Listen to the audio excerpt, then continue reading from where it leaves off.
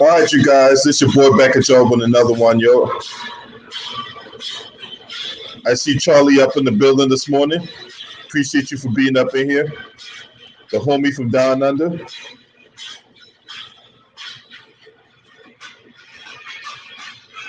We'll let this breathe a little bit.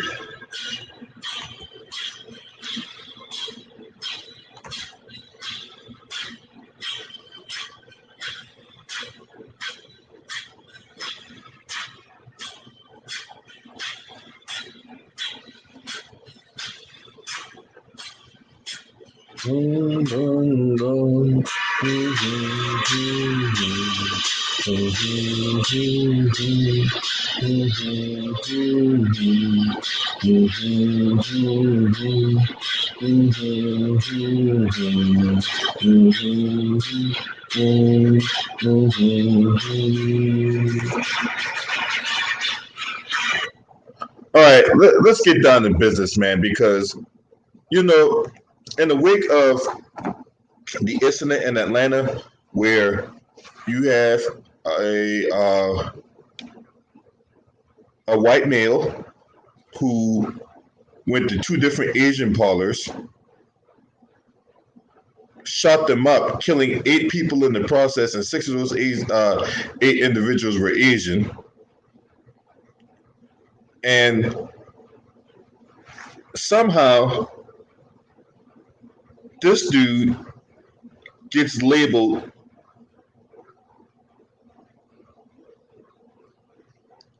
for us to be have sympathy towards him and all that. And I have a problem with that. All right.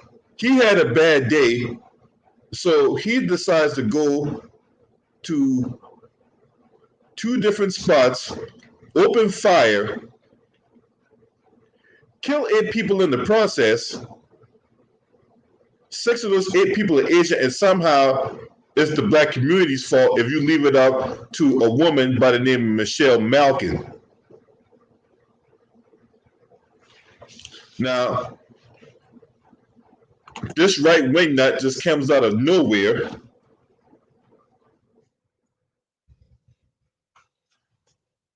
and says one of the most disgusting things you can probably say. Now, she dropped an article a while back talking about stop blaming Whitey. That's what she said. Now, I don't get what this woman is trying to do. But let's read what this fecal-minded woman spewing out this fecal matter had to say. Because see, I got a problem with the mainstream media. I got big issues with the mainstream media. This is the kind of shit they put out here on the airwaves and on the internet, but yet somebody like me come on here and cause this shit out there. I'm spewing misinformation. My channel gets shadow banned, but yet they can put up bullshit like this on TV and nothing happens to them, right? So let's read what this fecal-minded woman had to say. She said, "Can I have your attention, please? I'm going to share a little secret that people of color and their public relations agents in the media don't want you to know. The recent crime wave against Asians in America's big cities is not the fault of Donald Trump, MAGA activists, conservative talk radio, or white people." Really? Really? They're the ones out here spewing out this nonsense. Donald Trump was running around here calling it the China virus, the Kung flu, everything else under the sun. You had minimal blowback from that, but yet somehow black people, right? Black people get everything done to them under the sun, and yet we're made out to be perpetrators. We even had nothing to do with what happened in Atlanta, Georgia, right? That was all white supremacist tactics right there, but yet somehow we get attacked, right? We are the subject of attack. We are the subject of blowback and vitriol and everything else, right? So Donald Trump was spewing all that rhetoric. You had MAGA activists actively attacking Asian people, right? Conservative talk radio taking all the talking points from Donald Trump, whether it be from Alex Jones or who's another? It was Rush Limbaugh. Before he passed away and shit, right? But somehow it's the fault of the perpetrators, and the perpetrators alone are mostly happen to be thugs of color. Now, what the fuck does she mean by thugs of color? Huh? What the hell does this woman mean by that? Oh, I know what he mean by that. Shout out to the homie Jacob James in the building. Good to see you, homie.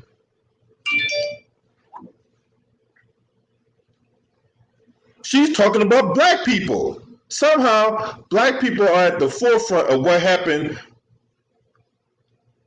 to why this white man went to this Asian parlor, shot it up because you leave it up. He said he had a sex addiction, right? He had a problem with sex, and he couldn't get no love me long time. So in short time, he goes, grabs a gun, opens fire at 2 different parlors or whatnot, killing 6 Asians in the process. But yet somehow black people at the forefront of the white man going out there killing those Asian people, right? And then she goes on to say this. Let's pop the delusional bubble of left-wing Asians who marched this week in New York City, Oakland, and San Francisco and quote-unquote unity protests against white supremacy. These wokesters blame anti-Asian bias created by a backlash imagined by white supremacists against China because of COVID-19. Now, this ain't nothing but deflection tactics, okay? This shit piece of an article is nothing more than deflection tactics. She wants you to believe that black people, or these so-called thugs of color, whatever the fuck that means, are the reason why we got all these issues going on in America, right? Now, mind you, they don't talk about how Asian people has been, supremely racist to black people. Last year, right? When there was issues in Africa where people were getting kicked out their homes, couldn't eat at McDonald's, all that, right? Same thing happened in China, right? They don't talk about that shit, but yet somehow black people are at the forefront of why white people are going out there killing goddamn Asian people, right? Hey, here's a lesson for y'all. I want y'all to understand this, right? We don't have a dog in the fight. We don't have a dog in the fight. So I don't want to hear nobody talk about, well, we need to come together as a nation. Why? Truth be told, Asian people are just as racist, if not more racist, than white counterparts. But somehow we black people are at the forefront of why white supremacists are out here killing people, right? They're out here killing Asians and all that. You got Joe Biden, Kamala Harris trying to draft up legislature. Oh yeah, we need to stop all this Asian hate.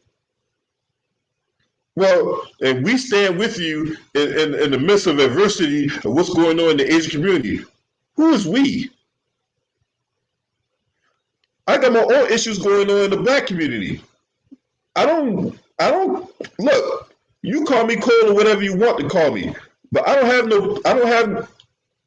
have anything to do with what's going on in the Asian community. I got my own issues in my community I gotta address. When I clean up my house, then I can go call myself going to somebody else's house and clean it. But as long as my house is dirty, I gotta clean my house.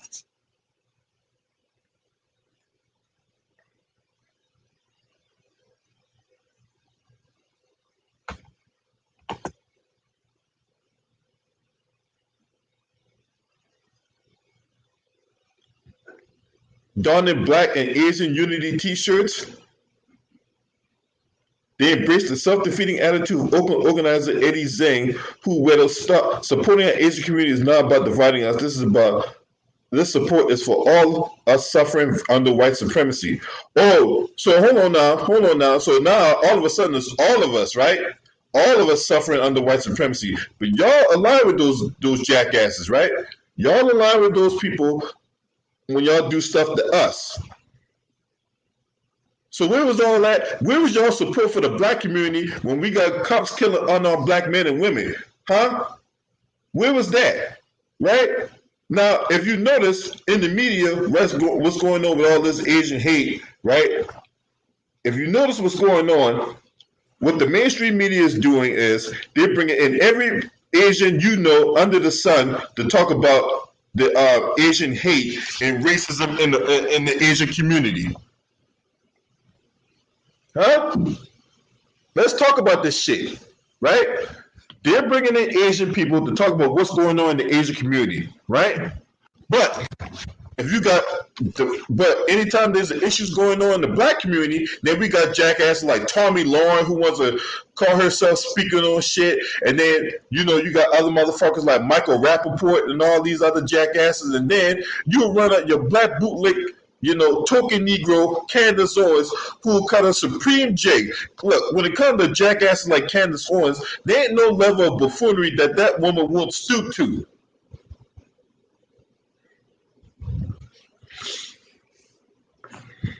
No, there's nothing really going on in the black community. They're just, these so-called woke people that's running around here, causing all kinds of hate and discontent. There's really no racism in America, right? You leave it up to Candace Owens and Diamond and Silk and whatever, fecal-minded, fecal-mouth, black bootleg, coon, butter biscuit brigade member that will spew up that talking point all for a bag.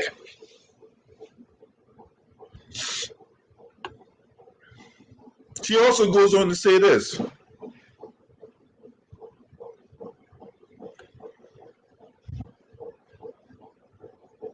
Now, mind you, what she's doing in this article is trying to pivot from the issue was going on when these white supremacists out here killing these Asians and trying to bring up black people. Now, in this article here, later on in the article, she goes on to talk about how a 91-year-old Asian man was assaulted by a sailor amidst a crime wave of more than 20 robberies and violent attacks in the neighborhood. The attacker wasn't a white hooded man in a KKK robe. He was a masked black man in a black hoodie.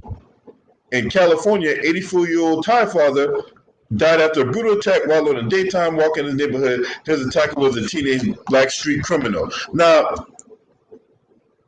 I find this funny that she, pick out a couple instances, right, of black people doing stuff to Asian people, but ignore the litany of other incidents, including the most recent one that happened last week, where you have all these white supremacists here killing Asian people, but she chooses to ignore that though. Right? See, this jackass let Michelle Malkin that need a foot in her ass. She's the goddamn Asian version of Candace Owens. And Candace Owens is the black version of Michelle Malkin. Right? Two peas in the pie. Just two goddamn peas in the pie. Then, here we go. And then, if you go on later in the article, see, one technique for propaganda, right? One technique for propaganda is misuse of statistics. This is a tried and true technique that, when these people come on TV and they put out all these propaganda pieces, one thing they like to do is misuse statistics. So here she go with her facts, right? Because it's not real facts, but it's her facts. Bureau labeled statistics show that nearly 600 violent interracial victimization involving blacks and whites. Black suspect committed 537 2004 interracial felonies, not including homicides, or 90%, and whites committed 56,394 of them, or less than 10%. The Red Elephants blog pointed out that black perpetrators are also overrepresented among all perpetrators of hate crimes by 50%, according to the most recent Justice Department data for 2017. Whites are underrepresented by 24%. See, what she clearly ignores is this, right? This is what this trifling ass woman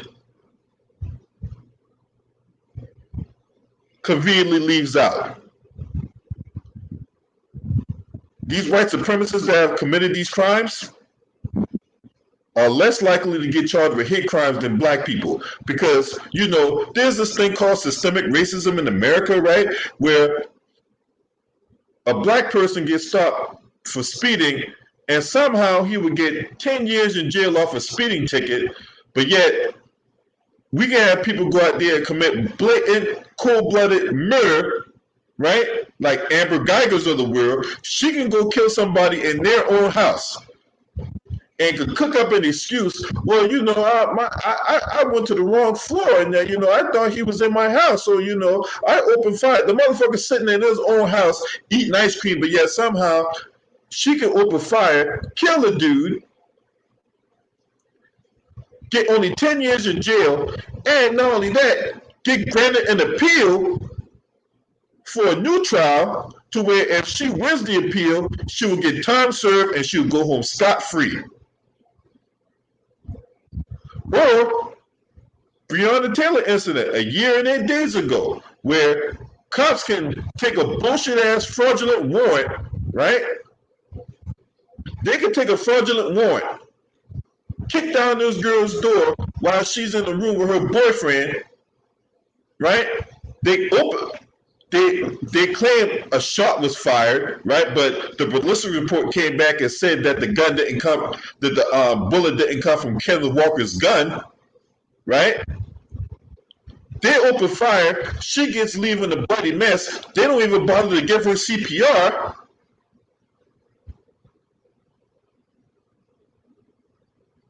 And one police officer only get charged with wanton endangerment? Really?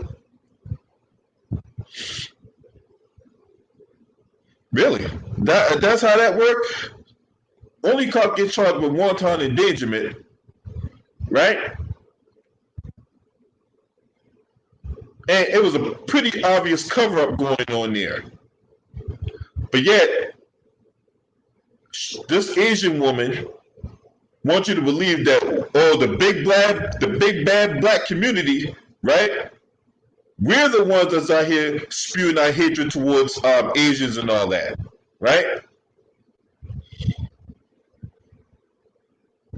And if anything, the Asian community should be thanking us, because if it weren't for us going to their goddamn restaurants, buying their hair, you got a lot of women going out there, going to nail salons, going out buying their hair off the goddamn shelf or whatever like that. If we're not eating their food, going to their little parlors and all that, if it weren't for us, they'd be ceased to exist. But no, you got this Asian woman right here wanting to point the finger at us like we had something to do with this shit. See, it's jackasses like her that put out these propaganda pieces and all that, right? You got the man people out here causing all this dissension through their rhetoric, through their actions and all that, and somehow the black community is to blame for all this so-called Asian hate, right? What's up, sketchy peasant? Hey, I got that book. That's a good book too. I appreciate you for suggesting that book. So the book I'm talking about, The Color of Law, talk about how there's racial disparities between blacks and whites when it comes to the housing industry. So shout out to the homie sketchy peasant in the building this morning. Appreciate you for being up in here, right? This is why I have a problem with the mainstream media. When you got people on here trying to run smoke screens, trying to set up guardrails, trying to set up all these other discretionary defense and death tactics to throw us off the scent from what's really going on.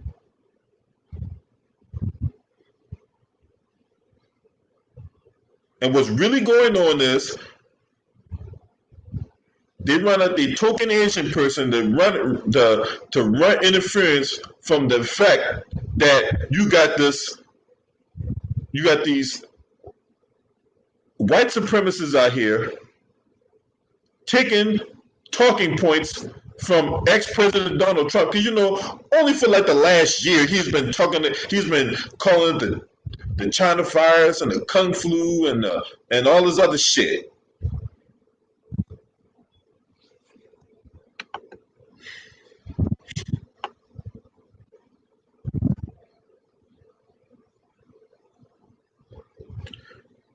Then she goes on to say this: when you elect soft on crime politicians and prosecutors, you get more crime. When you defund and demonize the police, all innocent citizens are unsafe, whatever their color. See, that's bullshit too, because no one defunded the police. Where have anyone defunded the police? Now, we've been on Joe Biden's ass about defunding the police. You know what he did? He did the complete opposite. So what the fuck is this woman talking about? No one's defunded the police. If anything, these politicians are at the mercy of these damn police unions. No one's defunded the police. Where they defunded the police at? And then let's talk about demonizing the police, because that Kentucky Fried Coon Daniel Cameron passed that bullshit ass fucking law, or he was one of the driving force behind that bullshit ass fucking law, to where if you even so much as curse out a police officer, you can get held accountable for it. You can be arrested for it. So what the fuck is this woman talking about?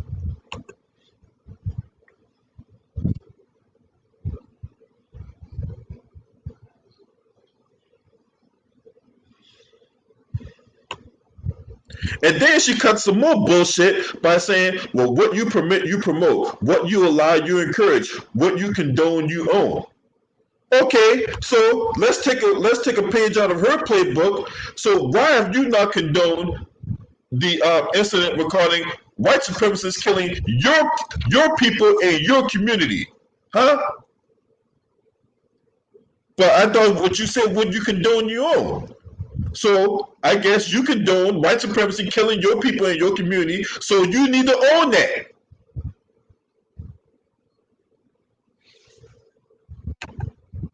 What you permit, you promote. So what you're promoting is white supremacists killing your people in your community, so you permitting that. So I guess you promoting that, right?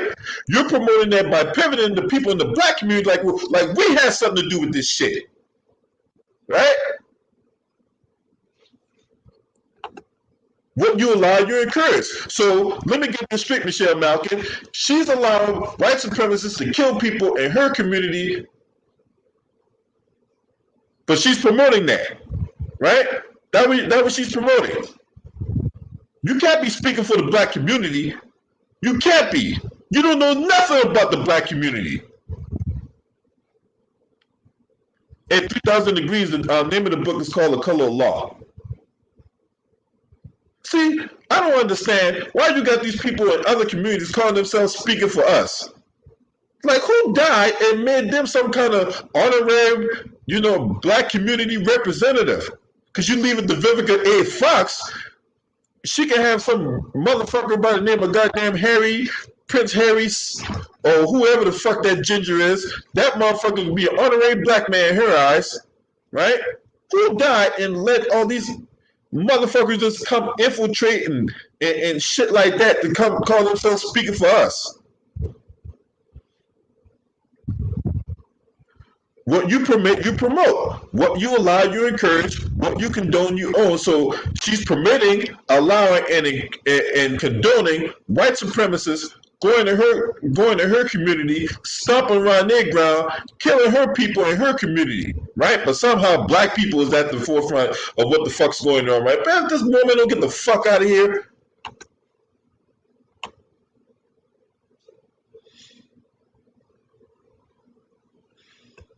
She's not the only person. She's not the only person.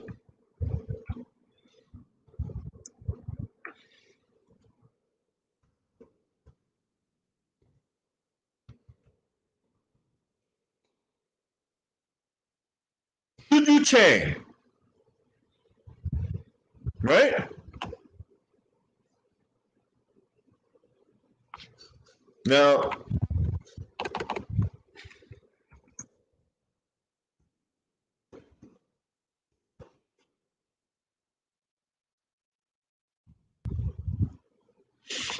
Now, Juju Chang,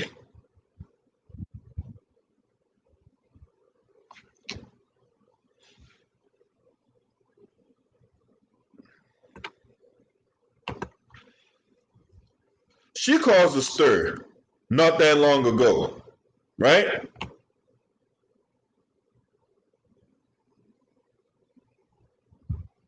Throughout the pandemic, advocates say that all of the massive fear and anxiety brought on by the COVID-19 has been weaponized against the Asian community. This recent spate of incidents has so many people united saying stop the violence. Many in the Asian and Pacific Islander community believe the attacks are motivated by hate. So what is she talking about? Asian American leaders say they want to respect elders, protect them. At the same time, they want to break cultural stereotypes that Asians are quiet or reserved. Many were inspired by the George Floyd protests. It's now time for everyone to unify and call for racial healing. So who is she talking to? Who was this woman talking to when she went on that little diatribe about unfair treatment for the Asian community? Because she can't be talking about us. We don't have nothing to do with all this so-called Asian hate.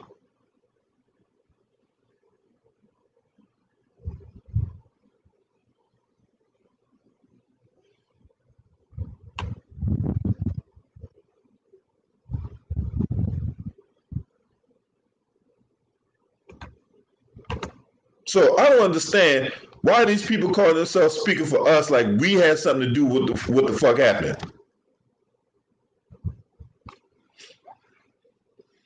This is why I have a problem with the mainstream media. They're always deflecting. They don't never address the issue at hand. They always run out some token whoever to try to, sell us on this lie,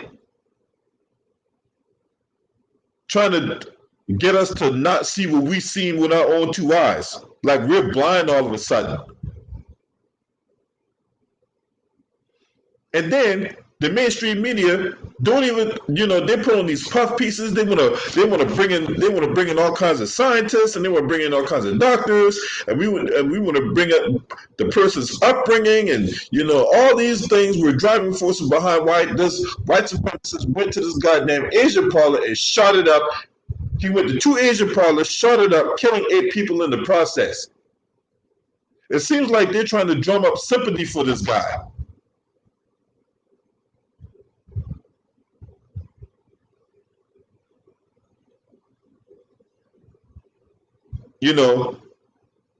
There's always, black people always get, when they get gunned down and they get, unfairly treated and all that, they get made out to be perpetrators, right? The victims get made out to be perpetrators, and the perpetrators get made out to be victims. No, you don't get to be a victim when you're running around here being a goddamn victimizer. I'm sorry. It ain't going down like that. Why is it taking so long for them to charge this guy with a hate crime? Because that's what it is. It's a fucking hate crime. You can't tell me otherwise. It's pretty obvious it's a hate crime. Why we got to sit here and do all this research and all these investigations, and then we got to make sure our T's are crossed and our I's are dotted and all that shit before we can charge the motherfucker with a hate crime?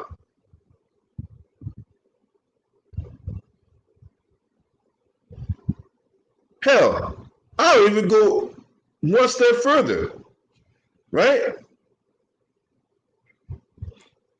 What's up, Superman? I'll go one step further. The motherfucker should be charged with domestic terrorism. But is anybody in the media, mainstream media, going to push for that? No. Anybody in law enforcement, right? The lawyers and the judges, right? Because I would put it past them to have a grand jury regarding this case. Oh, well, look who's here. What's up, back to the basics? Long time no see. Good to see you. Shout out to the queen, the minister in the building this morning. They know good and well that's a hate crime. Why would they come out there and say it? Huh? If y'all so, fixated on stopping Asian hate and stopping all this hate in America or whatever like that, because look, all this is not more than a deflection tactic to steer away from the real issue at hand.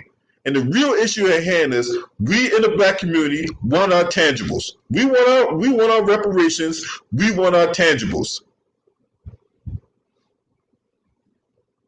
That's the real issue in America. That's what we want. We want our tangibles. But no, we can't get our tangibles because they throw all the smoke screens and all this other stuff in the way of that. And why won't the people in the mainstream media call it for what it is? Why won't they do that? ABC call it out? No. Does Fox News call it out? Hell no. If anything, they'll go out their way to defend this motherfucker. They'll call him a patriot. They'll say he had a bad day. They say he's a sex addict and whatnot. But you know what? Most men are sex addicts. You know what I'm saying? What straight black, they ain't got to be a straight black man. What straight man ain't addicted to pussy? Let's just be honest about that. What straight man ain't addicted to pussy at one point or another in life? Okay? But you know what? I like pussy, but you know what I haven't done? I ain't shoot up no fucking parlor.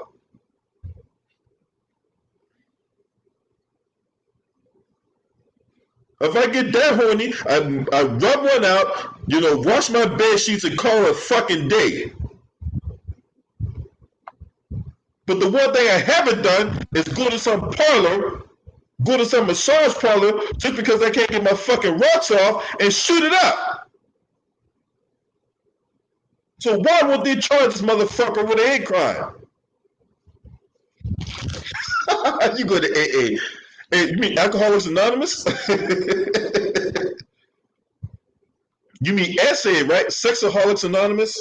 That's what you want to say. You want to go to Sexaholics Anonymous. Like, look, I got a problem. Like, you know what I'm saying? I'm addicted to pussy, and I gotta have it. I gotta have it every night. And look, I'll go crazy if I don't have a chick bouncing off my dick. But all seriousness though, they won't charge this dude with a hate crime. Why isn't anybody pushing the charge this dude with a hate crime? Mayor Keisha Lance Bottoms, why the fuck is she not out here pushing them to charge with a hate crime?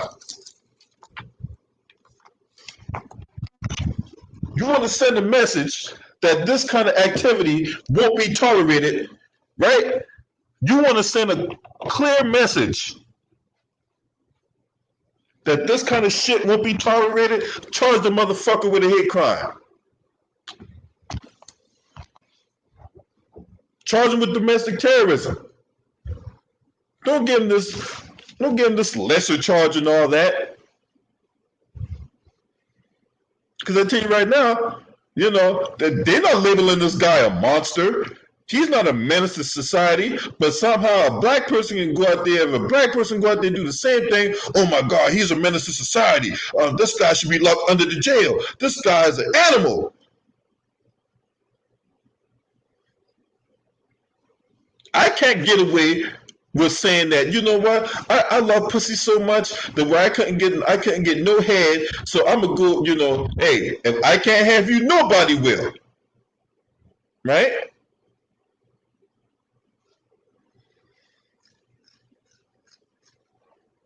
Hey, shout out to the homie Maximus Royalty in the building. Celtics Nation 67. Appreciate y'all for being up here today. You know what I'm saying? Let's just tell the truth in this bitch, man. You know what I'm saying? Look, like I said before, right? What straight man don't like sex? What straight man don't like a little action every once in a while, right? Because you be lying if you say you don't. But you know what? But you know the one thing we haven't done? We didn't go get no assault rifle and go shoot up these spots and all that. Oh, I had a bad day. I had a lot of bad days lately. You know what I haven't done? I haven't shot up no goddamn massage parlor. So you can miss me with that dumbass excuse. Oh, he had a bad day. Oh, poor baby. I had a bad day, so people gonna pay for me having a bad day. So innocent people had to die by his hand because he had a bad day. They don't even know him from Adam. Those people ain't know that dude from Adam, but yet somehow they died by his hand because he had a bad day, and I couldn't get my rocks off today. Man, if you don't get the fuck out of here.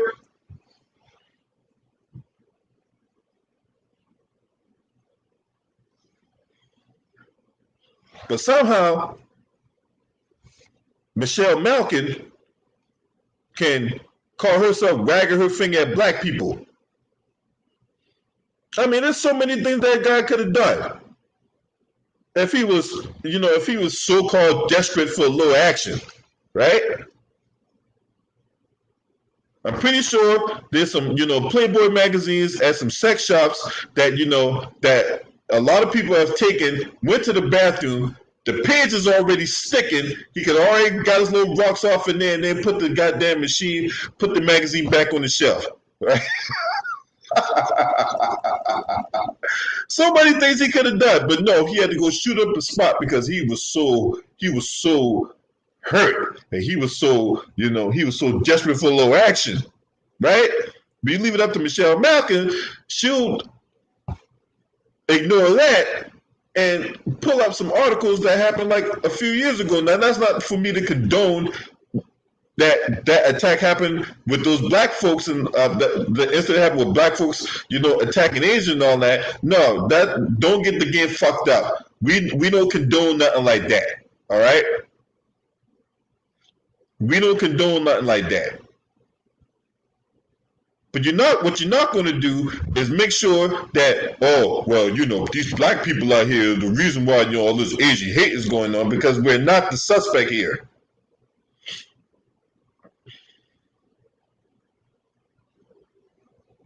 Oh, okay, that's what's up.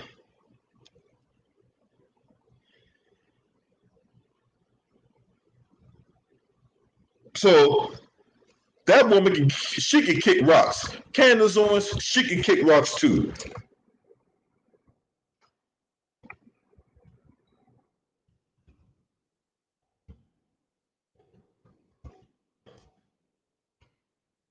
Now, we're gonna pay attention to an article.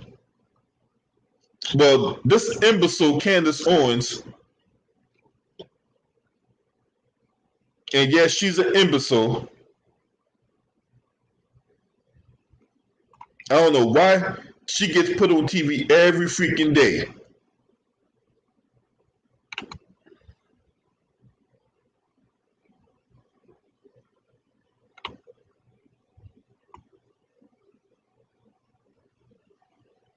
I'm just trying to find the article right now.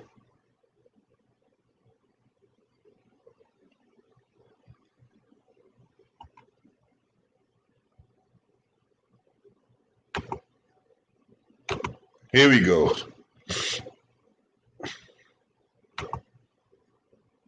Here we go. Now, this is, Candace Owens, the mangy mutt at work.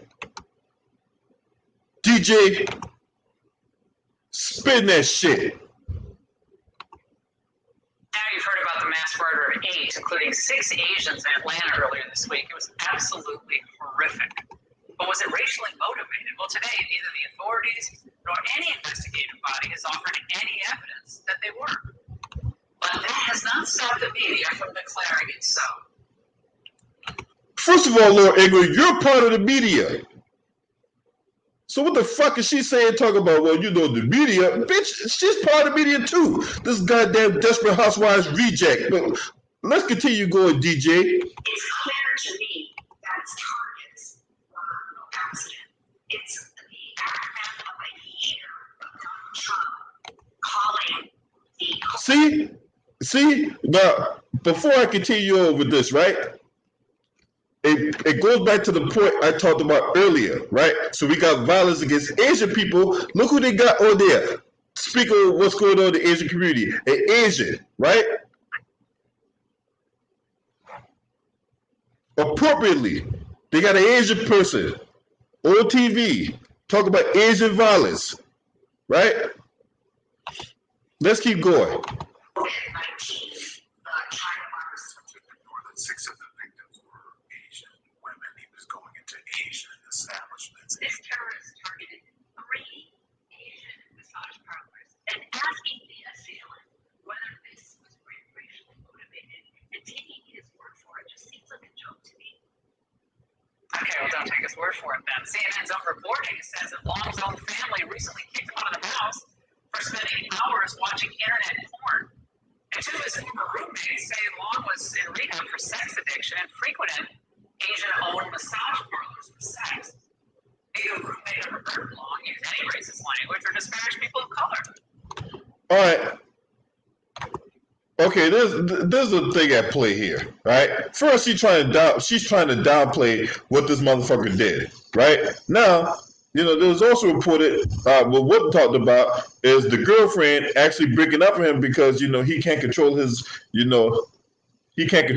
urges to get his little dick wet. But let's continue on with this.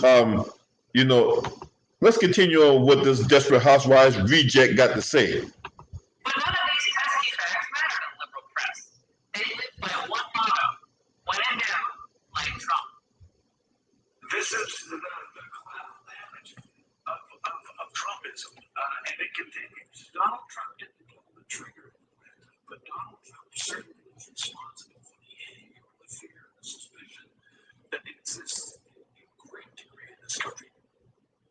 Still around? I didn't know that. Joining me now is Candace Owens, host of the Candace Owens Show on the Daily Wire and author of Blackout. Candace, how many of the people are involved in this conspiracy they're referring to? I mean, this is getting totally ridiculous. Their obsession with Trump is never ending. And he actually gets more coverage than the current president, which should be problematic. But I will say this: what the left does with this obsession with race is actually really important, because people go, how do you just bring up race? When the person is telling you it wasn't racially motivated, they're telling you he had a sex addiction, he's admitting he had a sex addiction, everyone around him is saying he had a sex addiction. Why are you making it about race? The left has gotten really good at that, is making a distraction for all the various other ills that we should be actually addressing in this country, right? So they keep using race because they don't want you to look the other way. Now, this is actually horrific tragedies that we should be talking about on a more intellectual level. This could be a story about sex trafficking. This could be a story about pornography and how it impacts people. This could be a story about sex addiction and how they're propagating that right now in America. The left wants to ignore all of those various symptoms because they go, you know what? They actually want those things to thrive. They want to ignore the things that the candidates that we should be actively talking about to make American society better, because they don't want American society to get better. They're obsessed with race because they don't actually want to fix anything else in this society, and they think that they can just keep distracting us with these bogus claims.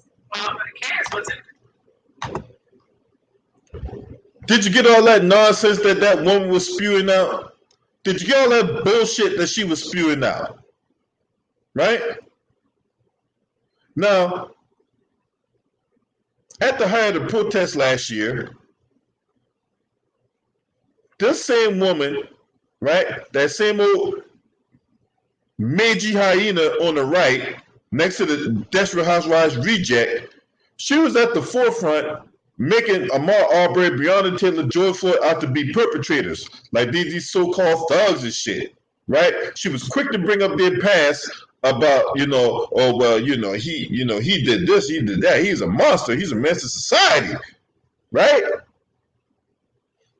But she wants you to believe,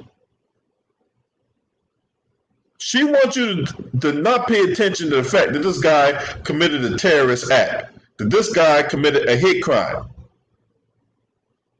Now, is internet porn a problem in America? I mean, it depends on the individual, right? But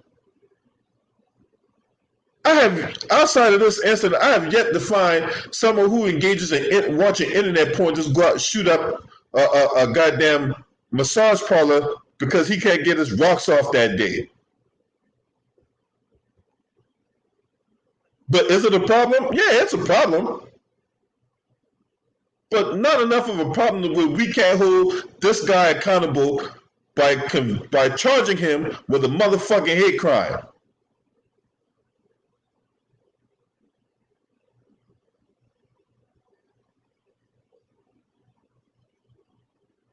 This woman, Candace Owens, is nothing more than an attention whore.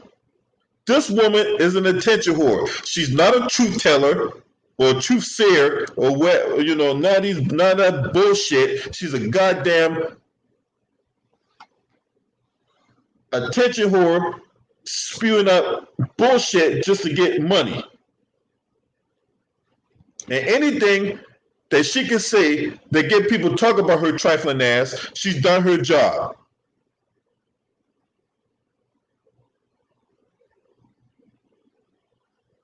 And Candace Owens, there's nothing outside the realm of possibility that this woman won't stoop to get money, because at the end of the day, that's what it's all about for her. She can give a fuck less about what's going on in the Asian community, in the black community, right?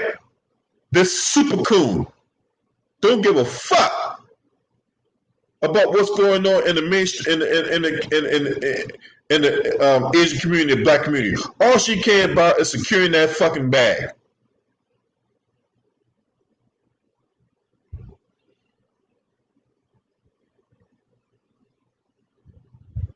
See, you got to be careful of people like her that goes in the media, and she spouts these talking points that takes your mind off what the real issue is.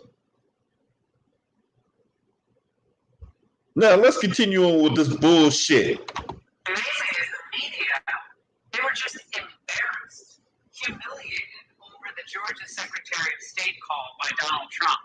And you would think they might take a moment to kind of... That has nothing to do with why the guy went into the place and shut up that goddamn Asian parlor. See? This is what they do. Media propaganda in play here. That was pretty bad. Maybe we should be a little more careful, take a little time, do a little reporting. But no. Bitch, you do the same thing. You do the same thing they do. Right? Remember you run around and tell LeBron James to shut up and dribble and all that? But yeah, you tell him, well, we need to take time to do accurate reporting. Bitch, get fucked with a dildo. Because they can't let a moment pass without trying to remind people that, this guy, Donald Trump, was X, Y, or Z, whatever insult you want to throw at him. I think, I think at the end of the day, they're not very confident. So what I sense in them is actually tremendous insecurity. They don't feel confident. For people that won the election, or they sure are acting like losers, right? They want to force censorship. They want to keep talking about race. They want to keep talking about how bad Trump was. They want to make sure Trump can never run again in the future. And I sense that. I sense their insecurity, and that's why they're still trying to constantly move on. They don't want to remain focused. They keep wanting to create new targets. Okay, first of all, Donald Trump didn't pull the trigger. He's been spewing this talking points for the better part of a year. When this whole pandemic first started, right? Like I said many times throughout the stream, he's been calling it the China virus. He's been calling it the Kung flu. So while he hasn't pulled the trigger, his rhetoric has spouted all this hatred toward the Asian community. But somehow, black people are at the forefront of what's going on, right? We had a white man, a white supremacist go kill goddamn Asian people, but yet we somehow are at the forefront. And you let this Bama Candace Owens tell it. Oh man, it's just mainstream media, man. Just mainstream media, they're always looking for something to bring down Donald Trump.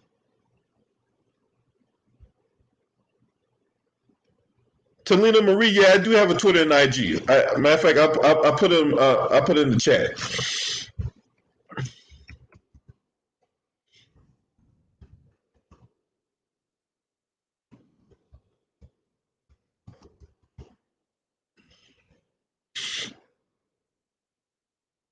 I don't like this woman, okay? Candace Owens, I cannot stand this woman. She's so stupid, but she thinks she's so smart. I don't like this woman. Man, I'm telling you, man, I don't fucking like Candace Owens.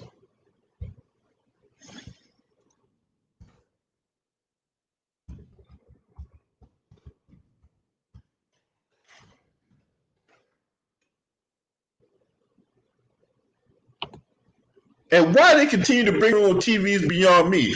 I don't even understand why would Candace Owens continue to go on TV, considering that they rejected her from going to the Republican National Convention. So let me get this straight. This woman got rejected for Herschel Walker. Shout out to the homie Hitman X in the building. She got thoroughly rejected for Herschel Walker at the Republican National Convention, but she could bring her ass on TV and start talking about, well, you know, this is all this deflection from what's really going on. Bitch, what's really going on is the fact that black people are somehow at the forefront of what a white supremacist did last Tuesday. You leave it up to her, you leave it up to Michelle Malkin, and yet these so-called thugs of color is why we had all this going on. It's not Donald Trump. It's not the MAGA association. When it's the very same people that's doing the shit. So goddamn Candace Owens and Michelle Malkin, them trifling assholes can get the fuck out of here.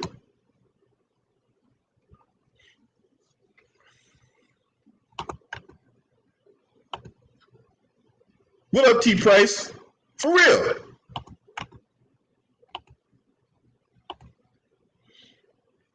Now, you guys can tell me what y'all think about this. Anybody want to come in? Tell me what y'all think about what's going on, because the mainstream media gets on my nerve, man. For real.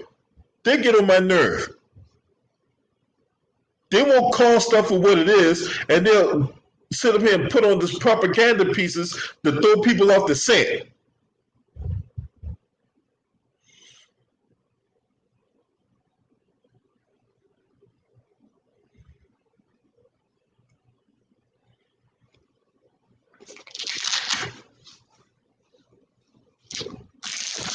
There ain't no way that, man, Talina Marie, you know, on the Periscope, there was no way I wasn't talking about this, because, this, you know, I had some time to think about it, right?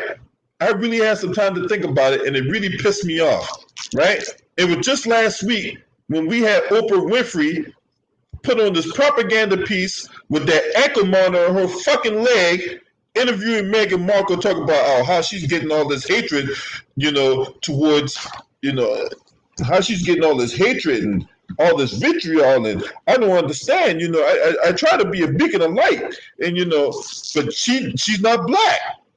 She's not black, but yet when she got her little moment, all of a sudden now, oh, this black woman is this damsel in distress. Get the fuck out of here. You go overseas, they tell a completely different story.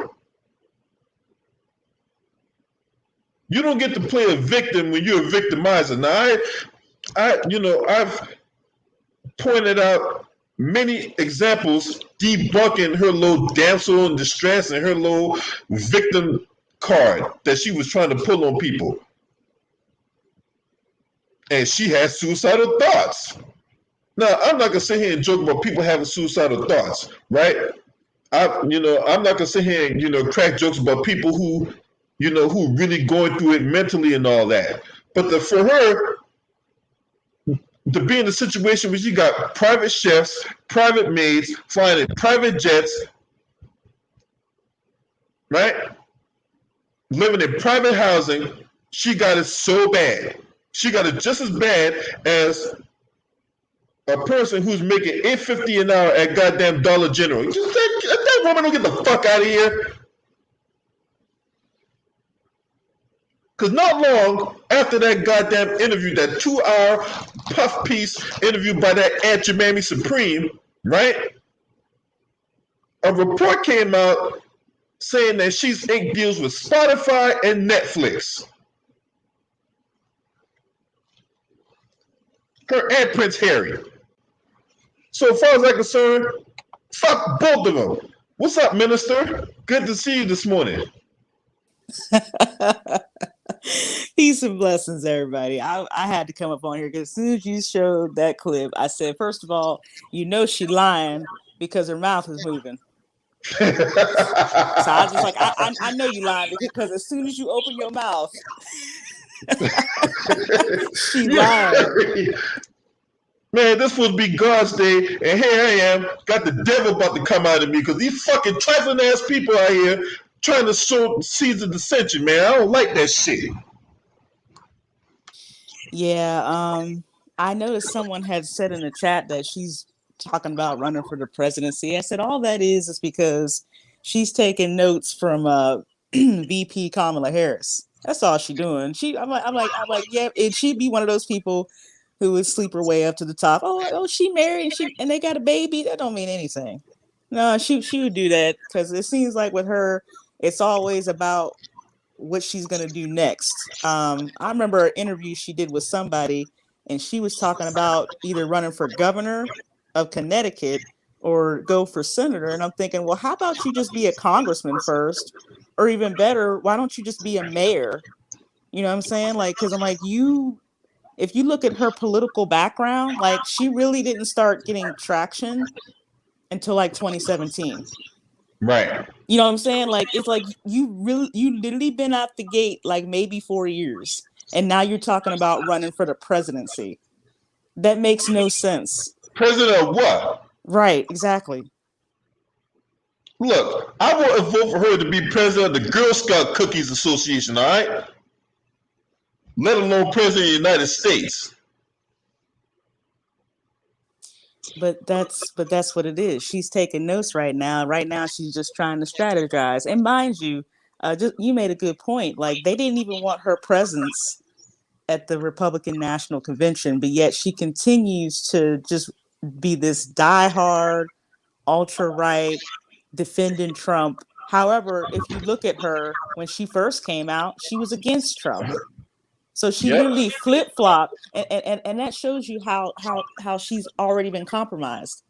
So in order for you to get on, you literally have to change your whole political outlook. Because before she was against Trump, she wasn't. If you go back and listen to her in 2017, she wasn't down with Trump. But now all of a sudden, Yeah. oh well,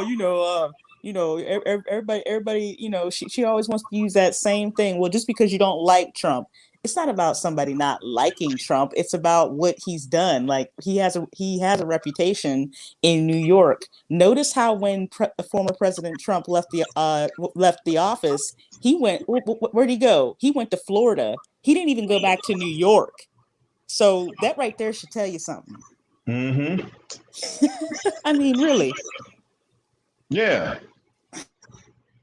Yeah, I mean, oh yeah, because they don't want to talk about the fact that Donald Trump committed voter fraud, right? But hey, and this is my thing, right? Why is she talking about Donald Trump so much? Is she sucking his 2-inch penis? What the fuck is she going on her way for to defend this man? That when her Twitter account got banned and all that, she was like, "Hey, President Trump, help me! They've suspended my Twitter account." Did he go out his way to make sure Candace Owens get her Twitter account back? No. Here's what I'll say about Trump. If you notice how the way he operates, it's about how he benefits. Again, Right. this man, I'll give him his props. You know what I mean? He is a businessman. So it's about what he can get out of the deal. Oh, well, I have this dark-skinned Black woman who continually, defends me or whatever. And yet, what does she get in return? She doesn't get anything hardly in return. So, I mean, it just makes her look very. I mean, it'd be like, for example, if you had a business and I have a business, right? And let's Right. say we're sitting down at the negotiation table, and I'll say, "Hey, I'll give you this. You know what I mean? I'll give you this percentage of a discount on my products if you do this." And then maybe on down the road, we may or may not become partners. But again, it's mutual. We're both benefiting from the deal that we came to the table and negotiated. She's not even getting that. So I just look at her, but I'm like, oh yeah, but you're so educated and you're so much better than everybody else. Okay. All right. But you're not even getting anything out of what you're doing. I know, right? It's just sad. It's crazy though, because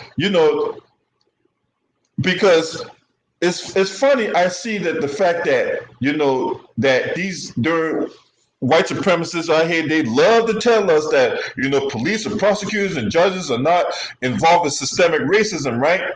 So why is it that you got these white supremacists that make up 70% of those arrested, but never make up 70% of the prison population?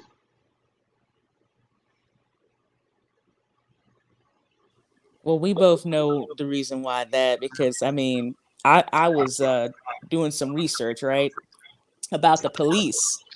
Now, I have a criminal justice degree, and what I found was I couldn't separate the history of the police from the KKK. You can't do it because around the time the police departments were established, the KKK was already in operation, and that's what it came out of, to keep Negroes in line. That's what it came out of. And then here comes the court system, the rest of the criminal justice system that just reinforces that. So that's why like when you showed that incident with this young man, I was having a bad day. If that would have been someone black, first of all, they would have shot him. He wouldn't even be living right now. Exactly. He wouldn't even be awaiting trial, going to prison. They would have took him down. But because he's of a certain ethnicity, well, he was just having a bad day. Having a bad day, he could have took his tail to the gym and punched on a bag. Take your tail to Planet Fitness. Go to the Y. It's gonna be okay. A lot of people have bad days and they don't go out here, get a gun, and then just go postal. Right. If he that desperate for pussy, then go on Amazon. They got 2-day free ship. He could have bought him a pocket pussy or some shit. Oh my gosh. But seriously, it just seems like depending upon who the perpetrator is, they get excuses. Yeah, remember a few years ago, this happened like back in 2006. It's when Dylan Roof went down to Charleston, South Carolina, my original hometown. That's where I grew up. Went to Emmanuel AME Church during Bible study on a Tuesday night. It was June. I think it was the incident took place on like June 9th or some shit like that. Hold on. Let me pull it up. Well, even more recently, when we look at 2015, that's what it was. Yeah. June 17, 2015, Dylan Roof, this white supremacist, right, went to Emmanuel AME Church. Now they were holding Bible study because normally they hold Bible study on Tuesday night, right? So he goes up in there. He talks to some people in the congregation, and all of a sudden he opens fire. He kills 9 people, including the senior pastor. Now, mind you, the senior pastor was also the South Carolina state senator. Right? Wow. Yep. Yeah. And they found him in a car. He gets arrested without. Matter of fact, before they take him to jail, they take the motherfucker to Burger King. Right? But yet, black people, we get pulled over and all that, and we got to worry about getting shot. Yeah, I agree. Philando Castile, remember the whole Philando Castile out in Minnesota, right? They don't talk about that. They was quick to talk about the police officer in Minnesota that killed the white woman, and he ended up going to jail. But the same energy didn't get applied for Philando Castile, despite the fact he did everything the cops told him to do. Exactly. Yeah. Yeah, it really is a shame. But even recently with that Kyle Rittenhouse, I don't really care if he was 17 years old. What was he doing out there with an AR-15? And then hold on, the cops were out there. You saw him run up, shoot. You saw people go down, and then you let him go home. So I don't want to hear about, he was defending himself from Black Lives Matter. No, he wasn't. You clearly see the footage. Get this straight. Yeah. Oh, I'm sorry. Let me get this straight. So he went to a place he didn't live in to protect property he didn't own and killed 2 white people in the process, but yet he's labeled a patriot, right? Oh yeah, he had a whole bunch of support from the evangelical churches that were raising funds for him. I said, this is sickening. This is sickening. So he literally killed, or killed two people, and you guys are have a crowd fund for him, like he's a victim. Yeah, but that's what they do. That's what happens. Hey, when we don't even do stuff that's even remotely close to what happened here, and then we get labeled as, oh, we these thugs and we these monsters, and we these we a menace to society and all that. Man, if you get the fuck out of here. Perpetrators Exactly. get made out to be victims, and victims in the black community get made out to be perpetrators. But you leave it up to goddamn Michelle Malkin, though. Hey, all these thugs of color, these MAGA people, and Donald Trump is who killed who killed all these Asian women. Yeah, I notice how, they like to shift this narrative. Like I said, it's anything to get it off of what it is. I was listening to I listened to, Professor Black Truth and the Black Authority and the business. And yeah, there's been a rise in Asian crime, anti-Asian hate and all that. And that now they have an anti-Asian task force. I said, really interesting. So let me get this straight. You guys had one bad year. We've had over 400 bad years. And you guys get a task force. Yeah, Dion Lim. Now, I don't know if y'all heard of Dion Lim, but hey, she's out in San Francisco, right? Mm-hmm. So yeah, this white dude attacked a 76-year-old woman, right? So what's the deal with that? So they run around and talk about Asian lives matter. So my thing is this: does it really matter, or does it only matter when black people attacking Asians, right? Because I noticed that whenever Asians attacking black people, y'all don't talk about that. They don't talk about when Asians out here attacking black people and black people getting kicked out their homes and all that, and black people out here they won't even let black people shop in the store and all that. Remember all that shit that happened last year? Exactly. And what I will say is, I don't know. I know somebody had played something from a struggling show where this Asian chick had the nerve to say, well, and then the black chick had the nerve to back her up. Oh, we need cultural studies. Excuse me. Um, my first duty station was South Korea. I don't need a cultural study whenever I was over there for almost 9 months. I don't need, I have life experience. I don't need a cultural study. I said, and furthermore, I think I don't know who it was who made a statement of, oh, you guys need to talk to people in the black community. I'm not holding an L because I don't endorse violence on any ethnic group. I don't tell people to go out here and attack Asian people, European people, Hispanic people, or even our people. So what are you talking Oh, about? I Oh, see now oh, they you need to messing with my go. Yeah. they messing with my internet. They messing with Uh, my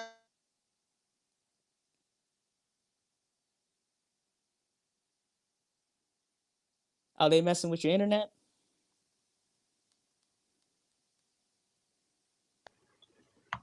Okay, I think we're still on.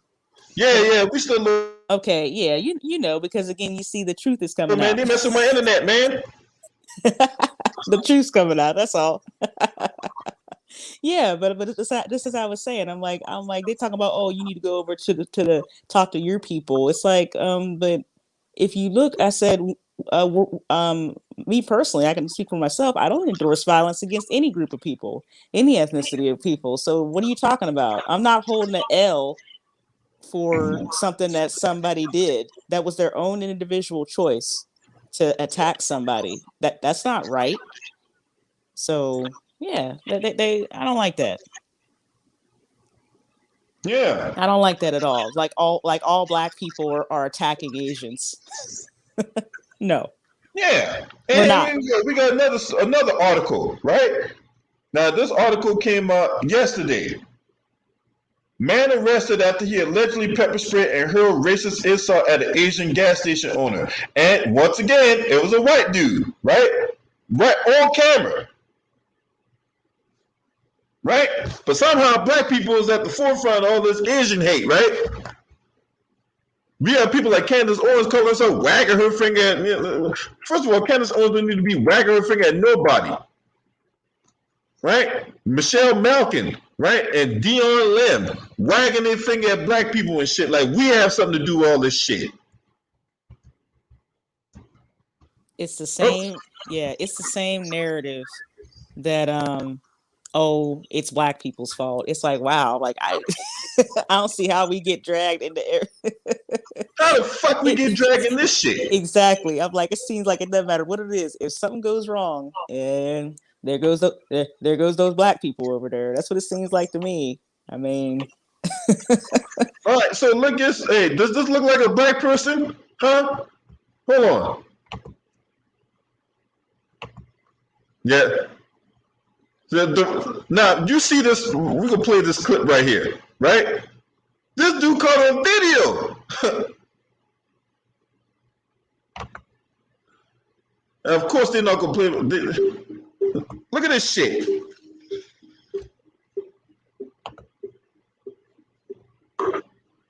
This look like a black person doing this shit.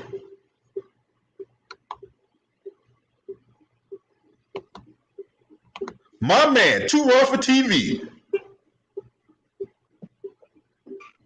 Hey, what's up? Now that look like a black man to y'all going out here spewing that Asian hate and pepper spraying people and shit. Now unless he was, did the Sammy social treatment and got bleached up, chances are that's a white dude.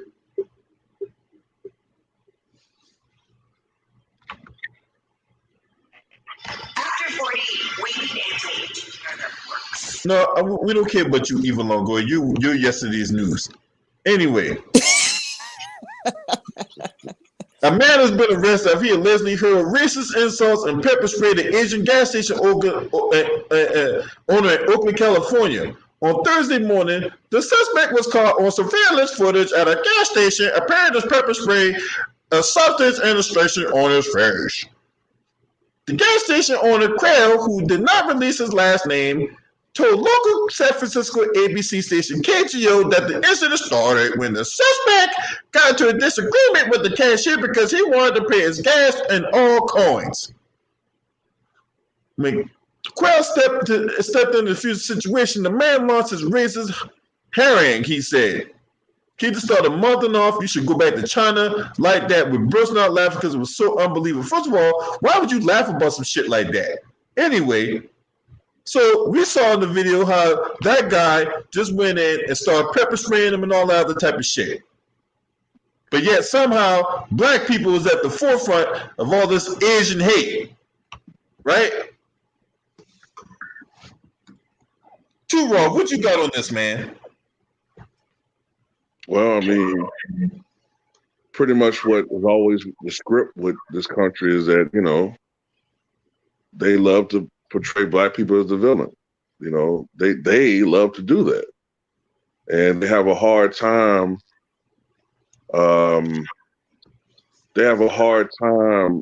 seeing things as they are, and they don't like to see themselves portrayed as villains. I think it comes from the fact that when you really look at the truth of the matter, they are villains. And I think they're subconscious of that, because we look at history, they're the biggest villains in world recorded history. So, because they can do it, they like to portray themselves as, I'm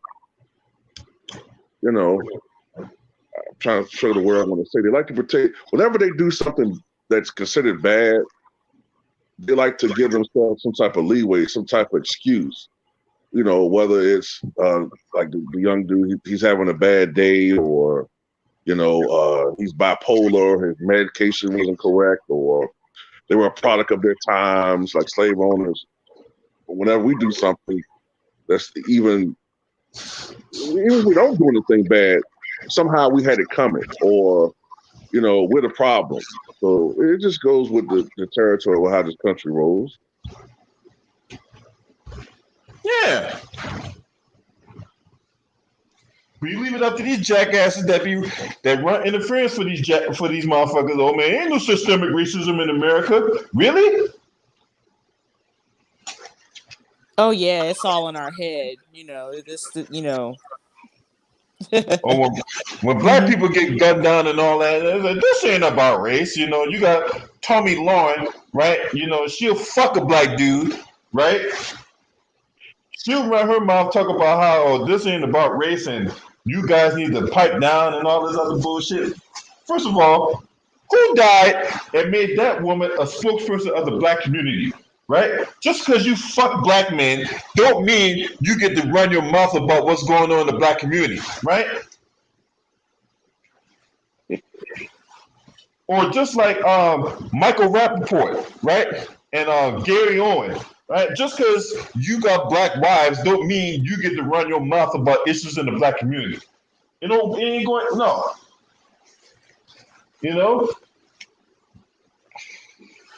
The truth of the matter is, this ain't nothing more than distraction from what's really going on. What really going on is we want our tangibles, right? We black folks want our tangibles. We want our reparations. We want everything that's owed to us. And all of a sudden now, we get put on this propaganda piece about, all this Asian hate in America. No, we're not going to be distracted by that. We want our tangibles. Give us our fucking money. It just shows you that the mental gymnastics, as some might say, I mean, I just call it for what it is. It's just psychological warfare. So if a person hears something X amount of times, then they're expected to start believing it. So I mean, that's all it is. It's just psychological operation. I'm glad you brought that up because Donald Trump was the fucking master at that, right? Look, we all know the lies he be telling, that on TV, and 99.9% of the stuff he be saying is bullshit. But when you repeat it over and over and over and over again, when you tell a lie enough times, it will sound true. Yeah, it's pretty. Oh, go ahead. Something else I've noticed. I've noticed. Has anyone ever correlated the fact that this rise in supposed anti-Asian hatred seems to really have taken off since Trump lost? And it's almost like a lot of these people need someone to blame because their savior lost. And so now they want to target Asians because they see them as bringing the virus over here, and therefore that led to, their savior losing. You know what I'm saying? I'm not saying this wasn't going on before that, but it does seem to have, skyrocketed since January, which is when he left office. Yeah. I would say so because with any president, they get blamed and praised for things that at times may be beyond their control. I mean, we've seen this with pretty much just about every presidential administration. I mean, whenever the price of oil was out of control in 2008, Bush got blamed for that, but he didn't have really any control over that. I mean, that's Exxon Mobil and all them peoples. Right. So I mean, yeah, I definitely agree with that. But again, it's just all a psychological operation now. Yeah, and you're right, LB. There always has to be a fall person or a patsy. There always has to be a boogeyman or some foe, some enemy that has to be taken down. You ever notice that? Yeah, I noticed that. But the problem is they're not pointing the finger at themselves though. Mm-hmm. They're the ones that's out there. Look, they're out there doing this shit, and then the media out there is trying to lead you into believing in something else, man. There's a whole bunch of propaganda going on. They're out there spewing out this propaganda. They're out there trying to distract and deflect and pivot from what the real problem is. Right? Because it wasn't that long ago, right?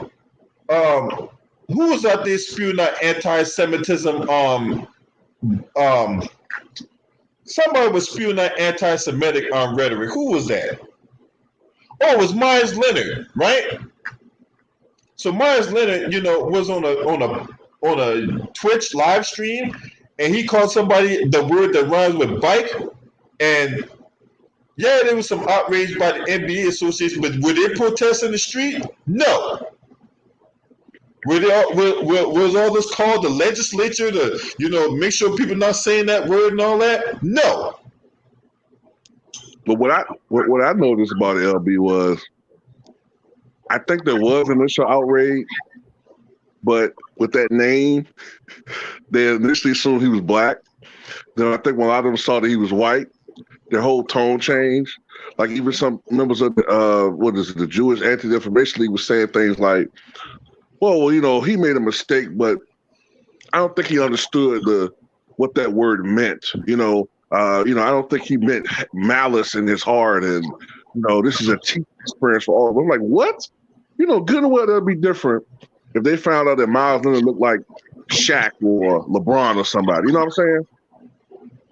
But when Deshaun Jackson did the same. Well, he didn't do the same thing.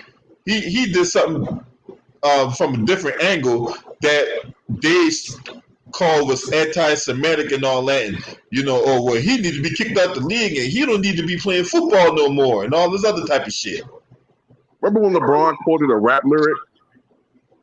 Yeah. That referenced Jewish money, and they demanded he apologize, and demanded the league fine him and all that. He didn't even say that word. That's the most egregious thing you could say to a Jewish person, and they were more forgiving with Miles Leonard than LeBron. Makes no sense. Right. Even when looking at Nick Cannon, he used the word savage, and they just said, "Oh, well, we're canceling you. Your show Wild 'N Out. Nah, we can't have you on here." He had to pretty much apologize and all this other extra stuff, just I think to get his show back. Yeah, he had to go through some kind of training about Jewish culture and all this other bullshit. You know what I'm saying? Yeah.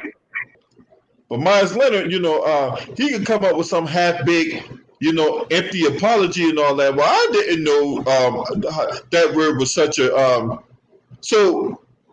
but the thing about it is, you can't use ignorance because if black people can't claim ignorance and we get a pass, we just don't. We get told, well, you need to pull yourself by the bootstraps and you need to, be more aware of what's going on there. There's all this information out here on the internet. There's no excuse for you not to know what's going on. That's what we get told. Yeah. Yeah, I find it interesting that everybody else gets leeway but us. And that's where the issue comes into play. Yeah. Yeah. So in case throughout this, hour and 22-minute and 57-second diatribe between me, the Queen, back to the basics, and the homie Too Raw for TV, we trying to tell y'all there's two different systems in play here. One for whites and everyone else, and then another system for blacks. Pretty much, yeah. But you leave it to Candace Owens and Diamond and Silk, who I like to call cubic zirconia and fucking and polyester, right? You leave it to them Bamas, they'll tell you ain't no such thing as systemic racism in America. We get this whole hand, and you got Jim Clyburn talking about we need to hold a national anthem song saying what's that fucking song? And the day of unity, he will hold hands and sing a song talking about lift every voice and sing, right? And as soon as we hold hands and sing, lift every voice and sing, then all of a sudden every problem in America will go away. We can all go home and be merry and happy. The fuck out of here!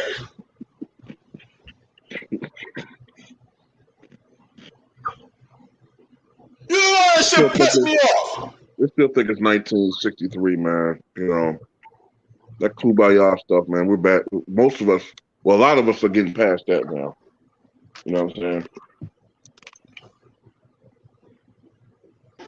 The thing is, I mean, when we look at it, like, have we really progressed since then?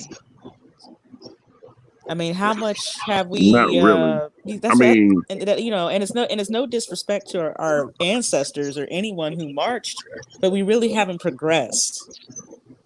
no, especially like financially, social status, we've stagnated. Education wise, maybe we taking. You could say arguably overall education wise, we taking a step backwards.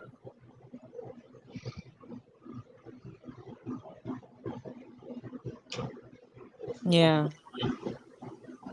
That's bullshit. That's bullshit.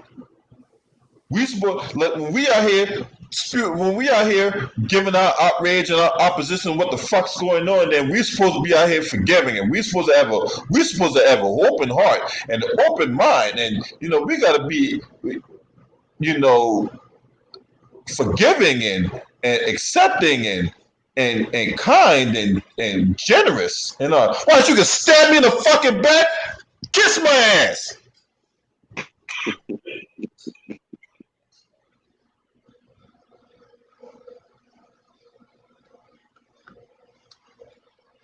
I'm about to sit up here, you know, lift every voice and sing and do all this other shit just to have a motherfucker turn right around and stab me in the back and blow my head off the first chance he get. That's why I went in the way I did on goddamn Herschel Walker and talk about how can my heavenly Father forgive me if I can't forgive my brother? Speaking against reparation, you got that goddamn Larry Elder, the supreme of all supreme bootlicks, speaking out against reparations, right?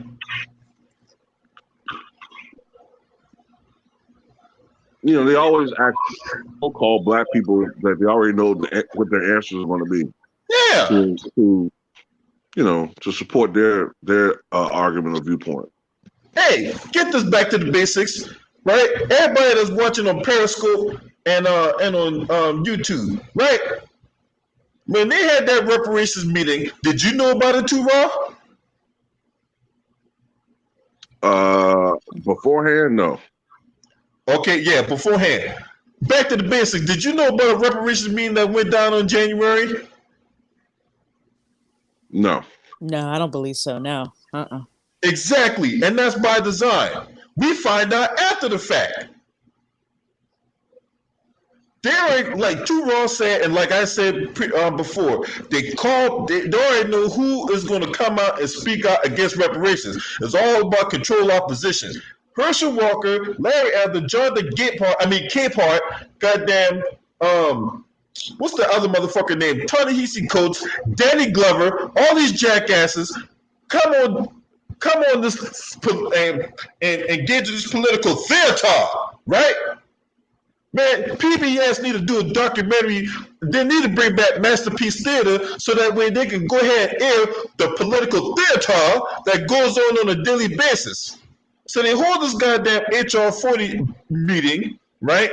And if you read the HR 40 bill, it's some bullshit. It talks about the study of reparations, not actually cutting the check, the study of it. So let me get this straight. Joe Biden is actively on record opposing reparations. You had Kamala Harris, I'm not going to do anything that's only going to benefit black people. No, right?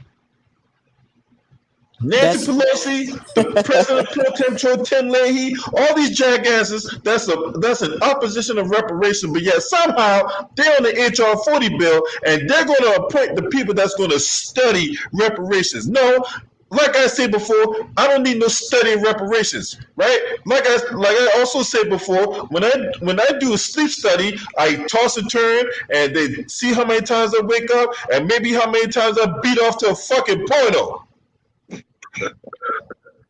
And you know what I haven't done after I've beaten off the porno? I don't go shoot up goddamn Asian parlors, right? Yeah, we need to study reparation. No, you need to study how you gonna cut the check. Remember what I said before?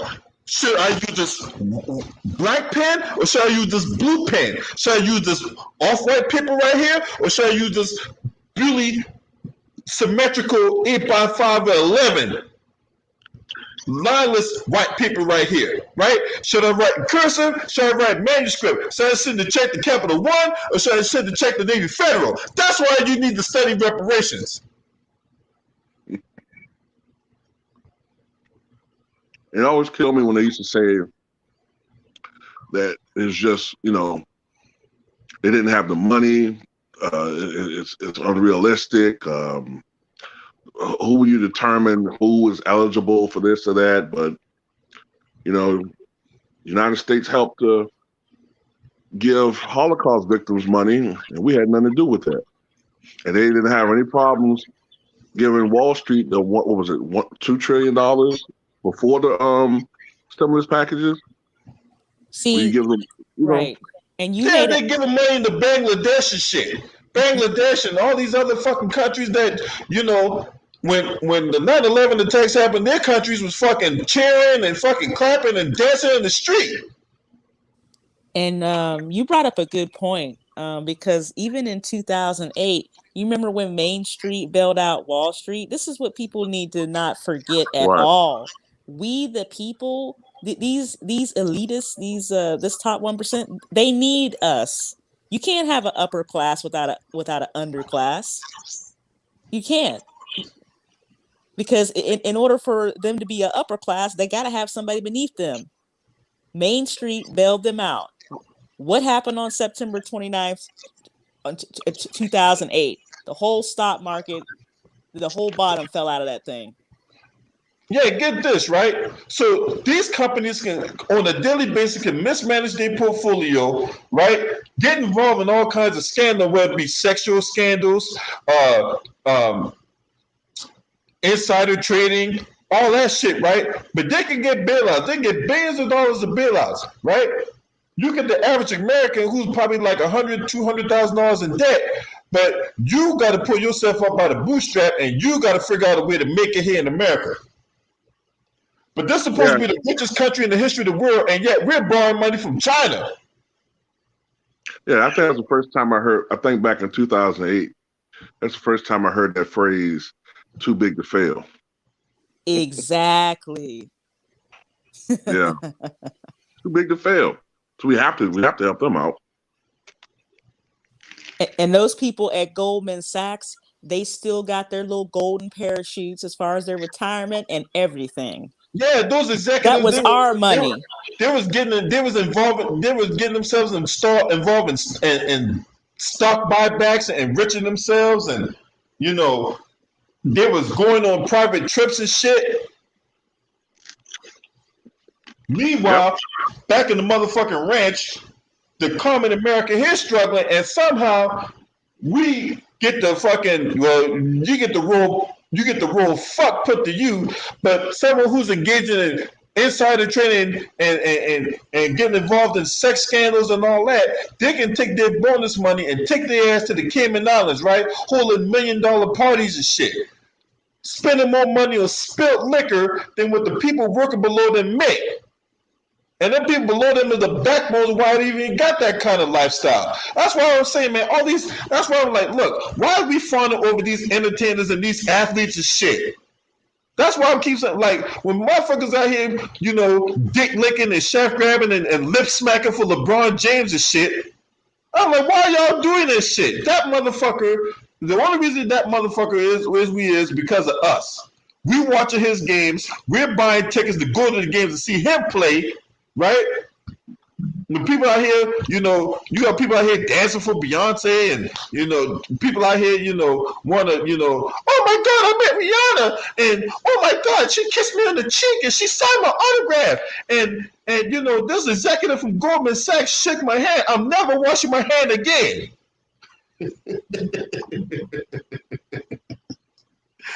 It's beyond disgusting, man, for real. CEOs out here just getting involved in all kinds of crazy shit that we don't know about. These backdoor deals in oil fields, these politicians, these CEOs all work hand in hand. You know, I was going to say, It's funny how many politicians start off relatively broke, but then so many of them become multimillionaires. Yeah. Nobody bats an eye about that.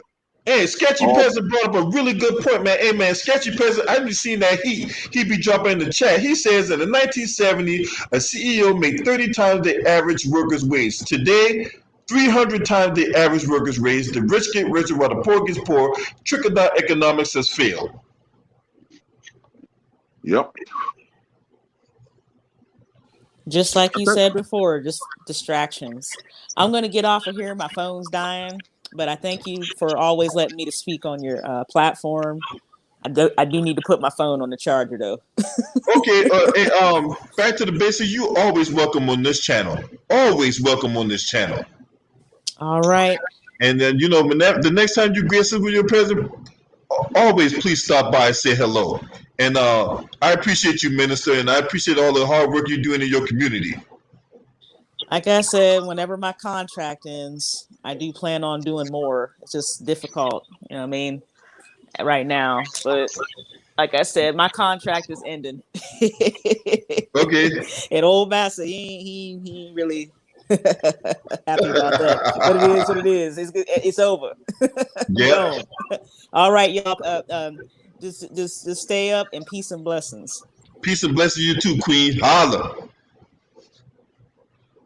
Yeah, man. The media, in the height of the pandemic last year, too, Raw, right? What did we talk about? We were like, everything needs to shut down, and we need to take a chill pill until things get back normal, right? Mm-hmm. What did these people in the media do? Oh man, we can't have that because the country could go broke. Remember that shit?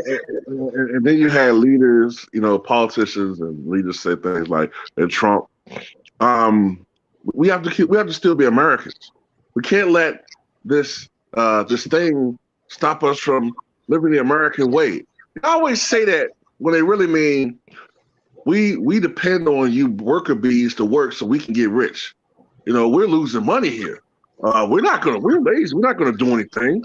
We sit on our asses so we make hundreds of millions and billions. But the worker bees need to go to work. I don't give a damn if you get sick and die. We need you to make money. But that's how they say it, though. You know what I'm saying?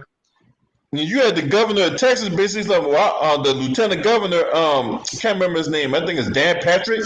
That motherfucker was like, "Hey, we need to die for this economy. We need to go out there and get back to work." Oh yeah, I remember that crap.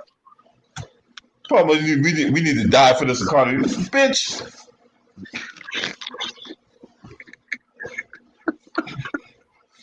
Right. I remember him saying something stupid like that. But that's how they think, though. That he's not talking about himself. He's talking about the average American. Yeah. But that's what happens when all of the elected politicians are the elite, or at least among the elite. The top 5%, all elected officials, they don't have the 95% in their best interest.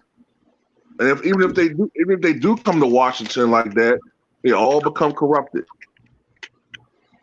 Yep. Because they go up there with the greatest intentions, and next thing you know, they get, hey, well, you better not, all that stuff you promised, you better not do that shit. Right. You better not do that shit. We're gonna derail your, we're gonna derail your presidential ambitions. You call yourself doing that shit. So you better think twice about that. They get Debo. Make a choice. Make a choice, or we're gonna knock your ass out. That's right. You better go out there. You better go out there and get my money.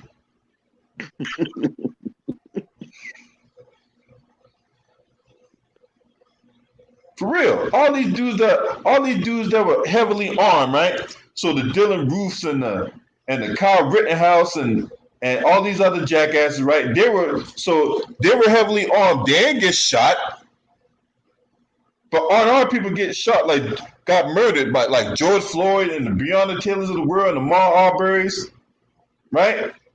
Tamir Rice's of the world. They can get shot, but motherfuckers like Kyle Rittenhouse and Dylan Roof and you know the one guy that was out there going on a rampage because you know he couldn't get his rocks off, he couldn't get a little lummy long time, he get arrested though. He don't get shot. Remember the guy that shot the black guy because he wouldn't turn down his music in the parking lot? Oh yeah, that what happened. I remember that. I remember that happened in Oregon, I think. Mm-hmm. Shit crazy, man. Yeah, if these motherfuckers out here these motherfuckers ain't out here being vigilantes and shit. Motherfuckers thinking they think they're a diluted version of Batman or some shit, man. No, I would say the Punisher. Them motherfuckers really out here think you think just because you buy a Punisher t-shirt at Walmart, right? You can go out here, grab a gun, and as soon as you run up with me in the street, you can just call yourself blowing my head off because I wouldn't turn down my music. Motherfucker, you ain't paying for my car.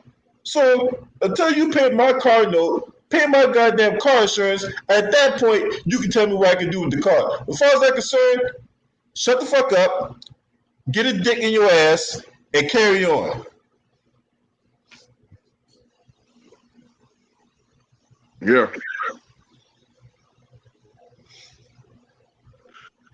You know, it's just you know, it's like of all the things to be mad at in this country, you know, I'm really, I think most of my anger comes at the politicians, but especially the media, because I think the media no longer really serves a noble purpose. They don't. You know what I'm saying? I understand that there is an aspect of it where they're trying to make money and ratings and stuff like that, but this just shows you like now these whatever happened to investigative journalism? What happened to journalists that actually really wanted to put out the truth about things? You know what I'm saying? It's all about. But I would think what happened with that too, Raw. That got replaced by highly opinionated talking heads who can generate ratings. Oh yeah. Like when you get jackass like Tucker Carlson's of the world, right? And yeah, I will like if I ever see him out in the street, I will gladly put my foot in his ass. Right? Because it's no different than what they do in sports, right? Truth get replaced by highly opinionated talking heads who goes on TV, spouts out this nonsense to muddy the waters of what is actually going on. Why do you think in the afternoon, right? And this is what they do, right? And I'm gonna use Fox News as an example, right? Right. 3 o'clock in the afternoon. Where's most people at 3 o'clock in the afternoon? 3 o'clock in the afternoon. They're usually about, if they're working first shift, they're usually about to come home. Okay, so most people at work, most people are already getting off work. The fact of the matter is they're not watching TV, right? Nah. So that would be the time they will put quote unquote factual information out there because they know no one's going to watch it, right? Mm-hmm. Where are people at 8, 9, and 10 o'clock at night? Usually in a comfort position, a chair, bed, watching TV. Right, they're watching TV. So that's when you got your highly opinionated talking heads come on TV, right? They position themselves that way. The Tucker Carlsons, the Sean Hannitys, the Laura Ingrams, they put them on those time slots for them to go on there and talk about whatever the fuck they want to talk about and muddy the waters and shit like that. Because once again, you don't get shown what you're supposed to see. They show you what they want you to see. Yep. It's about You know something else I think that has hurt our society in the long run. They used to have it used to be regulated that you have a point counterpoint on these shows. Like if you had a conservative pundit, you would also have a liberal point of view on the same show getting equal time. But that was done away with. And now you have people who are you have these entire networks, let alone shows that only present one point of view. Mm-hmm. So people aren't exposed to different points of views. And now you get all this groupthink where people, they gravitate towards something that they initially agree with, and they never come across anybody or forced to come across people who present them with other viewpoints that they have to at least gradually entertain. You know what I'm saying? They just can get the same diet, constantly. And then that's why you have all these people with these extreme viewpoints, because they go to the same substance, the same, avenues all the time. I think that's a problem too, is that people are so extreme in their viewpoints. And, people don't just, there's no cordiality anymore. Like people can't agree to disagree. We see it in sports talk. If it gets to a point where people about to fight each other over arguing about sports, we're in a bad way. Yep. Yep. Because, true facts gets muddied with alternative facts. Yeah. Which is the biggest oxymoron, alternative facts. Another word for alternative facts is a lie. Exactly. Alternative facts. Yeah, because the truth is not altered. You can't alter the truth. There's no way you can take a truth and alter it but you can take a lie. A lie is like Play-Doh, okay? You ever had Play-Doh growing up and you take the Play-Doh and you can manipulate, you can massage it, you can make it out to wherever you want to be. That's what a lie is. Mm-hmm. The truth is like this iPhone I got in my hand, right? Now that's a bad example. What the truth is stagnant. A rock. The truth stays the same. A rock. It's stagnant. Right? Yeah. Think of it like you get this huge ass fucking rock, right? And no, I'm not talking about crack rock. I'm talking about a regular rock, right? Crack rock you can actually make in the pot and shoot it, snort it, smoke it, all that shit. But I'm talking about a regular rock. You can do whatever you try to do to this rock will still hold its shape. Yep.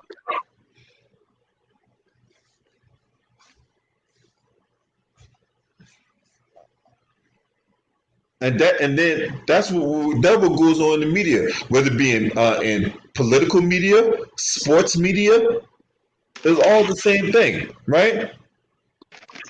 And these politicians know what the fuck they're doing too. Mitch McConnell, when it comes to the whole thing, now mind you, not one person in the Republican Party voted for that COVID-19 relief package, right?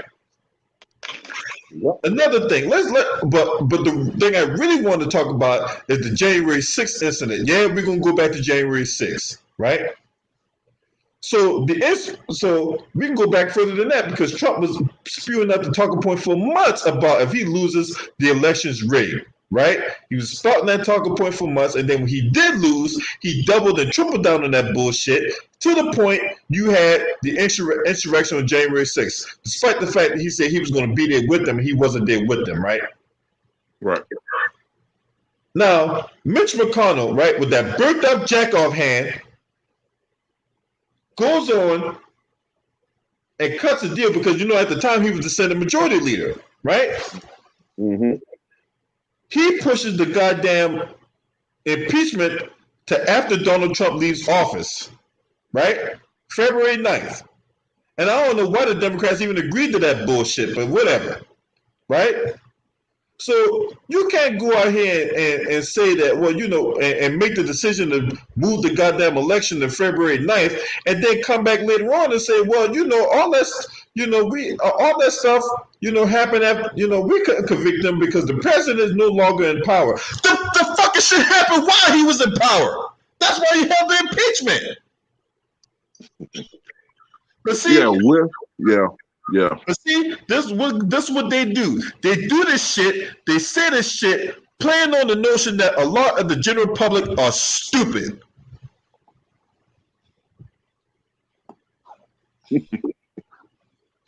Remember, when oh man, what was his name? What was the associate justice that died a couple years ago? Ruth Ginsburg? No, a couple years ago. You talk about Sotomayor? Conservative. Was he Supreme Court Justice? Yeah, 2016, I think it was. What was his damn name? Oh man, Scalia. Yeah, Anthony Scalia. Yeah, Anthony Scalia. Remember when he died, and Obama tried to nominate, I think it was Garland, and they said that, well, it's inappropriate. You talking about Merrick Garland? Right. Remember they were saying, was it appropriate for a sitting president to nominate a justice when he's passed away? That should be done for the next administration, right? And that was their excuse. But yet, when Ginsburg died last year and Trump was in a similar scenario, then they said, well, see, the difference is Obama's party wasn't in charge of the Senate. But see, this time, Trump's party is in charge of the Senate, so that makes it different. You're full of shit! These motherfuckers just blatantly lie to people. This blatantly pick up bullshit. It's full of This shit, was coming man. to the watch.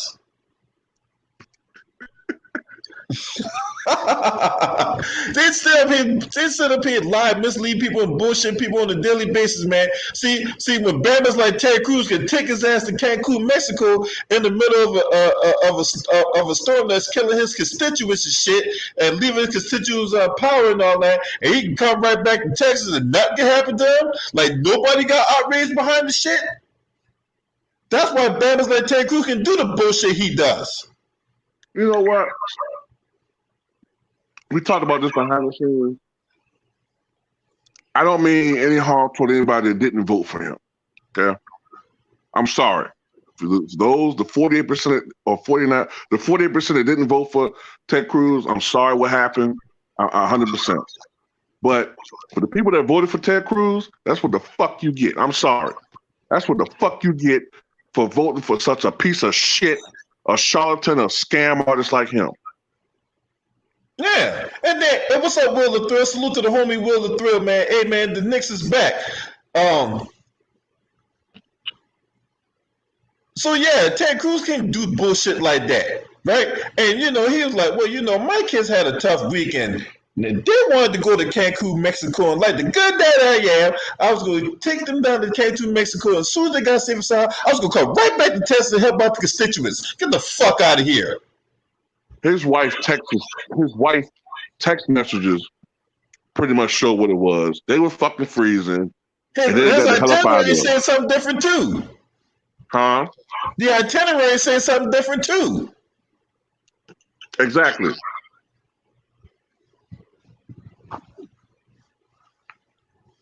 Yeah, they're saying that him and his wife could be on the beach, in some beach chairs, feet in the sand, holding hands, sipping Coronas and shit.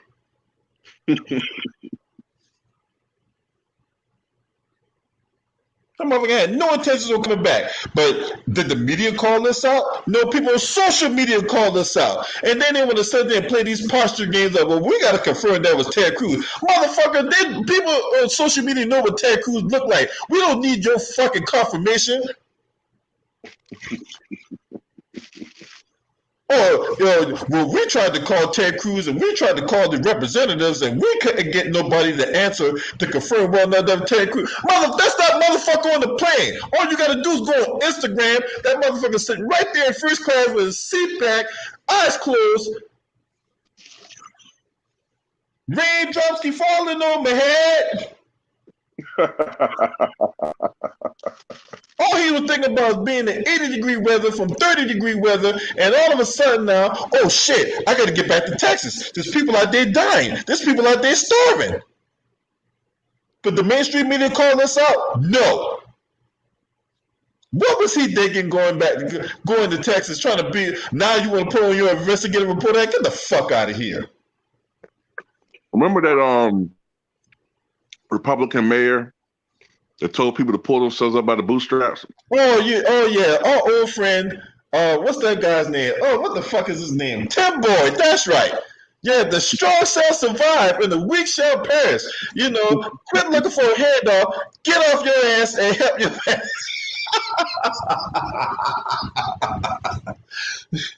People have their fucking that shit. That motherfucker was quoting Mobb Deep. People have fucking ice on their walls, goldfish frozen in their tank. Anytime people pull themselves up by the bootstraps. Yeah, motherfuckers gotta burn their furniture just to keep warm. And here he go talk about, God created us to have a brain that that allows us to think for ourselves, and the strong shall survive and the weak shall perish, and I'm not trying to do anything for anybody that can help themselves.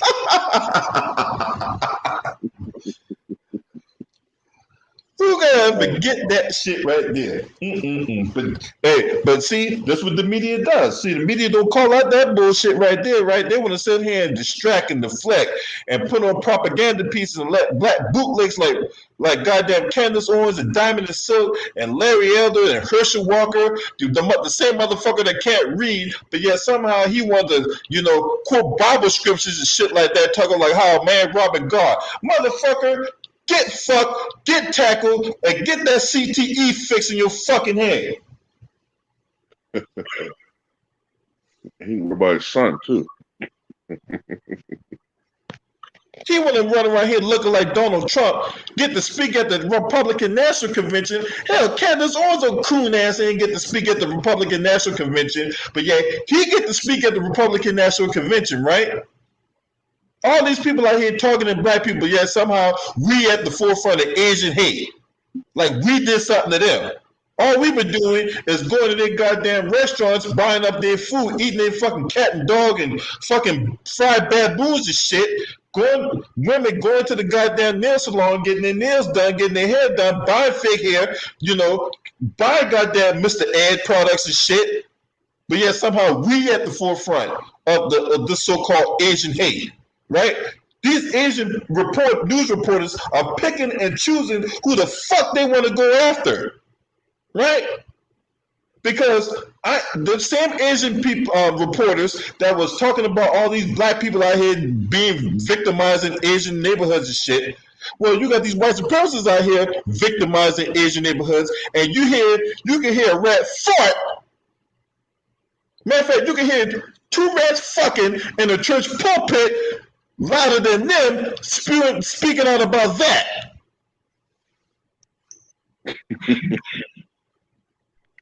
I just find it funny, man. Like,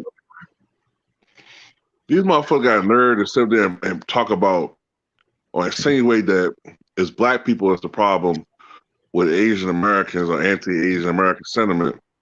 And you look at the history of this country and what they've done to Asian Americans. Like, it's just the grandiose nerve of these people.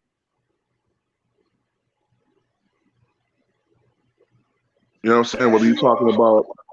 What are you talking about? The internment camps? Just everything.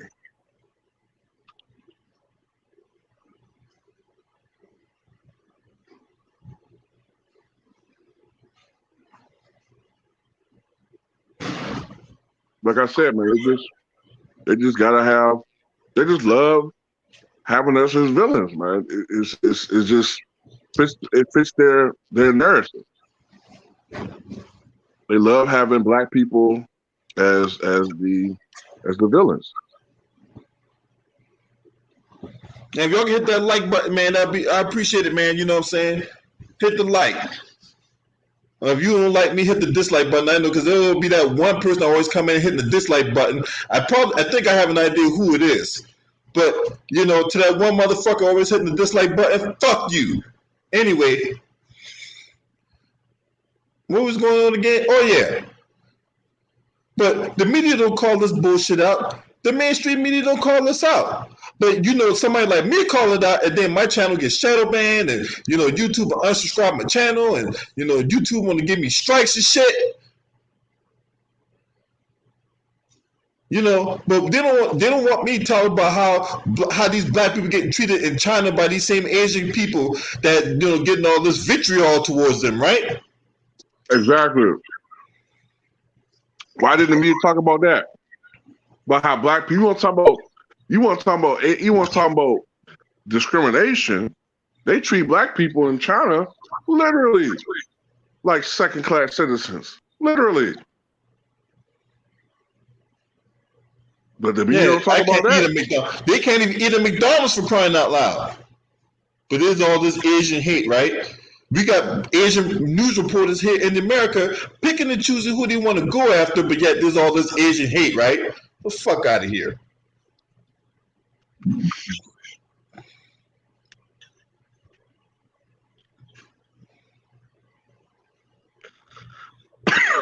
Wow, this is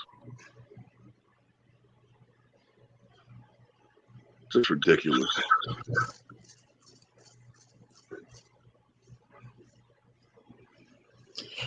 They said they got average of black people entering washing machines and coming out Asian and shit, and yet they say we are. Yeah, that's what. So when they sit running here, talking that bullshit about, oh, well, you know, black people are the biggest hitters towards Asians, and you know, no, you don't get to move the goalposts. Michelle Malkin, that motherfucking bitch, she don't get to fucking move the goalposts on that shit.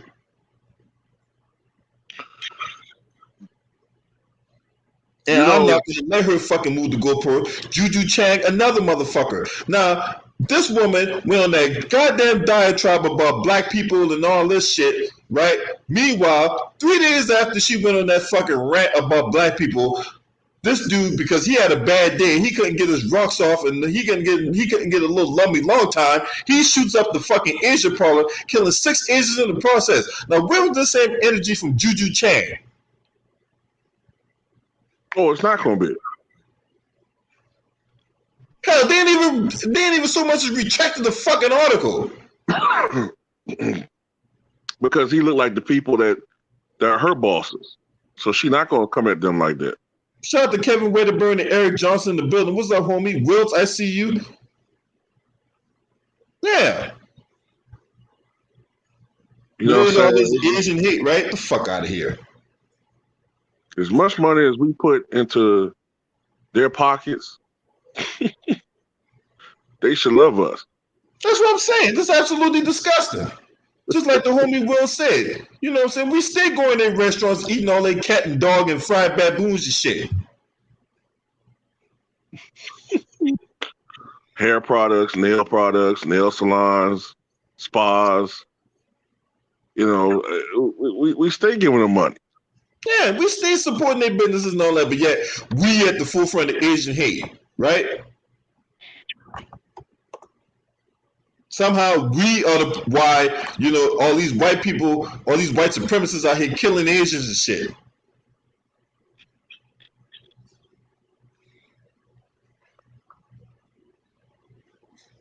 These motherfuckers can come to America, don't gotta pay no taxes. They get all kind. Matter of fact, they benefit more from all the laws that's supposed to be for us. Now they out here. Now you got Joe Biden. You know, the cognitive challenge dude, right? And that old chameleon in the background, Oh, now we want to draft up legislature for all these, so-called crimes against the Asian community. Man, get the fuck out of here. What's up, Eric Johnson? What's up? How y'all doing? What's up, y'all? Hey, what's up? What you going on this, man? All I'm gonna say is that they can't keep talking about black people discriminating against Asians when you got a face-to-face meth head looking motherfucker in Atlanta doing Mortal Kombat fatalities on motherfuckers going into massage parlors killing people. Like, you can't blame that on the black people. We got enough problems fighting white supremacy. We don't got time to be dealing with you motherfuckers. But if y'all wanna keep fucking with black people, we gonna have to do what we gonna have to do. Talking about anti-Asian discrimination, y'all ain't been discriminated more than black people.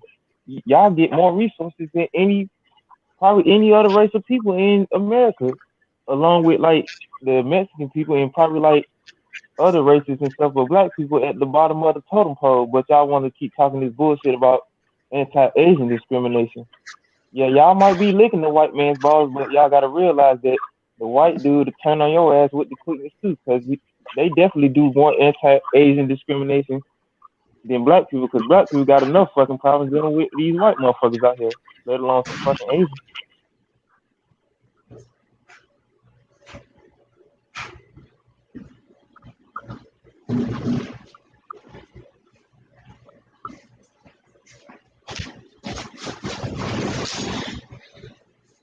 Yeah, man, come on, man. I mean, we get hated on all the time, man. But yet, it's like they want us to go away, but they don't want us to go away. Disgusting, just absolutely disgusting, man. I don't respect that shit. Man, it's like we've been attacked on all sides now, man. Like, Yeah, it don't matter what it is. Like, they try to make us the face of dog fighting, try to make us the face of date rape, Michael Jackson pedophilia. They try to just make us the face of everything. They're trying to make us the face of anti-Asian hatred. yeah. No, on a lower scale, Kawhi Leonard for this and load management. Right. Kawhi Leonard, load management. Even though he has a documented degenerative knee problem. Yeah. Which in the past has ended careers. Like the former hero there is Mark McGuire. But Kawhi Leonard, he's stealing money. You hear stupid stuff like that. He's not a contract, you fucking idiot. He's not an hourly worker. Yeah. Somehow, oh yeah, I saw that too. Joe Biden did fell off the set when he tried to climb. He tried to run up the step and end up. Yeah, I saw that shit. He fell 3 times. I said, I hope you break your leg, ugly motherfucker. I said, I hope he just fall all down the steps. I just wanted to just break his spine a quarter. He fell 3 times going up the steps. At the end. Yeah, then go salute at the end. Kamala Harris must have put it on the last night. Got an ankle wobbly. Man, I thought this dude would have fell all the way back down, man. If he had fell all the way back down, oh my goodness gracious, man. You know what reminded me a little bit, LB? I don't know if you ever seen that movie. You remember Hot Shots? Yeah, I remember Hot Shots. Remember Admiral Benson when he became president, he fell out of the steps? Oh, yeah. With his senile ass? Yeah.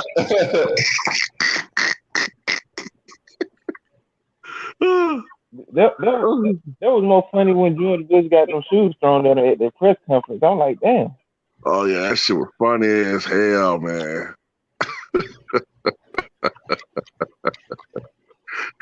That's who y'all voted for. But Bush ducked them motherfuckers though, boy. If they threw a brick of cocaine at that motherfucker, he would have jumped up like a damn dog and grabbed it. Like a dolphin.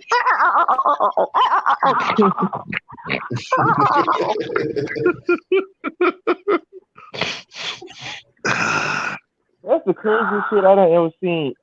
That and when Donald Trump was throwing toilet tissue at them Puerto Ricans at their press conference he had in Puerto Rico, he was throwing tissue at them. He was like, Oh, here. after that stone He in their was head. throwing it at him. Yeah, I was like, oh my, I was like, this motherfucker crazy, man. Hey, so this, hey, I don't know if y'all heard about this too, bro. Hey, Will and Wilson, Will, if y'all in the chat room, hey, hey, if y'all can come on the panel, y'all can talk about this. So the New York governor, no, not the New York governor, the New York Mayor de Blasio, he wants to go to fucking knock on every door in New York City, right? Or have the cops knock on doors in New York City and tell people to stop, lecture people on Asian hate. Gonna get some fucking gritstone in his face, talking that bullshit. Man, they don't get the fuck out of my face. What type of mayor gonna do some shit like that? You know how many fucking buildings you'll have to go through in New York? I know he ain't going in the projects talking that shit. Man, he gonna go to predominantly black neighborhoods. They're gonna go to predominantly black neighborhoods and lecture black people about anti-Asian hatred. Fuck out of here, son. We don't want to hear that bullshit, man. Word. I'm doing that, motherfucker. Now I know something out in here. Now I need to come here and tell you boys about not hating on these Asians. Now they don't get mad because they're smart and they take advantage of their opportunities. Unlike you, what you say? Repeat that, motherfucker. Yo, man. Yo, salute to everybody, man. Yo, that guy needs to shut the hell up. De Blasio need to shut the hell up, man. You know what I'm saying, man? We already having enough shit going on in this world already, man. We don't need extra shit to be going on. We trying to clean some shit up, and they still want to sit there and you know what I'm saying, build up bullshit, man. We don't need that right now, man. Yeah. This motherfucker want to have all the cops go knock on people's doors in New York City, talk about and lecture people to stop Asian hate. Well, motherfucker need to tell Bill de Blasio to kick fucking rocks, because we still trying to figure out what the fuck happened to Eric Garner. Facts.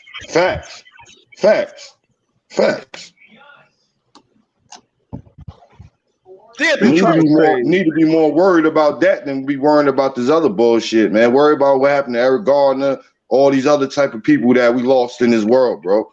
For stupid hate. They're trying to say he had a heart attack brought on by heart disease. But even if he did have a heart attack, it was brought on by him being fucking choked to death. Facts. He got choked to death. That's why obviously he's going to have a heart problem, because he got choked out. He ain't just have a heart problem. Going to the fucking heart, so of course he's going to have a heart problem. Right. They always pull that shit. They tried to say George Floyd had a heart problem until they saw that he didn't. They always trying to say it's something else. That was an execution. I know, but you know, you had some racist motherfuckers trying to say that before the autopsy came out. Well, you know, a lot of times older black men have underlying health conditions. I said, they go with this shit again, man. I hate these motherfuckers, man. Underlying health condition? Well, he didn't have any. He didn't have any. Boy, too right about to say some shit to get my channel shut down. But and if he had an underlying health problem before all that shit happened, why would he be out? Yeah, exactly. Why would he be out? Exactly.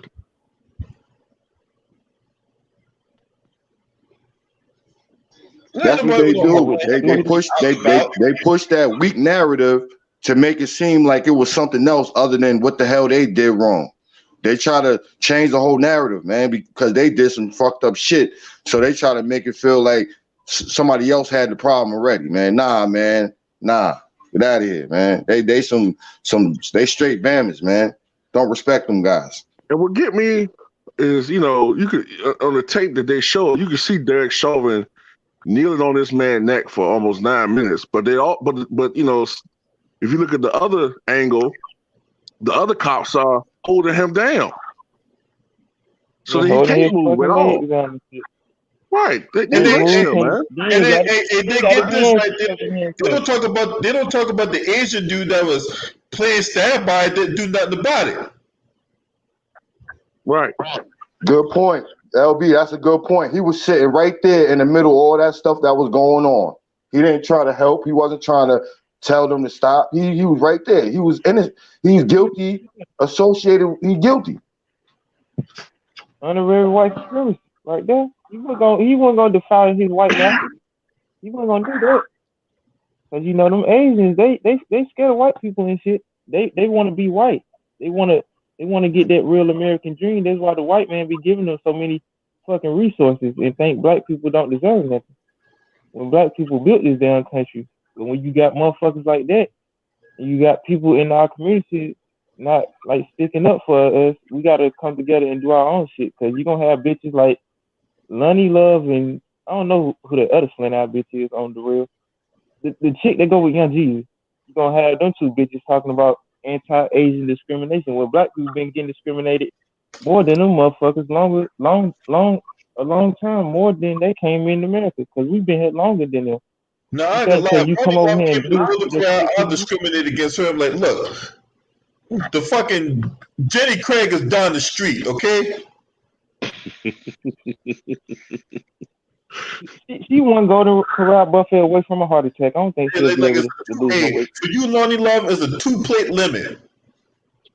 And one of the plates gotta have salad on it.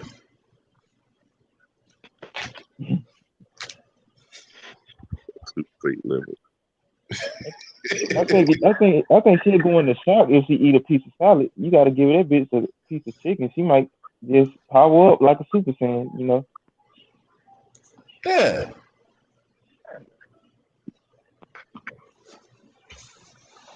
Make me sick. You got these white supremacists doing these actions, and then you got these black bootlegs out here and these so-called right-wing media wing nuts, or these right-wing nuts, always trying to run interference and deflection, and don't believe what you see on TV, and even though cameras don't lie, but that's not what you saw on TV.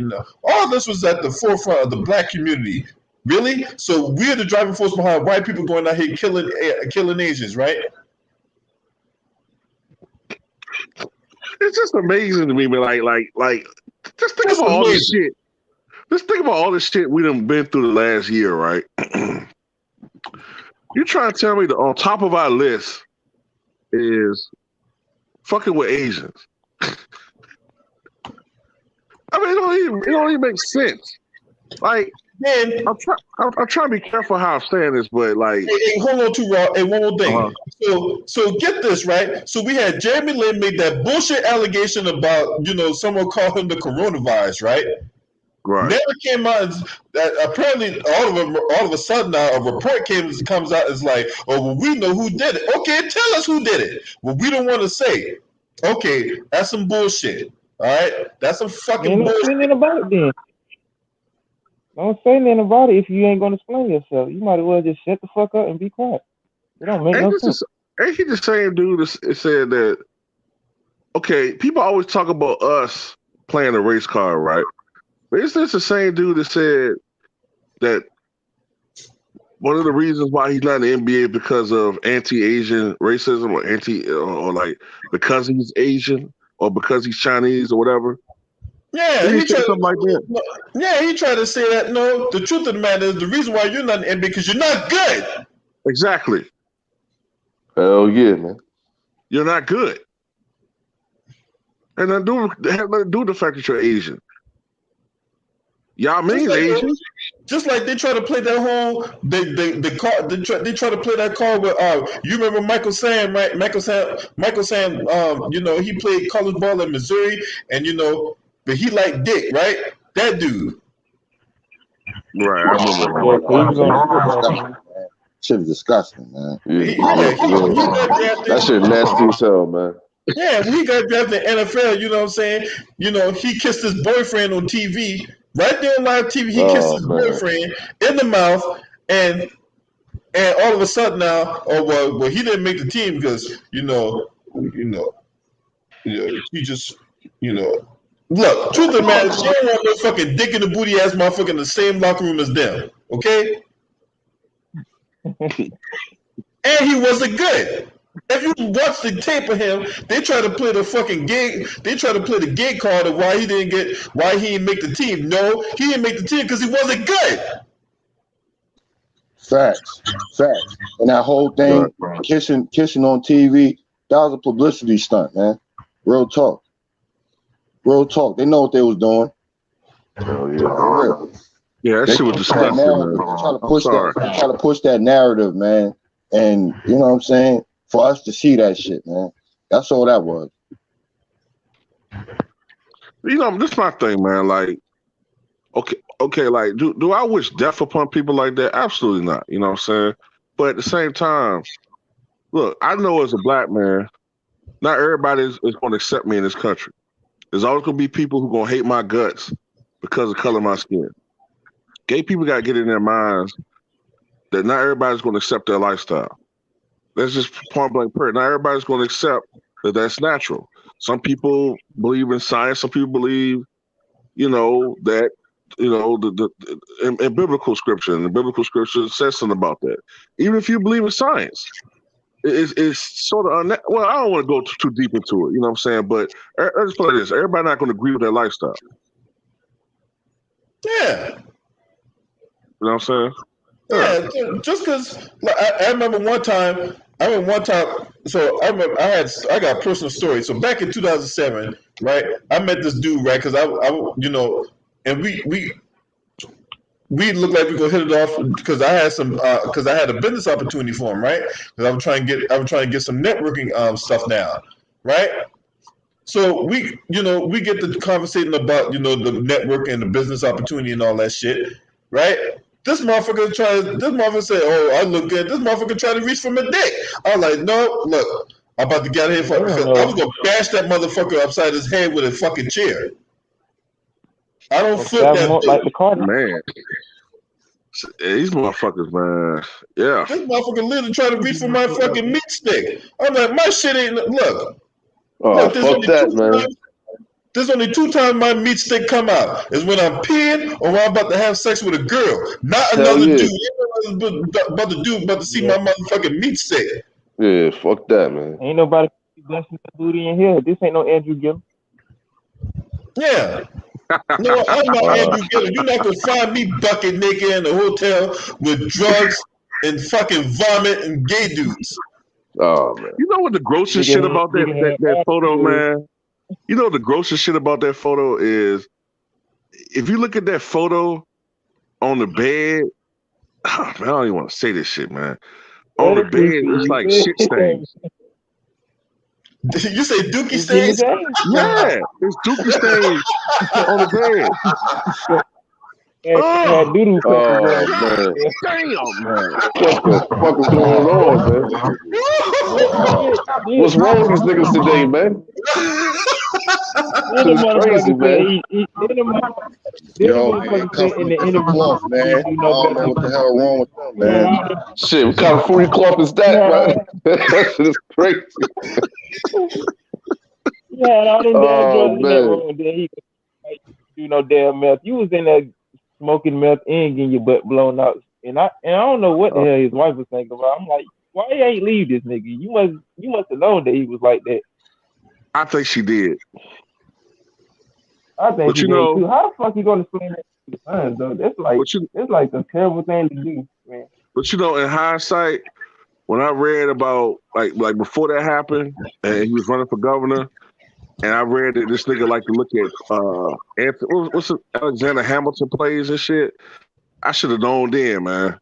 I said, nigga, I want to watch that. Well, taking pictures with the dude too and everything.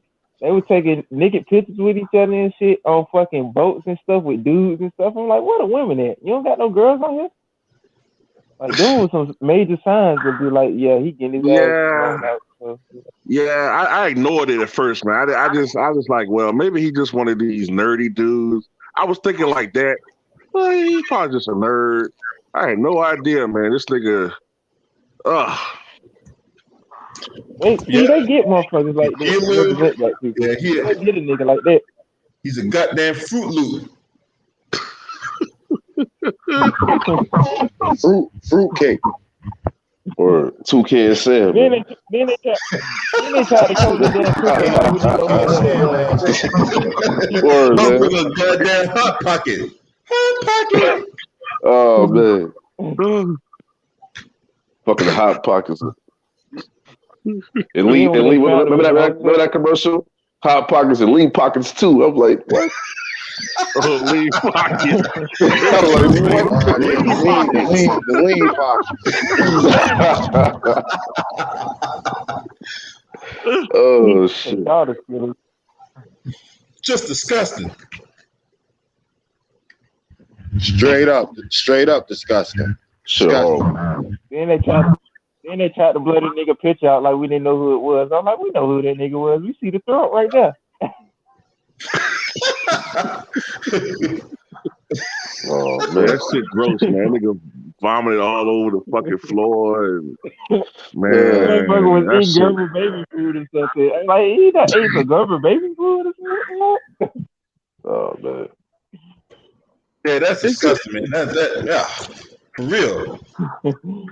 Yeah, but they got it so bad, right? Them motherfuckers got it so bad, but yet they got $67 million in reparations, right? They got it so bad. So let me get this straight, right? Because you leave it up to these so-called fake activists like Tamika Mallory, right? That goddamn charlatan. She gonna take her trifling ass to the Grammys, right? And and yeah, this put pressure on the Biden administration to for social change and all that. I'm like, first of all, what the fuck is your ass doing on the Grammy? Do you got an album out? Huh? Does Tamika Mallory got an album? No. Hell no. She don't got an album. So what the fuck is she doing on the goddamn Grammys? Or she probably was giving somebody head, man. Who knows, man? How she got it? That shit. That's what they do, man. You know what I'm saying? Behind the scenes, do something strange for a piece of change and shit. Word, man. You ain't never lie. You ain't never lie. Going to get that piece of change real quick. Shit. Right? Got this shit going on, but yeah, Obama, just because he had a bad day though, and I can't get a little lummy long time. I can't get my fucking rocks off, so I'm gonna shoot up a fucking multiple parlors and kill 8 people in the process, and he gets made out to be a goddamn victim. But we have to understand his pain. I gotta understand the pain. Look, I can understand. Look, I ain't gotta understand shit. All right, because I know what regular motherfuckers do if they horny, if they can't get no action, they go buy a pocket pussy from Amazon.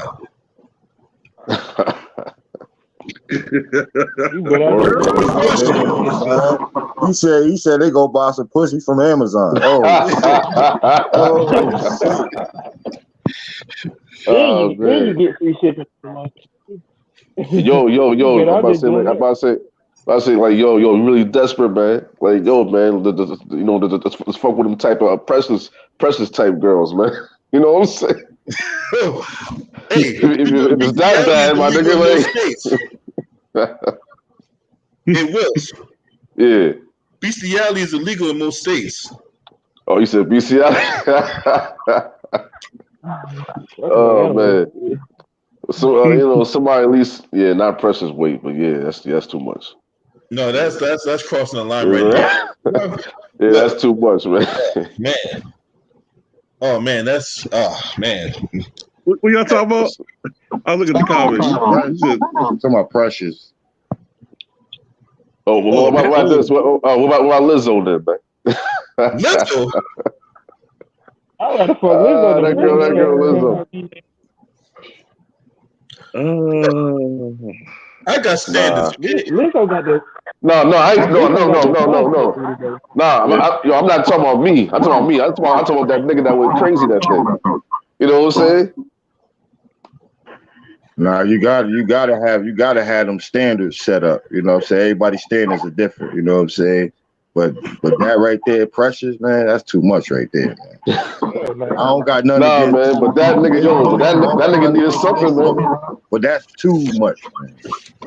Hey, at least Lizzo, man. Hey, see, people like Lizzo and Precious, that's how I get a oodle noodle dick. Oh man. You fucked up when you do that. When you do that, man, you fucked up. Yeah, that's true. You don't care. Yeah. I care, man. Shit. I can't, you know what I'm saying? Because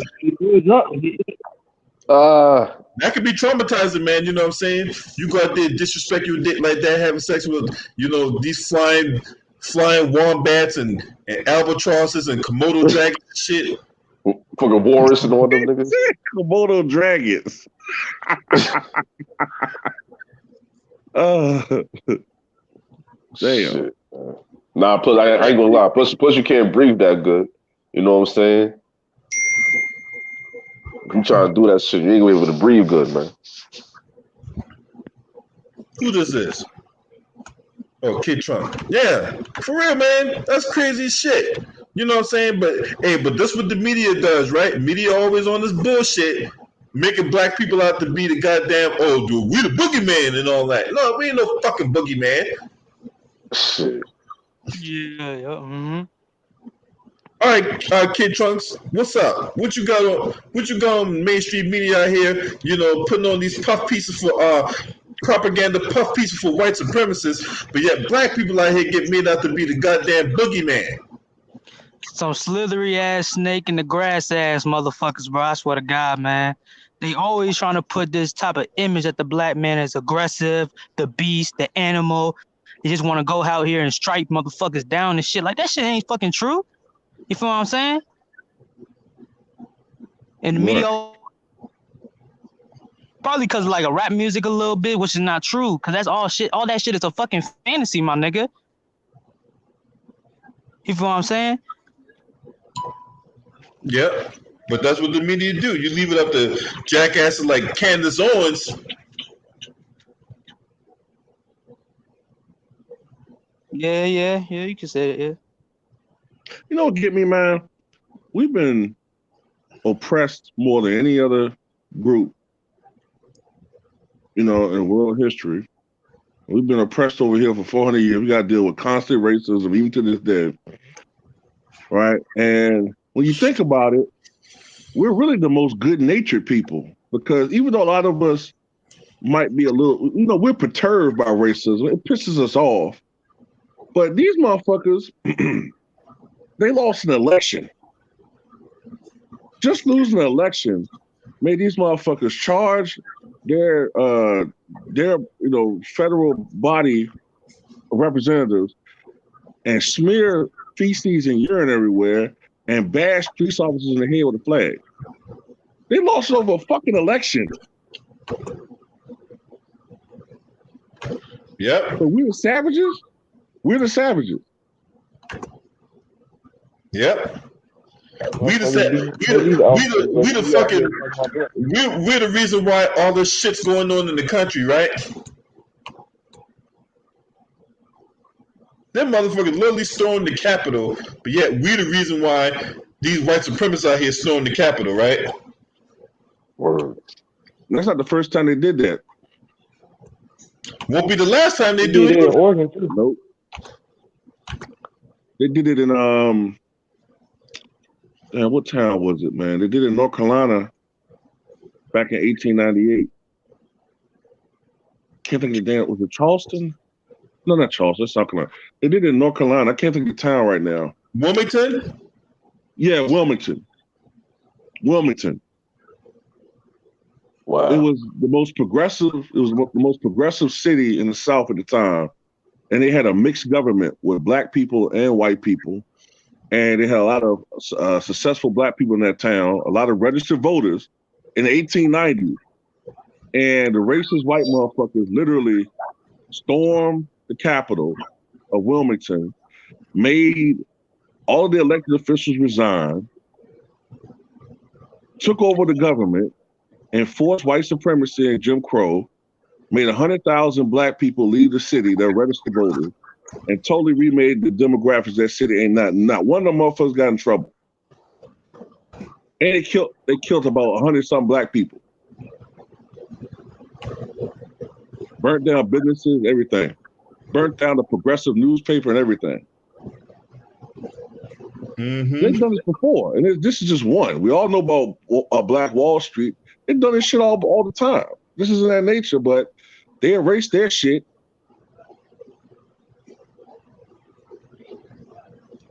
Yep, they can. That's why they can sit up here and revise history right in front of us, and nobody in the media call this bullshit out. But the mainstream media is just as complicit with these politicians, with these white supremacists getting involved in all this activity. They're just as complicit because they won't call it out. They won't put pressure on people to hold the people responsible accountable. Because truth be told, I won't be surprised if a lot of these reporters gets a little some of that money too on the side or under the table. Yep. Hey man, put on this good report about me, and I'll cut you some money. It won't surprise me to have niggas like Roland Martin tap dancing again. You get them. Roland Martin, yeah, fuck that Kentucky Fried Chicken eating motherfucker. Nigga said KFC, man. Yeah, Spark him. He want to show Hillary Clinton how to do the wobble. You doing the fidget slap. Oh man. Okay, look at this nigga doing the cha-cha slap. You just, oh god. Yeah. Hey, fuck back empowerment. I'm gonna show you how to do the cha-cha. So if you get elected, I get a job. Yep. Cha-cha my way back to MSNBC. Shit. You trying to cha-cha slap to that Golden Corral buffet? You know he got a lifetime membership. Shit, that motherfucker got a lifetime membership to Roscoe's Chicken and Waffles too. I don't know. He might not want to go there. They might get robbed again. I'm a cha-cha. Get some chicken. Macaroni. What's the sweet tea? Oh man. He probably got MVP status. He probably got MVP status at Gladys Knight joint too. You know, the restaurant she got in Atlanta. Oh, Gladys Knight Chicken and Waffles? Yeah, that restaurant she got. Nigga. She probably got some special herbs and spices in that shit, man. Who knows?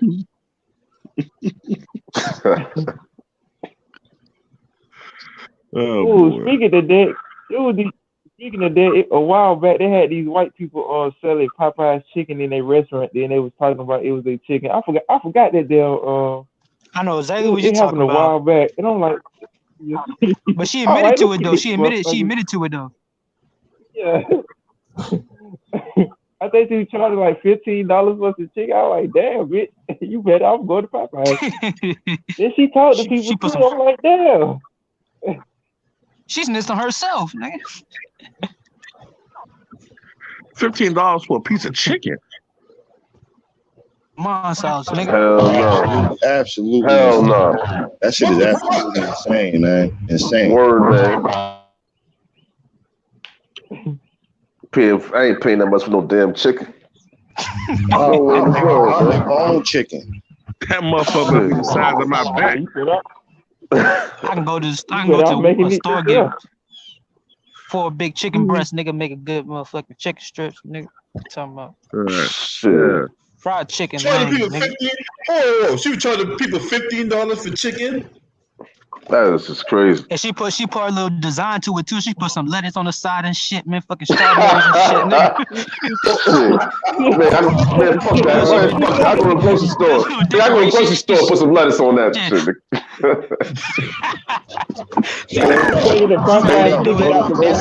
Go get your own lettuce. That fancy bullshit, nigga. Put some fucking lettuce, man. Man. I don't need all that. I don't need all that. That is crazy. Shit for my food, nigga. That's I don't eat it, I'm gone, nigga. You feel what I'm saying? This is why I didn't want to eat that Popeye's chicken sandwich, because I thought they was putting crack in that sandwich. They have all these people going crazy, motherfuckers shooting. No, I heard too. I heard niggas put crack in that bitch. Word. Yeah, they put something in the chicken sandwich. Yo, they had them people going wild over them chicken sandwiches, man, for a minute. That motherfucker was getting hell yeah. Niggas was fighting over that shit for what? Why would I fight a nigga over some chicken, man? Especially that first week that shit came out.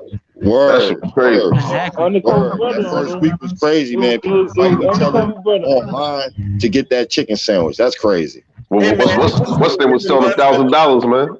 Motherfuckers waiting in line for an hour. You had motherfuckers singing duets outside Popeyes and shit. Shit. Do-rag? You said, do what? Oh, These niggas man. singing for chicken, man. Oh my gosh. Word. They building the stereotype, nigga. God damn. Niggas fighting on some chicken, bro. Get the fuck out of here, nigga. But my motherfucker singing that Motown Philly, man. Chicken sandwich. Oh, man. Extra spicy. Oh, shit. Eat that chicken with them nigger lips. What that comedian name, nigga? What that comedian? He always be like, eat that chicken with them nigger lips. I forgot that comedian's name, bro. Yeah, I don't know that. Yeah. I don't know that comedian name. All I know is, man, them motherfuckers in the media, they was quick to cover. Man, they was quick to cover them black communities. This is John Warren, and I'm outside Popeyes right now, and there's a line circling around Popeyes, and there's an hour wait for a chicken sandwich. You would have think it was like New Jack City at the Carter. They were just selling crack and shit. I was telling you. You would have had the dudes outside. I know one time I walked into a Popeyes, right? This lady was trying to, hey, I'm gonna hire y'all on the spot. I'll hire y'all on the spot if y'all want to sell these chicken sandwiches. I'm like, first of all, what are y'all paying anyway? $8.66 an hour? No, I make $41 an hour, so no. Right? Yeah, fuck that, man. What's $8 an hour, man? Hey, fuck that shit. Somebody hold on, because we ran out of chicken sandwiches. Maybe you get the fuck out of here. Shit. You know what was real telling about that shit too is, remember they were like beefing with each other on each other's Twitter pages, I think it was. Who? Like Popeyes was beefing with KFC, like saying little slick shit. For real? Oh yeah. No, it was Chick-fil-A. It was Chick-fil-A. Chick-fil-A? Okay. I'm like, man, you know this shit ain't the black people. Word, man. Straight up food. The way they was talking and shit, like, come on. Motherfuckers gonna be doing drive-bys throwing spicy chicken sandwiches at each other. Hey, a dude got killed one time, bro. I heard a nigga got killed in Popeyes over some fuking chicken, my nigga. That's how stupid that shit is. I think that was in Maryland. That's crazy. Yeah. I'm gonna tell you about that incident. He got stabbed, bro. Yeah, I'm about to tell you about that incident. Wow. So that happened up in Maryland. Up in I forgot the name of the town. I think it was I want to say it was not Owings Mills. It was I forgot the name of the fucking town. So basically what happened was the dude went and jumped the line to get the chicken sandwiches, right? So the dude that jumped the line, you had the one guy took exception that they got the fisticuffs on the outside. The dude that jumped the line ended up getting stabbed to death. But check it out, dude. If someone step over me online, I'll check them quick. So I mean, like, yeah, I'm not ever gonna fight a nigga over some chicken, bro, or some food. Really, it depends on my last meal. It depends on my last meal sometimes. You said what? I'm telling you, man, definitely some crack in that shit, man. You gonna stab somebody over that shit? I said, I ain't gonna be down there with no crack sandwich. I told you that's some undercover brother shit. The chicken slapped it out his damn hand. How can you explain that shit to people? Like, you know, why you went to jail or something, or went to prison, you know, like, how can you explain that shit? You gotta lie, man. You can't sit there and tell a motherfucking prison that you went to jail because you went to prison because I stabbed this nigga, man, because I was a Popeyes, man, and you lying, yo. So I had to check that nigga. Yeah, I stabbed him.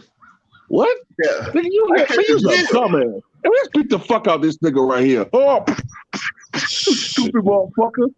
I kept it real. That's crazy. That's when keeping it real gonna go wrong. Yeah. That should have been Chappelle's show episode when keeping it real goes wrong. Dave was a single black man with 2 children. He was waiting an hour for some chicken sandwiches when the grandma jumped the line. Now, he had 1 or 2 options. Think about his family and think about his 2 children or keep it real. Oh, man. Yo, Will. Nah, man. Yo, they definitely need that now. Like, as I was saying, Dave Chappelle did this shit in his time, and Key and Peele, like, they need somebody else now, man, to do some variety show like that, man. Like, come on, man. Key and Peele, they corny as fuck. I like that player haters, bro. Nah, they kind of funny. I'll give them that.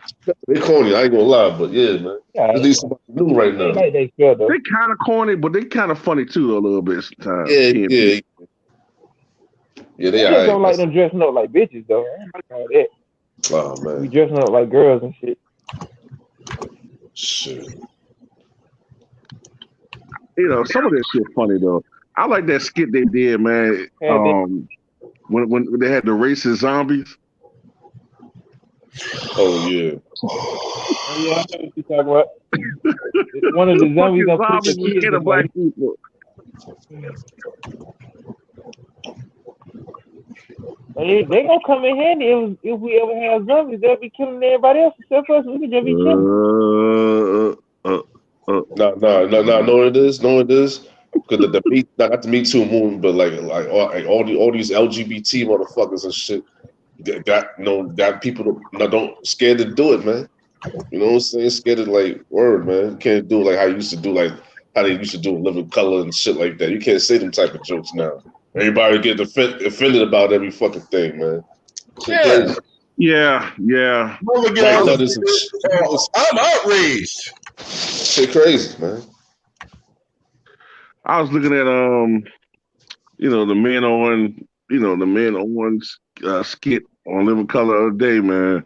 And I seen all these motherfuckers, these Me Too movement motherfuckers in the comment section talking about how this ain't funny and this is an offensive stereotype. So I'm like, man, y'all just some miserable motherfuckers, man. Y'all the reason why, man, I don't want to say too much, man, but it's just they help to make people not like them, not because they're gay, but because they're assholes about it. That's why a lot of people don't like them. It's not because they're gay, it's because they're fucking assholes about it. I think they take themselves too seriously. Yep. Shit crazy. Everybody get on that show, whether you fat, whatever. Whatever flaw you got, they'll make fun of it. They used to make fun of West Indian people for being hard workers and shit. I'm part West Indian. I didn't take offense to it. It's funny. It's a stereotype. Hey, Mom.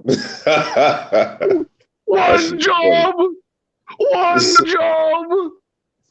When I was 3 years old, I was like, you only had 3 jobs, a lazy bum. Like this nigga, man. Oh man. Yeah, man. It's a different world now, man. That shit crazy, man. Can't have real comedy no more, man. Yeah, you can't have real comedy with some Bama being offended by it. For real, man. Oh, you offended. Everybody's so goddamn offended by something. I'm like, man, get off your fucking high horse, all right? Shit. Pepe Le Pew is offensive. Word, a skunk, man. That nigga been there for years, man. That nigga been there for years trying to get some pussy.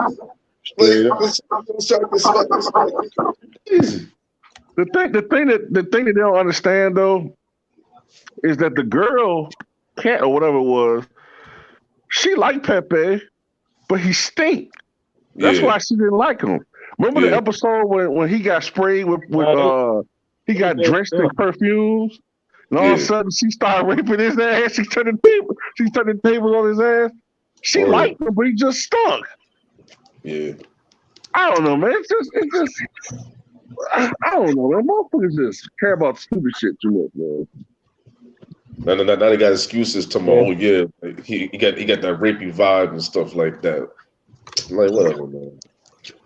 I was telling somebody this other day, like even if you look at Space Jam, which was 25 years ago, they had already toned all that shit down then. Like he wasn't doing that same shit then. Word. They had already changed his character. They're going off some cartoons from the 40s and 50s. But I made this point too on the video. If you're gonna go after Pepe Le Pew, you gotta go after Quagmire. He's worse. Oh hell yeah. Hell yeah. You know what I'm saying? Herbert the pervert dude that prey on kids on Family Guy. Why don't they go after him? Oh, You know why they don't go after them? Because they watch that show and it's part of their generation. Yeah. True. It's true. Yeah, but that just goes to show you how motherfuckers be they all the selective outrage and shit. I don't think they even said nothing about the little South Park. They pick and choose. That's what they do, pick and choose. Oh. Y'all remember that South Park Will of Fortune skit where he said the N-word? Yeah. Oh shit. Yeah, I remember that shit. Oh, I don't think I should say it. I don't think I should say it. 7 seconds, sir. Well, I thought I was going with $100,000. Shit. Then you see the black cameraman looking at him like, what? Right.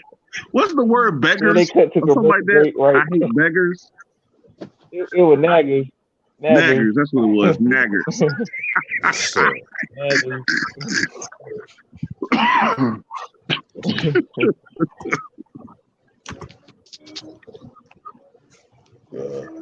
Shit crazy, man. That show Boondocks won't even make it today, man.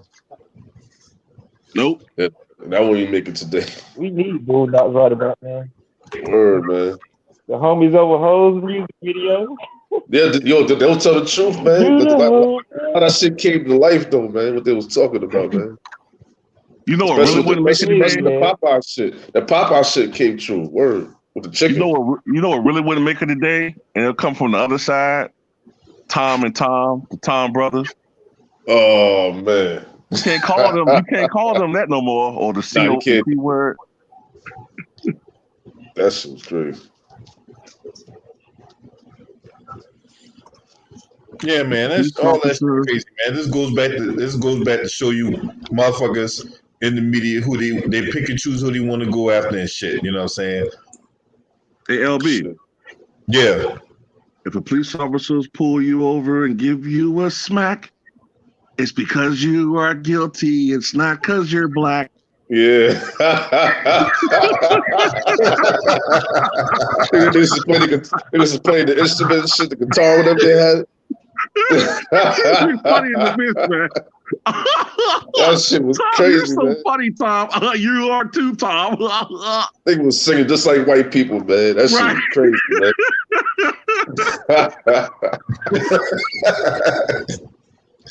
Oh shit! Now something else wouldn't rock today either, man. Home of the Clown, because they'll say that's child abuse, man. He hitting them kids upside the head with that sock, man. Right, even though it's grown ass men and women portraying kids. Oh, well, this is perpetuating child abuse. Yeah. Oh my God, man. Shit crazy now, man. That's why Kevin Hart got worse, man. After he apologized, and he had to apologize. Oh yeah, that was a tweet I did back in 2012. I don't mean it no more. I'm like, man, come on, man, stand up to these motherfuckers, man. Say it with your chest, Kevin Hart. Stand up for that. Stand up for your shit, man. Yeah. It's crazy, man. You know, it's just. I really got an issue when it started affecting like comedy and shit, man. Like, you know, I don't know, man. I mean, I'm a little different, man, but I don't like censorship and some shit. You know what I'm saying? Like, just because you might be offended by something and you might be offended by something when it comes to taste, don't mean that I have to find it offensive. They trying to dictate what you listen to it, and see that's what I understand, because they claim that they're anti-fascist, but that's some fascism shit, like trying to control what a society is able to listen to, what music they listen to, what they can listen. You know what I'm saying? That's some fascism shit. Exactly, but the alphabet community gonna come out nowhere, nigga. Yeah, man. Oh man, that's just annoying, man. That shit is I'm looking at Bernie Mac. Oh shit! Washington plays Brooklyn tonight. Okay, that's what's up. Oh shit! The Knicks is back. Oh yeah, you're known for the Knicks. I gotta say that. And I'll be watching you on Ticket TV, bro. You be going hard in the paint, man. Well, man, we got to, man. You know what I'm saying? Respect, bro. We got Philadelphia tonight, man. We got to get that one, man. Yeah, man. We gotta win, man. We gotta win this shit for real, man. Cause like me mad. It's like all of a sudden these motherfuckers like the Hawks want to get on a winning streak, man. Like man, what the fuck y'all doing, man? I'm actually happy for them niggas. I ain't gonna lie, I'm happy for Nate McMillan, yo. I love it's cool, man. But like, you know what I'm saying? Like I don't want to be too far down. You know what I'm saying? I don't want to be in no low seed like that, man. I want to be like at least like 4 or 5 or something like that, man. I wouldn't even be mad if we 6. I mean, yeah, that's what I'm saying. I'm saying definitely as long as we don't play Brooklyn or Philadelphia in the first round, man, we good, man. We good. Yeah, I'm good with that. I don't want to play Brooklyn in the first round at all. Hell no. At all. Hell no. The real estate better go up and the Knicks keep winning, bro. Yeah. Right. Yeah, that boy Mitch and D Rose back tonight. Oh yeah. Oh yeah, D Rose, man. We definitely need him back, man. You said Mitchell Robinson too? Yeah, Mitchell Robinson coming back. Oh shit. Yeah. It's a wrap. Now, I watched that Wizards and Brooklyn game too tonight. I'm gonna see how that game goes, son. I want to see that shit. Yeah, me too. What the Knicks at right now in the East? Like 16? Who, the Knicks? Yeah. Yeah, we the 6th seed right now. Yeah.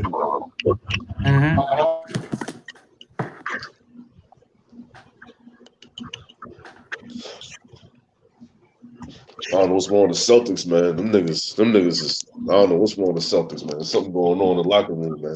Yeah, they suck. I saw some article saying that that the coach, man, is like considering like or he got like offers to go to college, like take a college job. Wow. Oh, Brad Stevens? I saw something about that the other day. Article saying like that he received like an offer to he might have received an offer to go to college, or I don't know. Wow, I gotta look into that. I ain't even know about that. I'm definitely gonna look into that because that's right. That's serious business right there. Yeah. But you know what though, I do get a sense that his team with that team might have come. It might have ran its course. You know what I'm saying? Like, you know how like sometimes like a coach you get a sense like his time with that team might be kind of coming to an end. Like maybe those players aren't really listening to him anymore. Like, you know what I'm saying? Like, I don't know if it's come to that with Brad Stevens yet, but that Boston team really has underachieved, man. Under his watch. And the thing with Boston, a lot of those pieces that's on the team, they've been together for a long period of time. So why are they on the bottom? I don't understand that.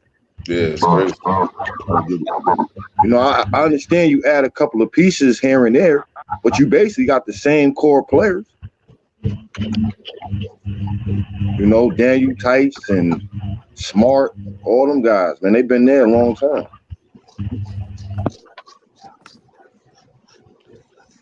Yeah, who knows what's going on with this, man? I don't know, man. Something's going on. Yeah. Hey, y'all see the Clippers trying to get Lonzo Ball? Yeah. Trying to get that nigga. And that nigga put PG a bitch in my lives, bro. And the thing with them trying to get Lonzo Ball, you got to give up assets. You know what I'm saying? To They get got no that more picks. player, you know what I mean? And at the end of the day, the Clippers don't got no first round picks until 2027, 26 or whatever. They ain't got no first round picks, so I don't know how they can get them. We will get rid of Reggie Jackson and Lou Williams, man. I guess so. That's not enough. Oh, that's still not. Oh man, that's even worse, man. Because you gotta, even though his salary is not that high, it's all about they want perfect assets in return, like a young player or or you know what I mean, a draft pick or something like that. The Clippers ain't got that. They cap strapped. They over the cap. Yeah, but to do the triangle, the formation, whatever that nigga Ty Lue trying to do, you need a playmaker. You can't force Kawhi Leonard to be a fucking playmaker. Same as PG too. They ain't even got no playmaker. Nah, they wearing them guys down. They wearing Kawhi down, and that's not good. That's not good. Word, you know what it is, man? The damn coach, man. You get a better coach, man. But Mark Jackson should be coaching him. Mark Jackson would have been the perfect coach, man. But at the end of the day, man, we all know Mark Jackson ain't getting no job, man. Yeah, you already know, right? It's different now, man. It's different now. Yeah, it's over. He ain't getting no job, yo. You know what I'm saying? For real, he's not getting no NBA job right now, yo. It's sad. It's sad that they come to that, but this is business, yo. They're all political in their business. Well, I don't want to hire Mike Jackson. Oh, Depot got traded to Detroit. Nah, hell no. No, he did. Who got traded to Detroit? That's what Luke might have said to my old Depot got traded. Nah, he didn't trade to Detroit. Nah, if Oladipo is leaving Houston, he's gonna go to a team that's gonna go to the playoffs, man. He ain't going to no team that's not going to no playoffs. Oh yeah. They'll talk about him going to the might go to the Knicks. I don't know he was going to. I know he ain't going to the Knicks. I don't want Oladipo. I don't want that. I don't want that. I don't want to trade what we got to go get him. We don't need him like that.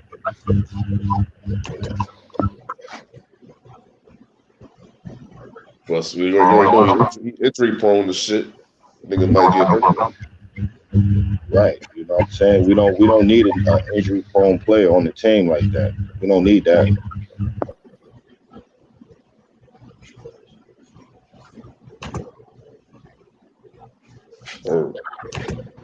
We already got D Rose. We got to manage D Rose, so we don't need nobody else other than that, man. D Rose, we good with that, but we don't need no player that got an injury history like that, man. You already see quickly learn some shit. D-Rose too, man. Yeah, man. You can't break that shit up, man. Nah, you can't. You know what I'm saying? D Rose is the leader. He the leader of the guards on the team. He the leader of them niggas. You know what I'm saying? We don't need to break that up. Nah, man, we definitely got to get Peyton. What's his name? Alfred Payton. That Frank guy. They get him out of there. Yeah, Peyton, Frank. I like Kevin Knox, man, but yeah, we gonna have to get rid of him, man. You know what I'm saying? He need to change the scene. Yeah, man, that shit crazy. I was hearing some rumors. about they looking at Norm Powell. Oh yeah, that too. Yeah, from Toronto. I heard about that too. Yeah, he a champion. I wouldn't mind having him on the Knicks. He only making $10 million. I wouldn't mind having him. And we can get him. That's gonna help us get Kawhi to come, man. Shit.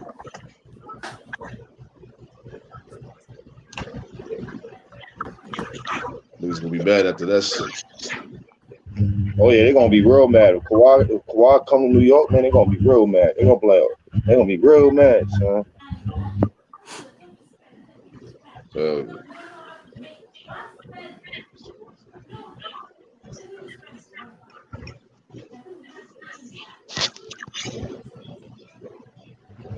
Man, that jump was crazy yesterday, boy. Watching that Laker game, man. When he went down, son, they was up there talking about, oh, he ain't serious. He'll be right back up. I told this dude, nah, he's hurt, son. Nah, he's fine. CJ, he's fine. No, he walked off court. He hurt. No, he hurt for real? Yeah, he hurt, bro. Yeah. Yeah, he hurt. Yeah. Bro, I watched the game. Bro. How many games left? Bro, he might be out for like 6 weeks, bro. Whoa. He got a high ankle sprain, son. A high ankle sprain is worse than a regular ankle sprain, son. Wow. You know what I'm saying? His shit could have been broke. His shit could have been broke, bro. He lucky it didn't break. It's a fact. What up, James? Salute to everybody, man. What's happening? What's up, Nola boy? What up, James? What up? Much love to all y'all, man. Shit, bro. What I saw yesterday in that game, listen, if you hurt, why would you come back out there just to get 2 or 3 more points just so you could hit double figures and then go back out the game? That's I crazy. said the same thing yesterday, James. I said he stayed in the game to make sure that he got them 10 points so his streak could continue. Yeah. So I about seen the that stats, shit, man. dog. And Shit, that I don't nigga blame running him. and I do the hopping same up and shit. down the court. Then he won't wave himself. Man, I told you, dog, that dude with antics, dog. You worry about that one fucking record. 10 points, nigga. Like, 10 points is hard to break. Come on, man. Like, it's a lot of shit I see, dog. Like I said, Brian, it's just the real.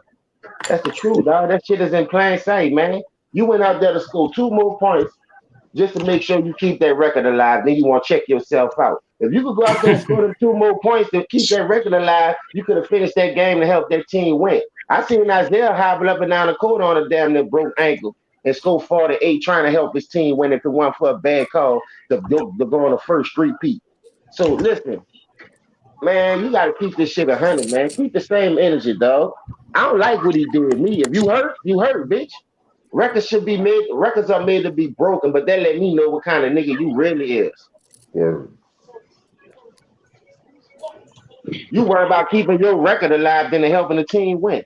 Well, you down bad. That motherfucker James. Oh shit, man, fuck. I hurt my leg. Shit. Oh wait a minute, I only got 7 points. Oh, I gotta go back out there. Dog, that nigga, dog, the way he was hollering, you'd have sworn to God that bitch was broke already. Man, why y'all hating I thought he was on screen. Get the fuck out of here talking that shit. Who was that, Lord Gamer or some shit? Talking about we hating on LeBron. The fuck out of here, man. Oh man, one of those, man.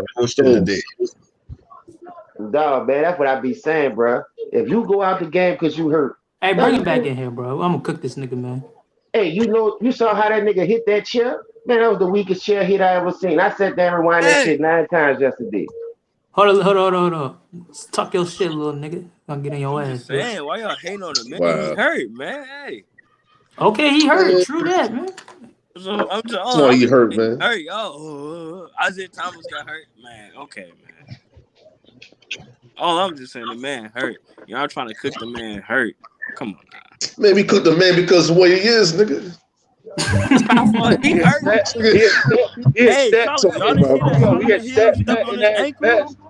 He worried about his stats, man. Hey, did y'all see Solomon Hill step on his ankle? Y'all don't think that was a dirty play? Come on. That was not no dirty play, man. In basketball. That was not no dirty play. It's called sports, bro. It's called sports. What are you talking about? Man, come on, man. This dude. It wasn't no high playoff battle, nigga. What Zaza it wasn't no did to Zaza Kawhi Pachulia years ago? What Zaza did to Kawhi years ago? Hey, y'all want LeBron. And Patrick Beverly Westbrook is. I didn't say that. Yo, bro, LeBron lost the ball. It was a loose ball on the floor. He was going to get the ball, and the dude was reaching to go get the ball, and he landed on his ankle. It wasn't on purpose. Solomon Hill. Solomon Hill should be suspended from the league. You sound just like Hometown, man. Get out of here with that shit, man. Get out of here. Y'all be pushing that fake narrative. Oh, he injured him on purpose. He did. Get out of here, man. Look. Hey, hold on. Hey, Cedric Clark, are you on LeBron James' payroll? No, I'm just saying, bro. Hey, look what Montrezl Harrell said. Hold on.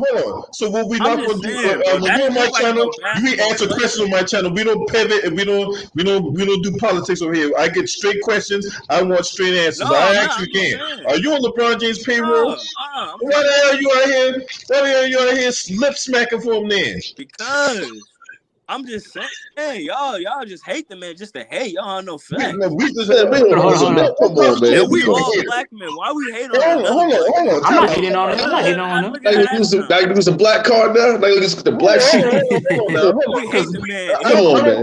Look, what we don't do over here is empty fortune cookie talking points. All right. Yeah, keep the race out of it. Points over here. So Hey, I'm I asking got a question for him. Another black man. I'm asking you, what do we get from this so-called hate from LeBron James? Y'all know y'all hate LeBron. Hey, I got a question for this dude. I asked you, what do we get from so-called hating on us? I have a question for this dude. Hold on. What do we get from so-called hating on us? Sir. Bro, I think he's the type of fan that thinks Draymond Green should go to the Hall of Fame. Hold on, kid. You get yours off in a minute. All right. I'm asking Mr. Cedric Clark, right? Since we so-called hating on LeBron James, right? Yeah. Y'all like to see him What hurt. do we get out of hating on him? Am I on the payroll? I'm not on the payroll. Are you on the payroll? Now you just told me you wasn't on the payroll, but yet you talking like you are on the payroll. Because I hate black people hate on another black man. That's crazy to me. Oh my That's not hating on a black man, man. Why you gotta use a black? Hold on. I'm not hating on You know that. what that means? Man, y'all crazy. Have we attacked his character? Did we attack LeBron James' character? Yes. Hold up, how talking about his game, critiquing We his talking game? about basketball, goddammit. We're not talking about. We didn't say anything about him. We didn't say anything. We didn't attack his family. We didn't attack his friends. We didn't attack nobody in his inner circle. We didn't attack nothing personally about LeBron. So the fuck could we be haters? Hey, that don't sound like hate to me.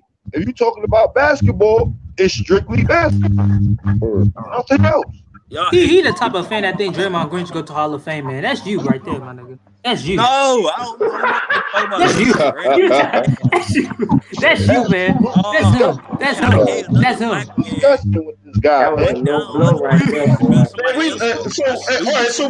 So let me get this. Let me understand something, right? Because all right, so when I'm out here going after these white supremacists, where the fuck are you at when I'm out here going after these white supremacists for their rhetoric? Huh? You sitting up here talking, we ain't hating like Michael Jordan. You got Skip Bayless talk shit about LeBron James all the time, and you don't got that same smoke for one Skip Bayless. Oh shit. LeBron, but his legacy. Skip Bayless, but his legacy hating on LeBron James, bro. I don't give a fuck, nigga. Yeah. Hey, well, hold on. So when Mark Levin and Laura Ingraham and all these other jackasses in the right-wing media talk shit about LeBron James, when I make those videos about that, where's you at? I'm here. Always be there. LeBron James on a basketball court, here you come. Oh man, you just hating on another black man. Your priorities are fucked up, bro. True though. I don't be the same. Your priorities are fucked up, bro. Shut the hell up. Because when we sit up, shut your ass up, Bama. LeBron James, and I'm defending LeBron James. Where you at? Where you at? Because as soon as I go on the live stream, as soon as I go on the live stream, you talk about this dude antics on the court. Here you come. Oh man, you just hating on another black man. What I understand is.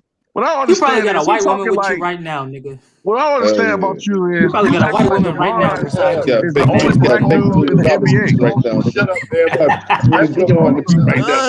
I never saw another black man hate on another black man. What he doing? You got a white woman right beside you. I never saw nigga. heavy before. Still got Cameron Diaz in there, man. I can understand. Look. Hey, I'm gonna call you out on your shit, Cedric Clark. Who's your favorite player? I would like to hear this.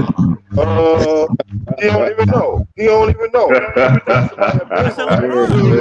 call somebody a RoboCop. He a RoboCop fan. Looks like T. Price, man. That's good, man.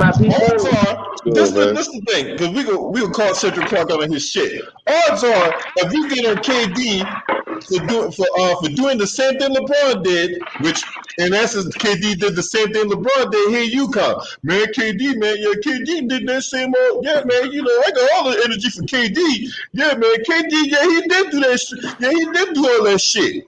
Yeah, KD did it better than LeBron, but yet but you sitting up there hitting on another black man. You come in saying that shit. Get the fuck out of here, dude. Word, man. That's a good point, LB. I like that one. Hey, y'all just hate on LeBron. Straight up. Straight up. Man, y'all can't hate on the king, man. He the king for a reason. He not the king, he the queen. King of what? King of losing? Go watch them bitches. Somebody, he's the king. It'd be one thing. Raise your hand. Crazy, man. He's a queen. That's like he's a princess, man. He's the princess, man. Hey, it'd be one thing. That's what I'm saying. Disrespect right now. That's what I'm talking about. No, that's some real shit.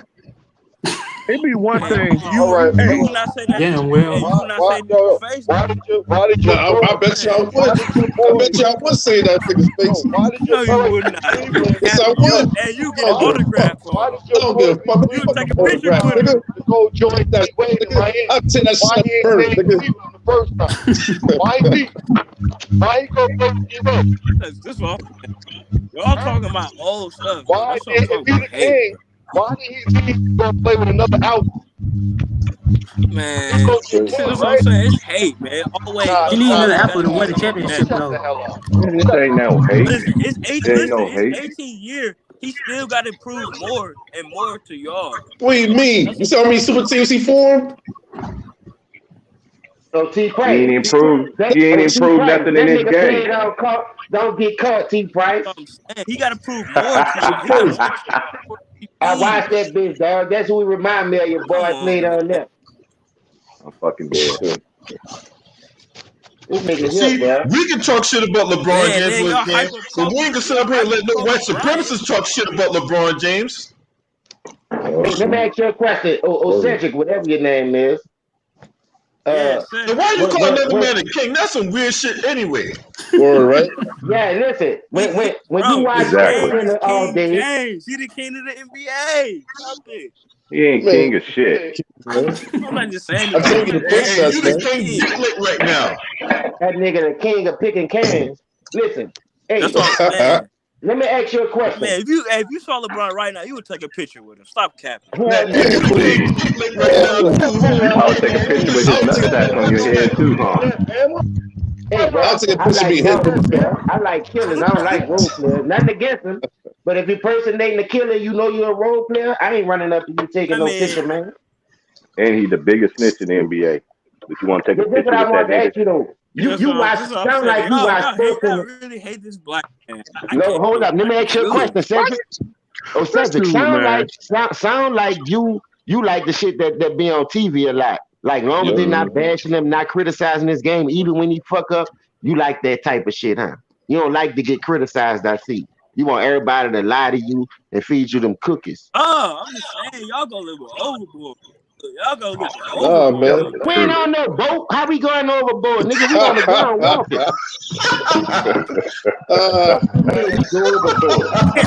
You believe Draymond should be a Hall of We in the Famer? city limits, nigga. We got cars out here. We ain't got no disgusted. Nigga talking about we go overboard. Nigga, I'm walking. I ain't on nobody board. Yeah, Nigga, y'all don't know this, man. Listen, y'all don't know this, man. What's wrong with us criticizing? Hold up. What's wrong with us doing what the media is supposed to do? All right, the media is supposed to criticize his game, but they don't. The media always falls the blame on all the teammates, which they supposed to fault the leader, which they don't. So why when the dudes who not sellouts, like my brother Too Raw, LB, Wilson, T Price, all these real niggas who just love the game to keep it 100. When you do good, we shine on you. Where you be at when we give him his props? That's what I'm saying. You just come from motherfucking rock, like you hitting hard, like you know what you talking about.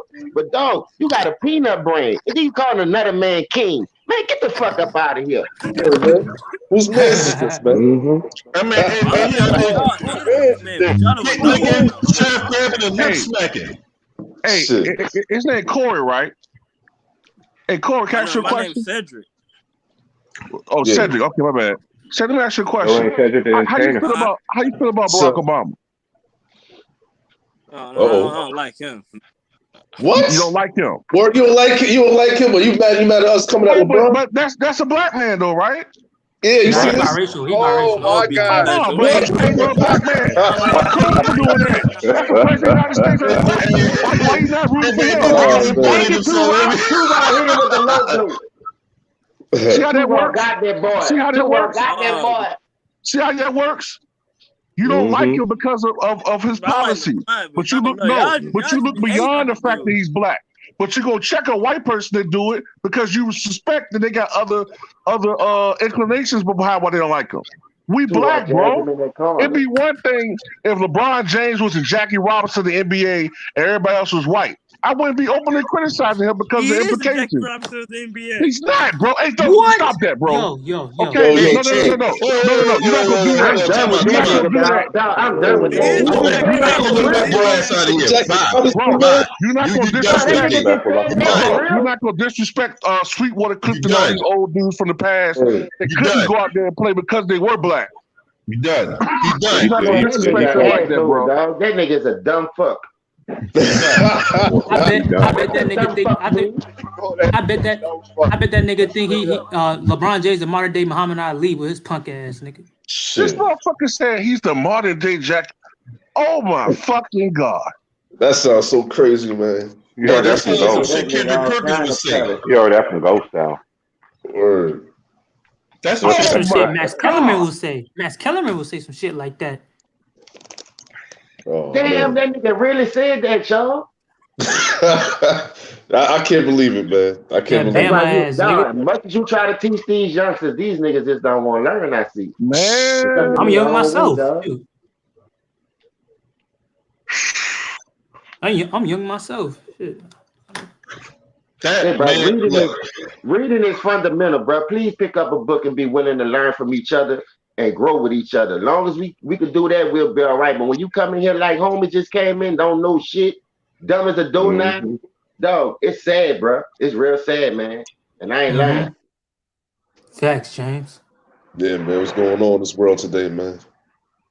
That brother only realized that it was black players in the NBA in the early 50s that couldn't play because they were black. They were kicking on white boys' asses in practice, but because they thought that because the owners and the managers thought that the fans didn't want to see black players, they had to sit on the bench. You know what I'm saying? Those are the Jackie Robinsons. They just didn't get opportunity. For him to say that, and that was baseball, bro. And that was baseball, even more racist than back then. Yeah, it was way racist than now. Yeah. I mean, than any other sport. I mean, you're right. Man. How you gonna talk about that and that nigga broke the barriers down for black athletes? That's what I'm saying. These niggas is right. These niggas is too dumb for their own good, bro. And you gonna sit there and want me to believe the shit come out y'all mouth on these shows. Man, y'all niggas is dumb, man. They're doing the same thing in sports and our music and our art culture, man. They're gonna take over, bro. You know what's crazy about that? Everybody do that. They already took music. Hey, James, this is the thing that's crazy about it, right? So when you got people that come out and say, "Well, I don't have a voice," and our voice needs to be heard, but then when you give your platform, you say dumb shit like that. Oh yeah, you get your pass revoked real quick.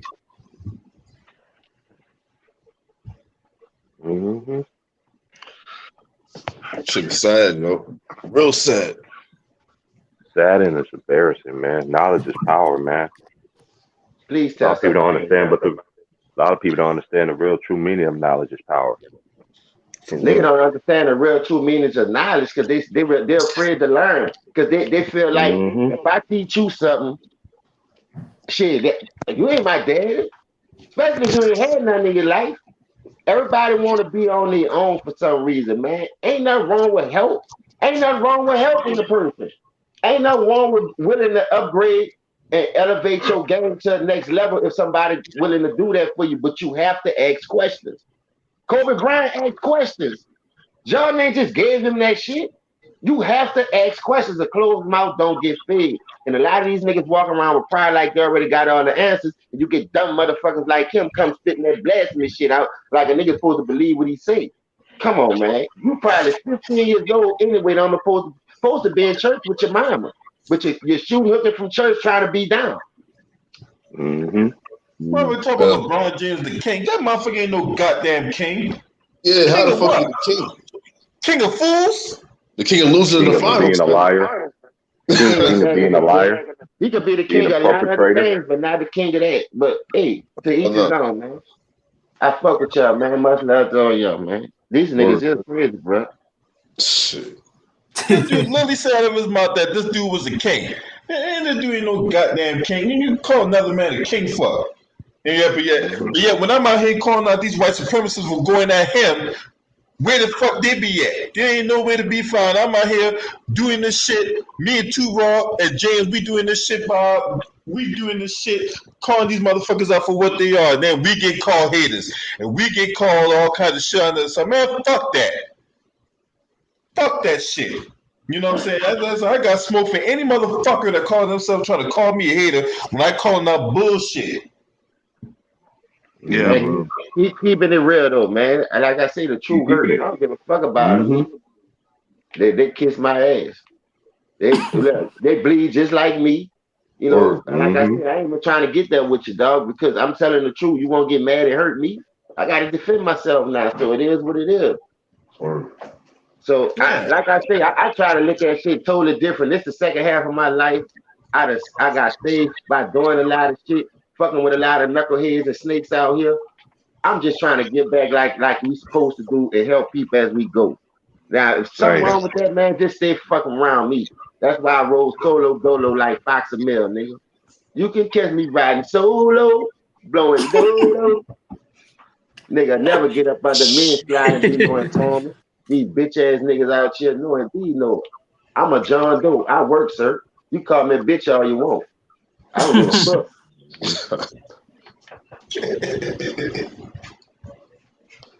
Remember that like that thing. Sticks and stones may break my bones, but words will never hurt. As long as you don't fucking touch me, nigga, you can say what the fuck you want to say. That's how you know these niggas got a complex in their throat. They can't handle words. A nigga tell them they best player ain't shit. They ready to hurt a nigga. Man, y'all overboard. Man, fuck you, nigga. Y'all going overboard. I don't get that shit. I don't get that for real. We got an opinion just like they got an opinion. Your opinion don't lie, but them they want to sit up and call you a hater. They want to sit up and talk about, oh man, you don't do nothing but basketball, man. You know, and we and that stuff you had back in the day, man. That shit don't work now, man. Get the fuck out of here. Yeah, man. That's listen, you heard what Ray Allen said, bro? I just watched that interview. And I swear to God, bro, not saying it's the truth because what he said, but the way he explaining it to you, pump fake and get inside the paint. Back then, you had a lot of bigs to stop you from going all the way to the rack. It's much easier to get to the rack because how wide open the game is. But they ready to step sideways and take a bad three. And Greenberg was like 52 people in the league right now taking like 5.7, which is almost 6 threes a game, which what Ray Allen was taking throughout his whole career. Why is that when he's a real shooter and these niggas not? Yeah. But there's a domino effect at play here. Everybody saw that Golden State was shooting the ball, shooting the lights out the fucking gym, right? So if teams feel like, oh, well, we need to adopt that style. We need to adopt that playing style so we can get championship. But the problem is, a lot of them dudes out there can't fucking shoot, right? That's what they're trying to do in Atlanta. We've been going that Lonzo Ball for like the last 4 years ever since he got drafted because his daddy running around here with teeth looking like the base. Hey, LeVar Ball running around here with teeth. With that look like the same kind of teeth that these goddamn Cro-Magnons had during the Paleozoic era, right?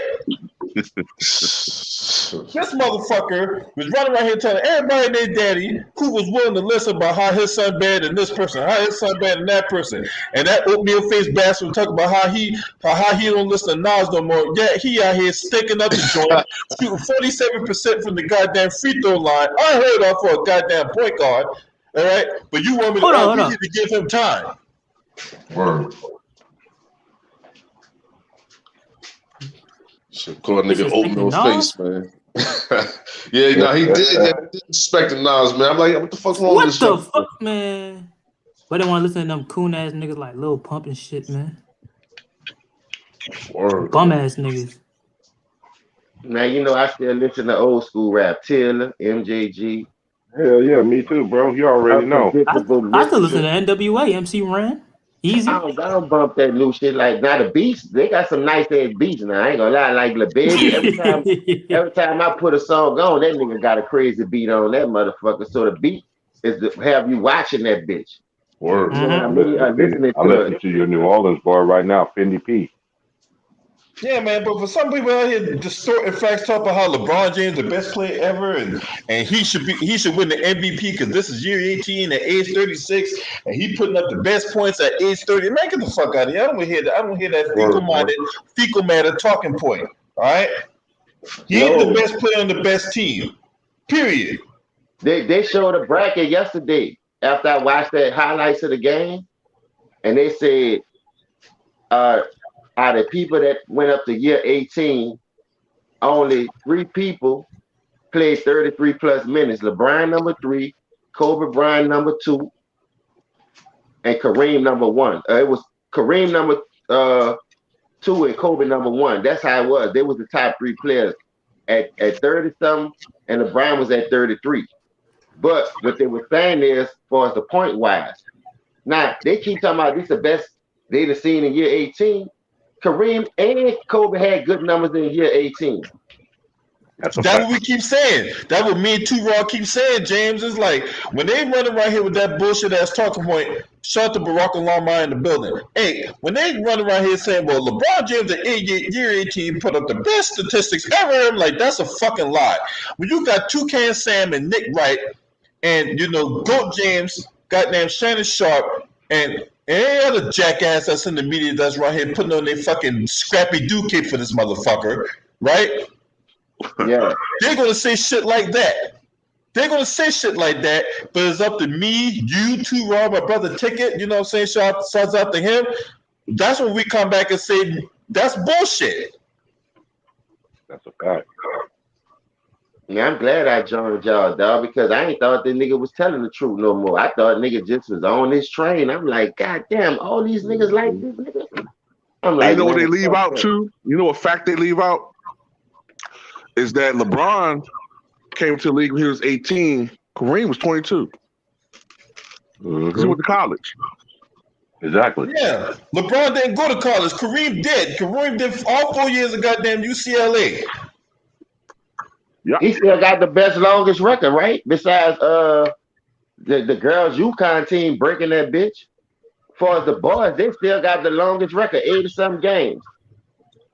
This another thing to leave out, y'all, when it comes to him in the playoffs and shit, right? The first year he came in the league, which was 03, they went to a best-of-7 format in the first round, right?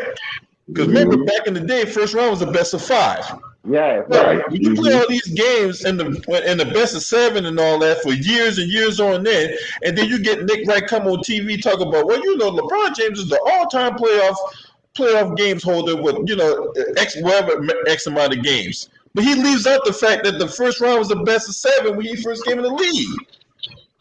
Yeah, so he always had 2 extra games to play with. Yeah, and then he also leaves out the fact that Michael Jordan never played in the Game 7 in the NBA Finals. That's a fact. Yeah. Plus, back in the 60s, it was less rounds of the playoffs, and plus some of the years it was a best-of-3 in the first round, and some of them years the Boston Celtics, because of whatever rules they had a bye, so they weren't playing like the old guys. They weren't playing as many rounds as it is now. You know what I'm saying? Like there's more playoff games now than before. So yeah, guys will have more numbers compared to some of the guys before. Say, bro, if they'd have kept records like for everything, I think Will to be killing everything.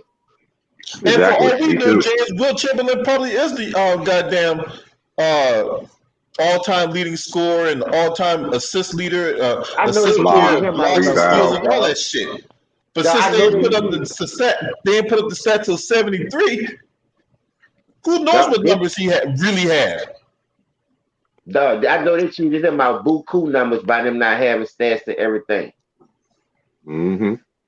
I know he probably would be the all-time leader in blocks and triple doubles. Yeah. If they were counting them throughout his whole career. That's crazy, huh?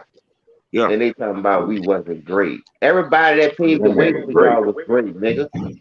Y'all niggas just taking a shortcut by being scared to walk through that fire by building these stack teams like that, like y'all need to do that shit, man. Take them L's, hit the gym, and work on your fucking game, nigga.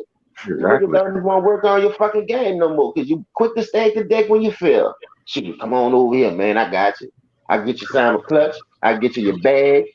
Snake that nigga. This one thing I don't understand. They always want to dog Jordan and Kobe for shooting the air balls and shit like that. Jordan losing to the Pistons, but you couldn't come to the league. You had teams that was already strapped up, ready. You had to earn it. You have to take it from them. That's why I respect Jordan. That's why I respect Kobe. You got everybody got their ass whooped back in the day. You couldn't come to the league straight wrecking unless you was Magic. You know what I'm saying? You know, ain't nobody gonna come to the league and straight win. And the biggest lie that they keep telling all these new generation, oh, he's been the best player since he stepped in the league. No, he haven't. Y'all forgot that Black Mamba was down the road from y'all. Kobe from 2000 to 2010. Look at the man numbers. Look at the man numbers. That's the biggest. Yeah, that's the biggest problem I have with the media. Is how they try to erase Kobe Bryant from the picture. Mm-hmm. Like now, you got people saying Kobe not even top 15, right? Well, if that's the case, then why was it 10 years ago, 8 years ago, the media was doing the GOAT argument, but it was Jordan and Kobe? Sure was. Right? So how all of a sudden now Kobe's gone from being worthy of called the GOAT to now all of a sudden he's not even top 10 no more. So how you explain it? How you just erase all of that? Come on, man. And like you said, LeBron missed the playoffs his first 2 years in the NBA. Sure did. And he won Rookie of the Year, and you should have went to Carmelo. So went to Carmelo. They went to playoffs his rookie year. Carmelo took his team to the playoffs. Right. You know what I'm saying? Like that's how I knew it was hype too, Raw. That's how I knew it was. That's when I seen him won his rookie year, and I was like, dang, they just really shitting on. They really shitting on Carmelo. They never did like the Carmelo, even though he won a championship. Even though he won a championship against one of my favorite schools, who I grew up in, Kansas, beat them, was putting buckets up. And then he took his team to the playoffs 2 years. I'm like, he did. Oh, then they're gonna try to diminish. Oh, when he had Allen Iverson. I'm like, okay, I was on his way out the door. That wasn't the same killer Iverson that was, when he was in Philly, when he was taking his team to the playoffs every single year. Every single year. Sometimes I wonder, man. Sometimes I wonder how things might be different if Detroit picked Carmelo instead of Darko Milicic. Mm-hmm. I told he would him already that. had a ring. He would already had a ring. He would have had two. I told him that, dog. No, I think he definitely have at least two, maybe three. Because they was pushing LeBron already. No, they was pushing LeBron already. So when Melo went to college and he won that chip the way he did it, dog, that was immaculate. You a freshman? Oh, you all national player and you just run through all them niggas like that? That was niggas knew that was Melo did that shit. Now Syracuse had a nice team, but Melo was the catalyst, man. Every time they gave that boy that shit on that wing of that block, he went to work. Sure did. They saw Melo coming. They like, man, LeBron, he's just a flasher. But Melo, he got the all-around game. I'm looking at this shit with my own eyes, dog. I'm not stupid by a long shot. So I'm like, hold up. Melo go to college. He win the chip. Then he come out. Bruh, I think somebody got in Detroit in like, man, listen, y'all better not pick that nigga. Because we pushing this nigga. They must be scared. They must be scared. They must have told Joe Dumars that, because that's when Joe Dumars, I never understood that. Like, Joe, you took Darko Milicic instead of Carmelo? Like, seriously? On what planet? That shit fucked me up, they dog. said something about he had an impressive workout. I don't give a goddamn. Man, no, impressive workout my ass. Shit, that's man. I remember he They said know that shit if too. Melo But you Anthony notice would have went to the East, LeBron James was not winning nothing, dog. They know this. that's a fact. You know, I really believe that too. I really believe that too. If he would So have they went to the block East, that shit, man. The league think they slick, man. I'm like, man, listen, they can put me on all kind of shit. My OGs in the game, man. Watch out for this. If they do this, it's going down like that, nigga. I just paid attention and listen. You know what I mean? But at the end of the day, everybody loves sports at one time. Man, my grandpa started watching that shit. He started watching college because he said money not really in college until you get to the big game because they don't get paid for it like talking about it. So everybody trying to make it. So them dudes gonna be going hard. Them dudes gonna really be giving it all out there, you know, because they're trying to feed their family. So they went to telling them what they can't get, taking shit from them, like they did the Reggie Bushes and stripping Michigan for some bullshit. When y'all already knew the boosters was doing that shit for them kids from Jump Street. But y'all protect who y'all want to protect when they come down to that type shit. Yeah, that's why I say they'll keep the same energy. You see what I'm saying? But it's all good. It's all good. Every dog has their day, dog. They got a God now say they how got the boy. flow. Now I they hate got when the they boy just Reggie fuck over Bush people hosting that like this. college football shit on FS1. Now they got him on Fox Sports. No, they be fucking over us big time, dog. And like I say, we'll take that money, dog, and forget about the morals and values and life and how hard it was for us to get here from my real hard work. I ain't had to skip no line. Like I commend Kendrick Perkins for working the whole year straight because that's what he loved to do. But then when you went to buck dancing for the money, talking about this and that, nah, nigga, I ain't with you with that. You keep One thing that. I don't understand. One thing I don't understand, James, LB, and Two Raw. You know, I think that's my nigga Ropes in the building too. One thing I never understood is how in the hell this motherfucker was McDonald's All American. Who you talking about? Kendrick sorry ass Perkins. No, cause that dog, if you look at that high school, that nigga was a beast, dog. He was putting up numbers in high school. But listen, like I said, you 7'6", 7 foot in high school, you supposed to put up numbers. That's nigga, a when I fact. was walking, I ain't never seen a nigga 7 foot in my high school. Never. Not even in junior high, in no school. Nigga, we wasn't growing that tall. What is they giving these kids? Y'all should have gave it to us. Y'all should have gave it to the real niggas. Cause these niggas using that shit for all the wrong reasons.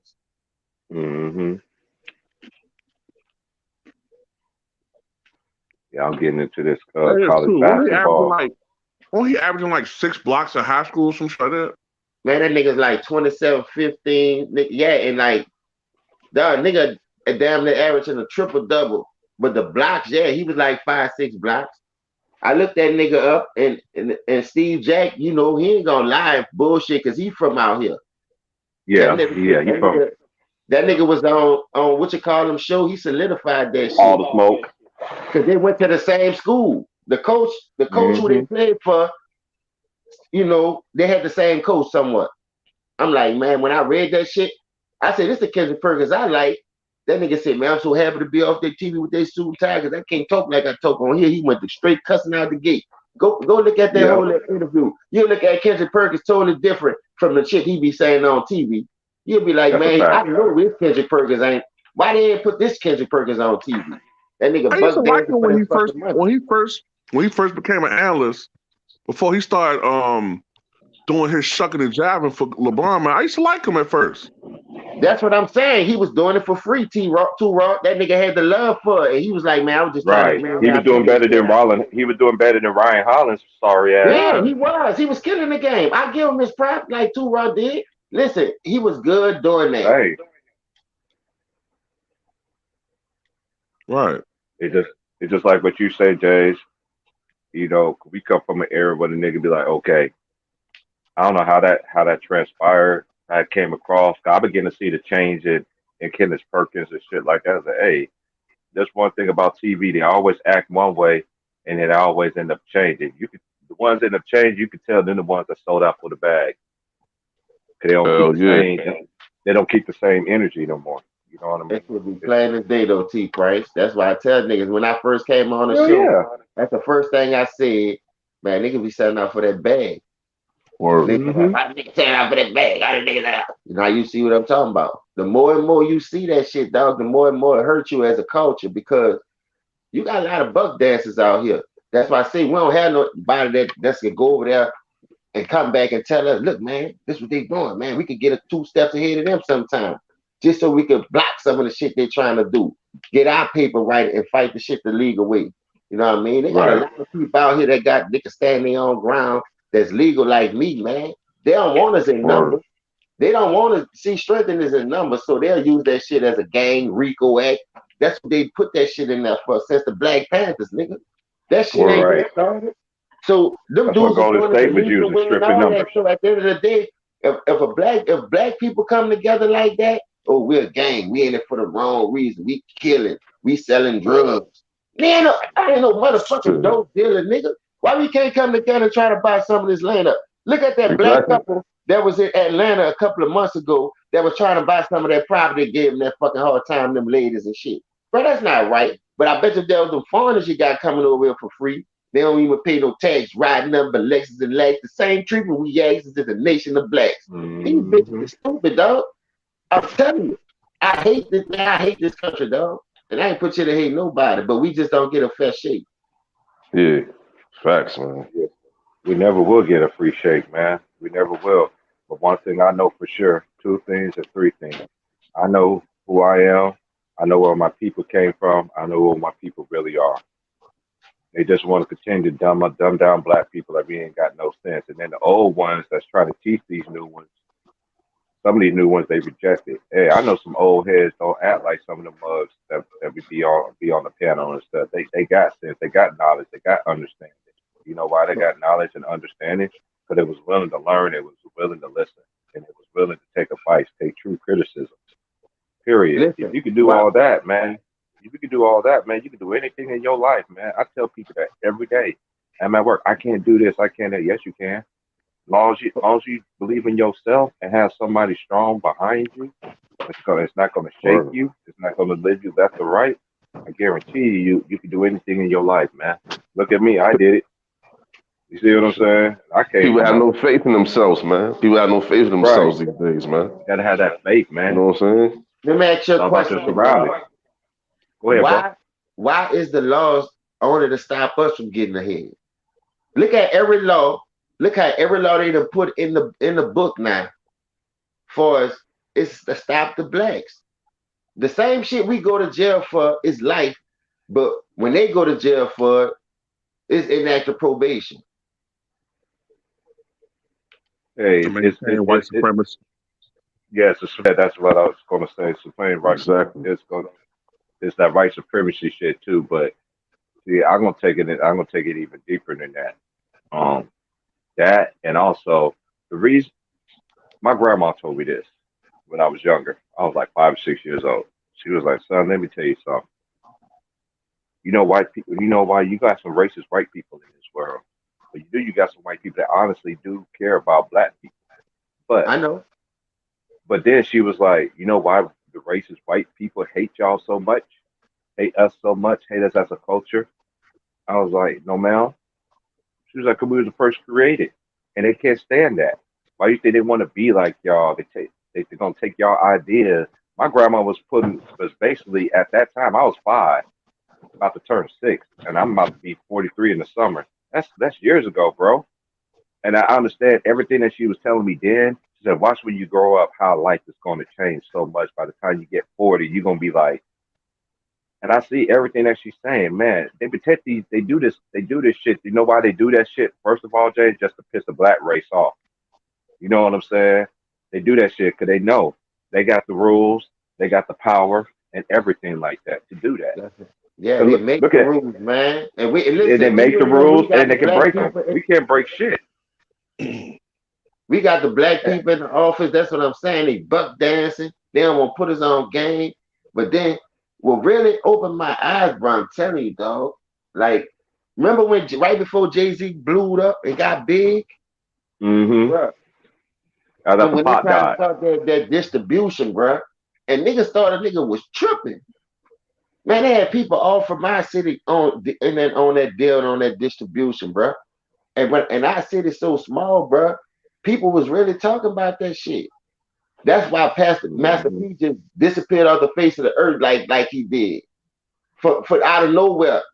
You know what I mean? That dude still had a lot left in the tank, but when they try to do that deal and Jigga did what he did, man, I lost all respect for that dude, bro. And you still got niggas. I got this. And you still got niggas out here buck dancing for that nigga. Talking about he this, he that. And they know he was stealing big as shit. Yeah, man. That's a fact, man. That's a damn fact. That's the type of niggas they like, though, man. They like fraudulent bitch type ass niggas. Like, I don't know, man. Them niggas, bro. Dog, when I found out about that, that's the last time I ever put a Jigga song on, nigga. Man, I did my homework. Jay Prince was out here telling you about that shit. Jay Prince did a whole interview how the feds was filing him, trying to get him to pull over at McDonald's, like they wanted to take him out on some shit.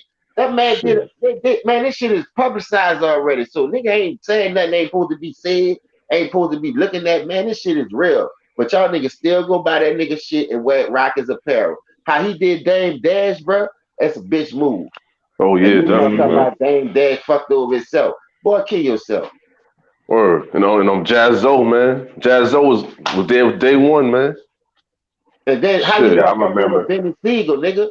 Benny Siegel brought you extra money with that state property. Benny said he tried to get in the club just to do some music with you. You telling the people, don't let him in, like I'm gonna do you something. You scary ass bitch.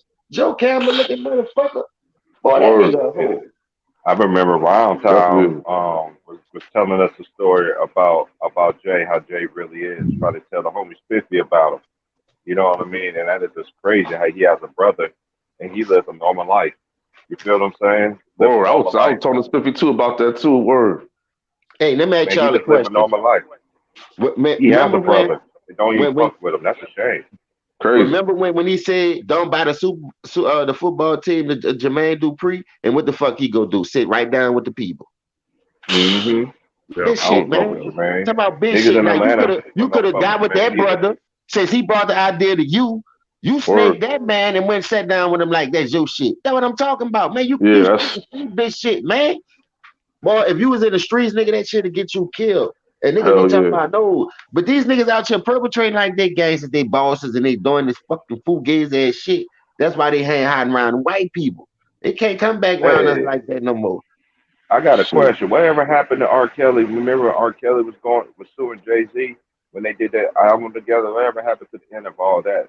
You talking the second album, right? I mean the last album, right? The second album they had together. Yeah.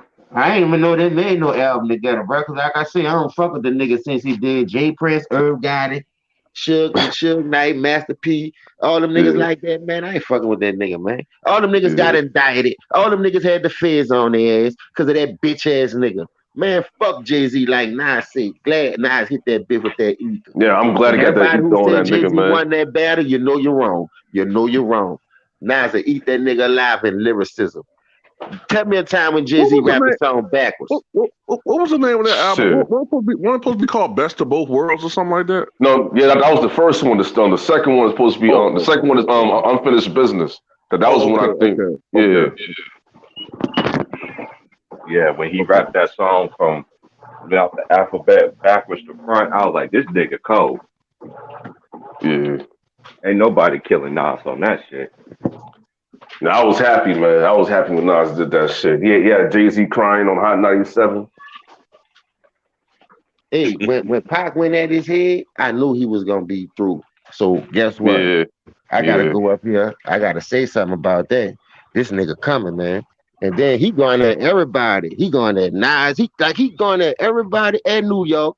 Cause Suge ain't want that bitch to leave. And Suge say, well, you gonna have that road east. Oh, this nigga coming to our city with that shit, man. We gotta get this nigga up out the way. So you no telling who had something to do with that. You feel what I'm saying? So many hands probably was in on that nigga shit. Probably did he faked it or not.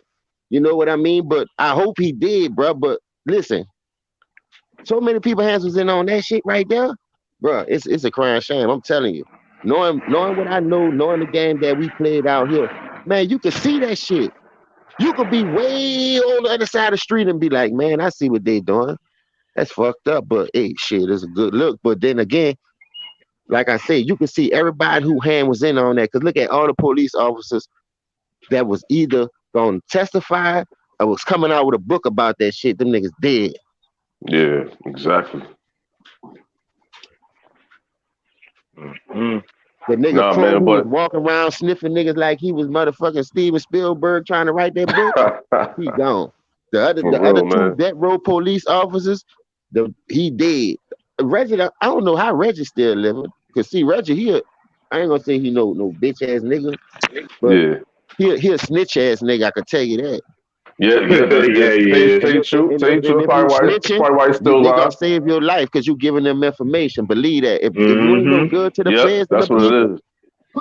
then people gonna kill you because you know too Yep. much. You can expose the truth.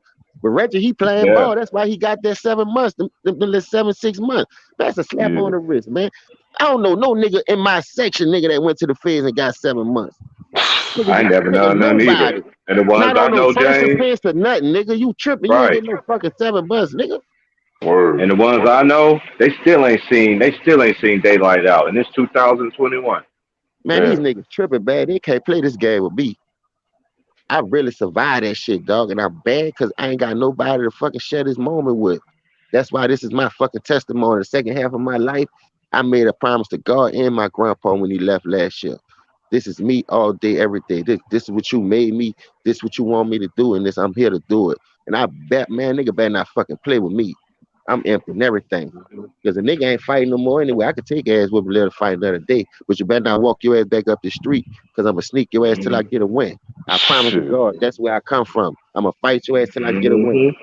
And you gonna respect me after that, man. This little nigga crazy. You ain't got no other choice but to respect me. You better not walk back up this bitch because you thought you got a win. It's gonna be sweet like that. Because I'm gonna ask Word. you for a night and I'm gonna sneak the fuck out you. Yeah, that was a you got me. Pop, pop, pop. Hit you with that 2-piece right quick. Yeah. Word. Don't play no fucking games with Shoot, me, man. man. When we was growing up in my house, shoot, my dad used to be like, shoot, don't come back home till you win, nigga. Yeah, Hell plus yeah. them Hell niggas, yeah, man. I don't man. know. Listen, I don't know how to take no loss easy and cry and tuck my You ain't tail. never I'm had me learning. that I gotta conversation, come but you back told us stronger. one time, Now if you ever these get niggas into a take fight, a loss and they go stack the deck and build a team. I don't like that shit. I don't Nah. like that shit. I'm like a boy with the banana on his mouth. I gotta drop a dime on these niggas. I don't like that shit. Oh yeah, oh, I from don't like Belly, that right? shit. Yeah. oh, I'm about to cocaine, go buy me a Kane, that banana Word. was right Kane. now. Word. He was Kane in Menace to Society. That's what Yeah, I but might do, dog. I might do me one skit, dog. I'm gonna do me one skit. I'm gonna go buy me a wig with the bifocals and put that banana on my lip. Ah, I don't like these James niggas told stacking you. the deck. I'm about to drop a dime on these niggas. I don't like that Man, shit. that but shit was funny as fuck. somebody got played Method Man, yo. Like come in the club, come in Oh yeah, what was the strip joint, whatever. Come in there, just shoot that boy. He bust his way up out that bitch though. word, Yeah, That he man. nigga, showed He I don't got know up did. what the front. fuck He he got up had. quick, nigga. Your boy hit his ass with that That pump. That nigga got that nigga was like Mr. yeah, Gas. that nigga flew outside. Hell yeah. They had some badass Lexuses in that movie, dog. Yeah, he With them did. Hell Lorenzos yeah. on there. Bun had Mm-hmm. one. Man was in a nice one. Word. Oh, they had some Man. nice Lexus out there. Y'all know how to pimp the fucking Lexus, boy. That's the first time I seen a Lexus. Then I seen my nigga. He had caught 7 in the feds. That nigga had a silver one with the 20 inch Lorenzos with the disco lights on that bitch. I said, Lord, this nigga here was killing the game. Man. And he only brought that bitch Disco, out. That's when the bubble disco eye light. Lexus and the bubble eye Benzes came out. Yeah. Right. That shit was crazy around them days, dog. I ain't gonna lie, that was the fun days. Y'all had that state private. Everybody wanted to be like them New Yorkers, Wills. Y'all had a nigga out your Hell, sight. Trying to hell put yeah, razors man. in their mouth, cutting all their tongue up and shit. I said, boy, you gonna kill yourself. Yeah. State Property is a classic. The first one is a Oh classic. man. State, Yeah, the first one, that man. shit's so fucking funny. I love Beanie in that motherfucking movie, man. Word, I said, man. but to me, I like the second one. Cause that nigga The second one was said, tight hold too, up. though. You It's kind of mean to Yeah, say, hard yeah, it was though. cool. I'm gonna go It was jack the cool. dope and you gonna front it back to me and you want me to pay you your 90,000? Man, this nigga crazy. That nigga Emilio Sparks was on one. That's my nigga in Yeah. that movie. Yeah, that nigga I like crazy. Baby Boy. Baby Boy be ready to wear anything. Hey, Baby Boy was my favorite boy. I had homies always out like Baby Boy, man. Shit. Always out like that. Baby Boy was my nigga, man. That nigga didn't give a fuck. Nigga Hold say, up. I So don't you give want a me to fuck sell what this your shit? name is. El Pollo Loco Word. or whatever. That nigga up that bitch quick. Like, bitch, say something. I said, hold up, beans on. Man, fuck beans, man. I'm in the whole 90 G's with these niggas. You talking about some motherfucking beans on? I'm about to ride these niggas. That nigga. Oh man, that movie is so funny. Hey, what you thought about Get Caught last night, James? Since you finally caught it, that shit was funny, Man, yeah, huh? I watched that shit Friday at work, dog, when I got knocked out and the panel was so full. So I said, man, I'm gonna just watch this shit. Dog, that shit is crazy, dog. How they stumbled across that tree. I was like, Lord. But I like the dude Douglas, Robert Douglas of Three Strikes. He really made the movie though. E40, he Yeah, gonna he be did. E40. You know, with that lingo and that slang he be talking, you know, he always gonna do him. But I'm just talking about your boy made the movie though. Yeah, I that's like why I that said that movie. movie's funny as fuck. Damn, I Yeah. didn't get a chance to see that movie, man. I saw Three Strikes, but I didn't see the movie that Yeah, Three that bitch Strikes is came a out classic too. 2018. I ain't must know till T Price put me on it because I thought Brian Hooks was out the business. I be watching Yeah. that comedy hype on YouTube, catching up with the old comedians on Sell Out for That Bread because I remember Yeah. DC Curry on that bitch. He was like, man, they trying to get me to wear a dress 3 times. Man, I turned that shit down, man. I don't need no Yeah, I money like remember that. that. I got money. I ain't hurting like that. Nigga be selling out for that bag and I be telling niggas that shit. Word. I'll be telling them cats that all the time when I do talk to them. I'm watching this college tournament, man. A lot of niggas getting knocked off early, yeah. Bad Shorty, who be on Wild 'N Out, the nigga from ATL, he a good comedian. Spanky James was on there. All them niggas good. Why you think they just fell off the map like they did? That nigga Exactly, Spanky man. said Nick Cannon blew up and tried to shortchange that boy, give him all kind of little things. He was like, man, I know I work more than that. I was just making more than that before you re-signed the deal. Now you Hey, trying to my boy underball is me, man. Look, that dude could have been on that show for that little change. That nigga was like, man, I ain't hurting like that, man. Nick Cannon crazy. And I help you what's that build the dude named brand the Corey? first time. What's that dude Corey named? Holcomb. That nigga is funny than motherfucker. Here another one though. That's a stand-up Corey guy. Holcomb. They don't like when Yeah, he speak the funniest. truth. They don't like when he They don't like that. speak the real, dog. Now, what's name was telling the truth too. The guy who played the Big Mama, Brandon T. Jackson, like he said he regret that shit from pulling that dress in Big Mama House 3. You know what I'm saying? And then that's what I'm saying. You won't see him in no shit no more. You know what I'm saying? Cause they blackballed him because what he said on that Vlad show.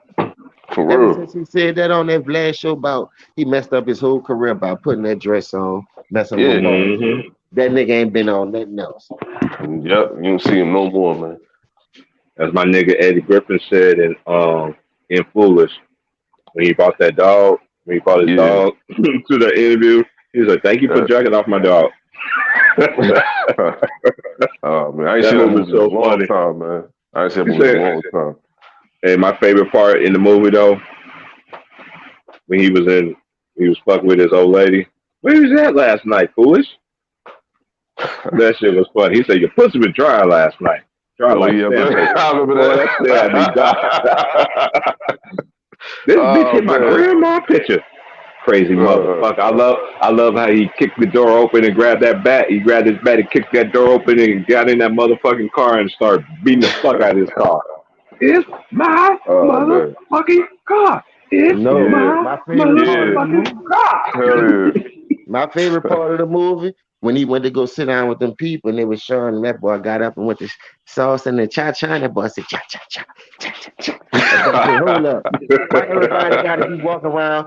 You got Shanae name, Shanookie. What you want me to be, Shanigga? Piss on myself.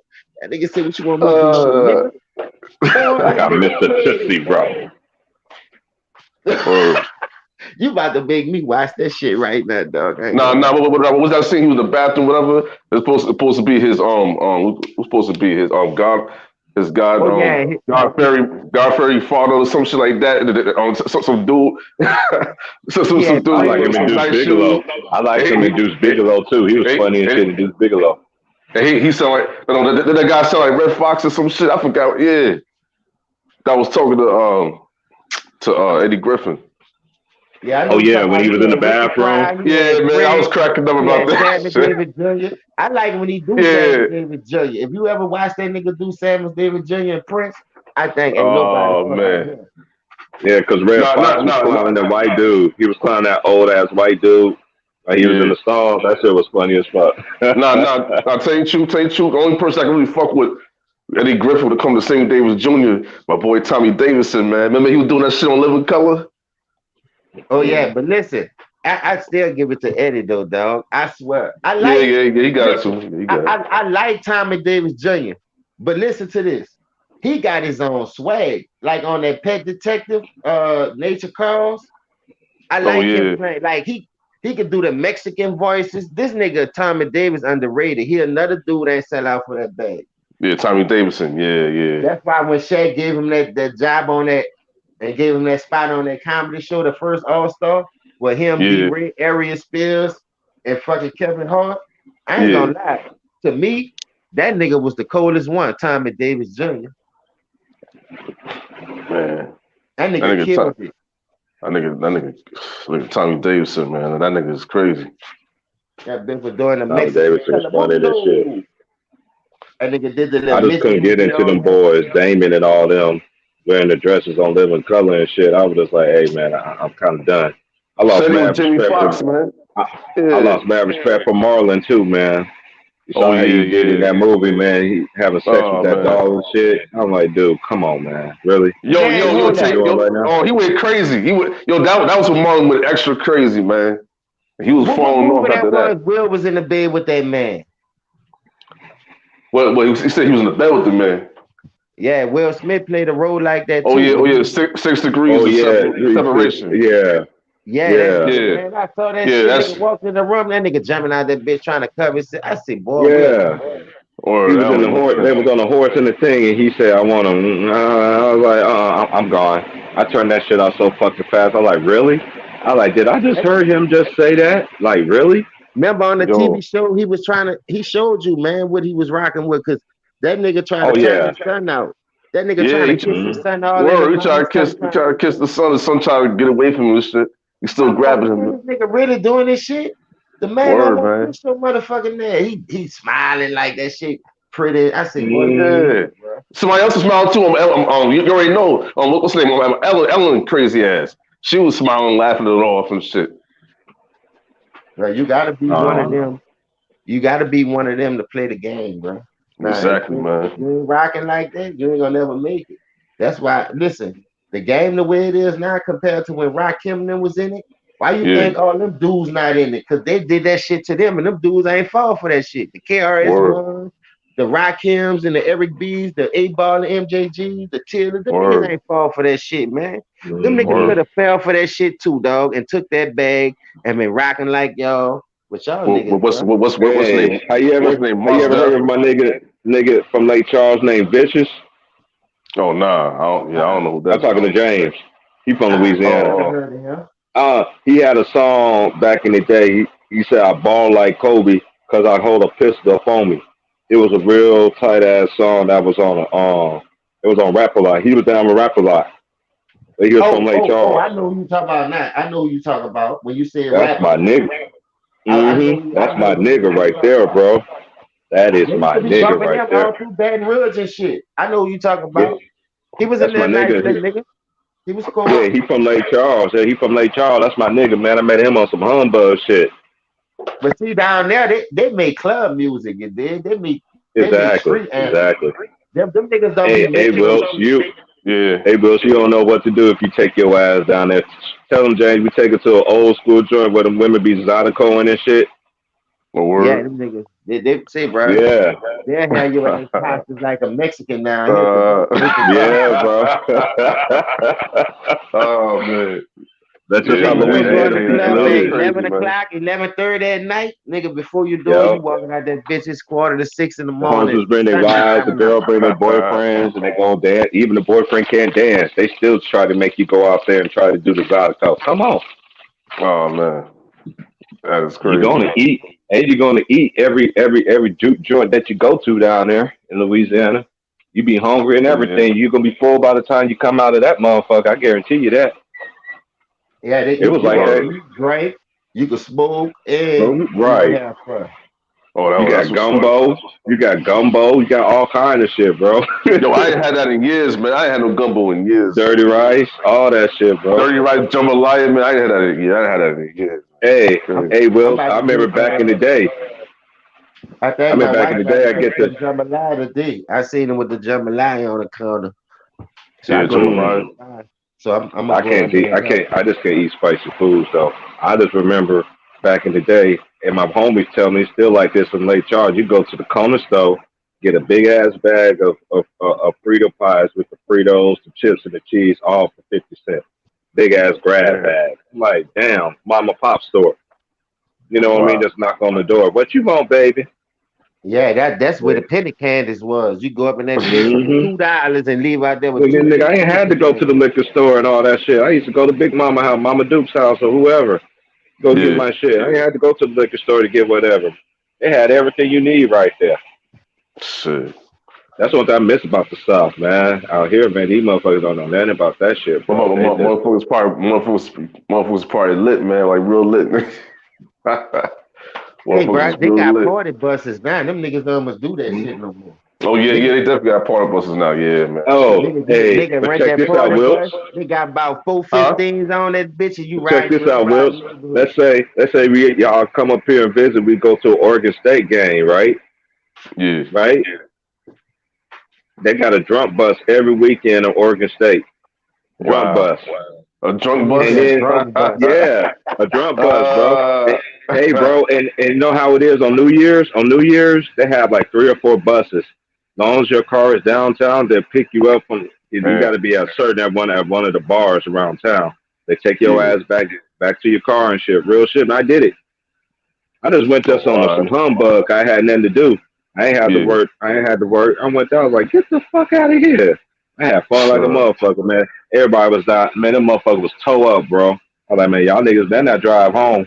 You better bring one person that ain't gonna drink. And bring your little. Don't get in no car accidents and shit.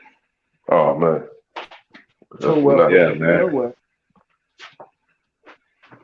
Oregon State, man, they really take care of them. They college students, man. They got them protected, man. They could break the law and everything. They still ain't gonna do shit to them. Wow. Hey, you know what I like? Probably said, fuck you, man. Fuck you, man. I call my mom. Stop, Will. Stop. Hey, Will. They don't even have that conversation, man. These kids out here can break the law. No, man. I know, man. They don't discipline these kids in the state of Oregon, man. On some real shit, man. I seen it, man. I see it all the time. Tell you, bro, that nigga told me a story, bro. I couldn't believe it.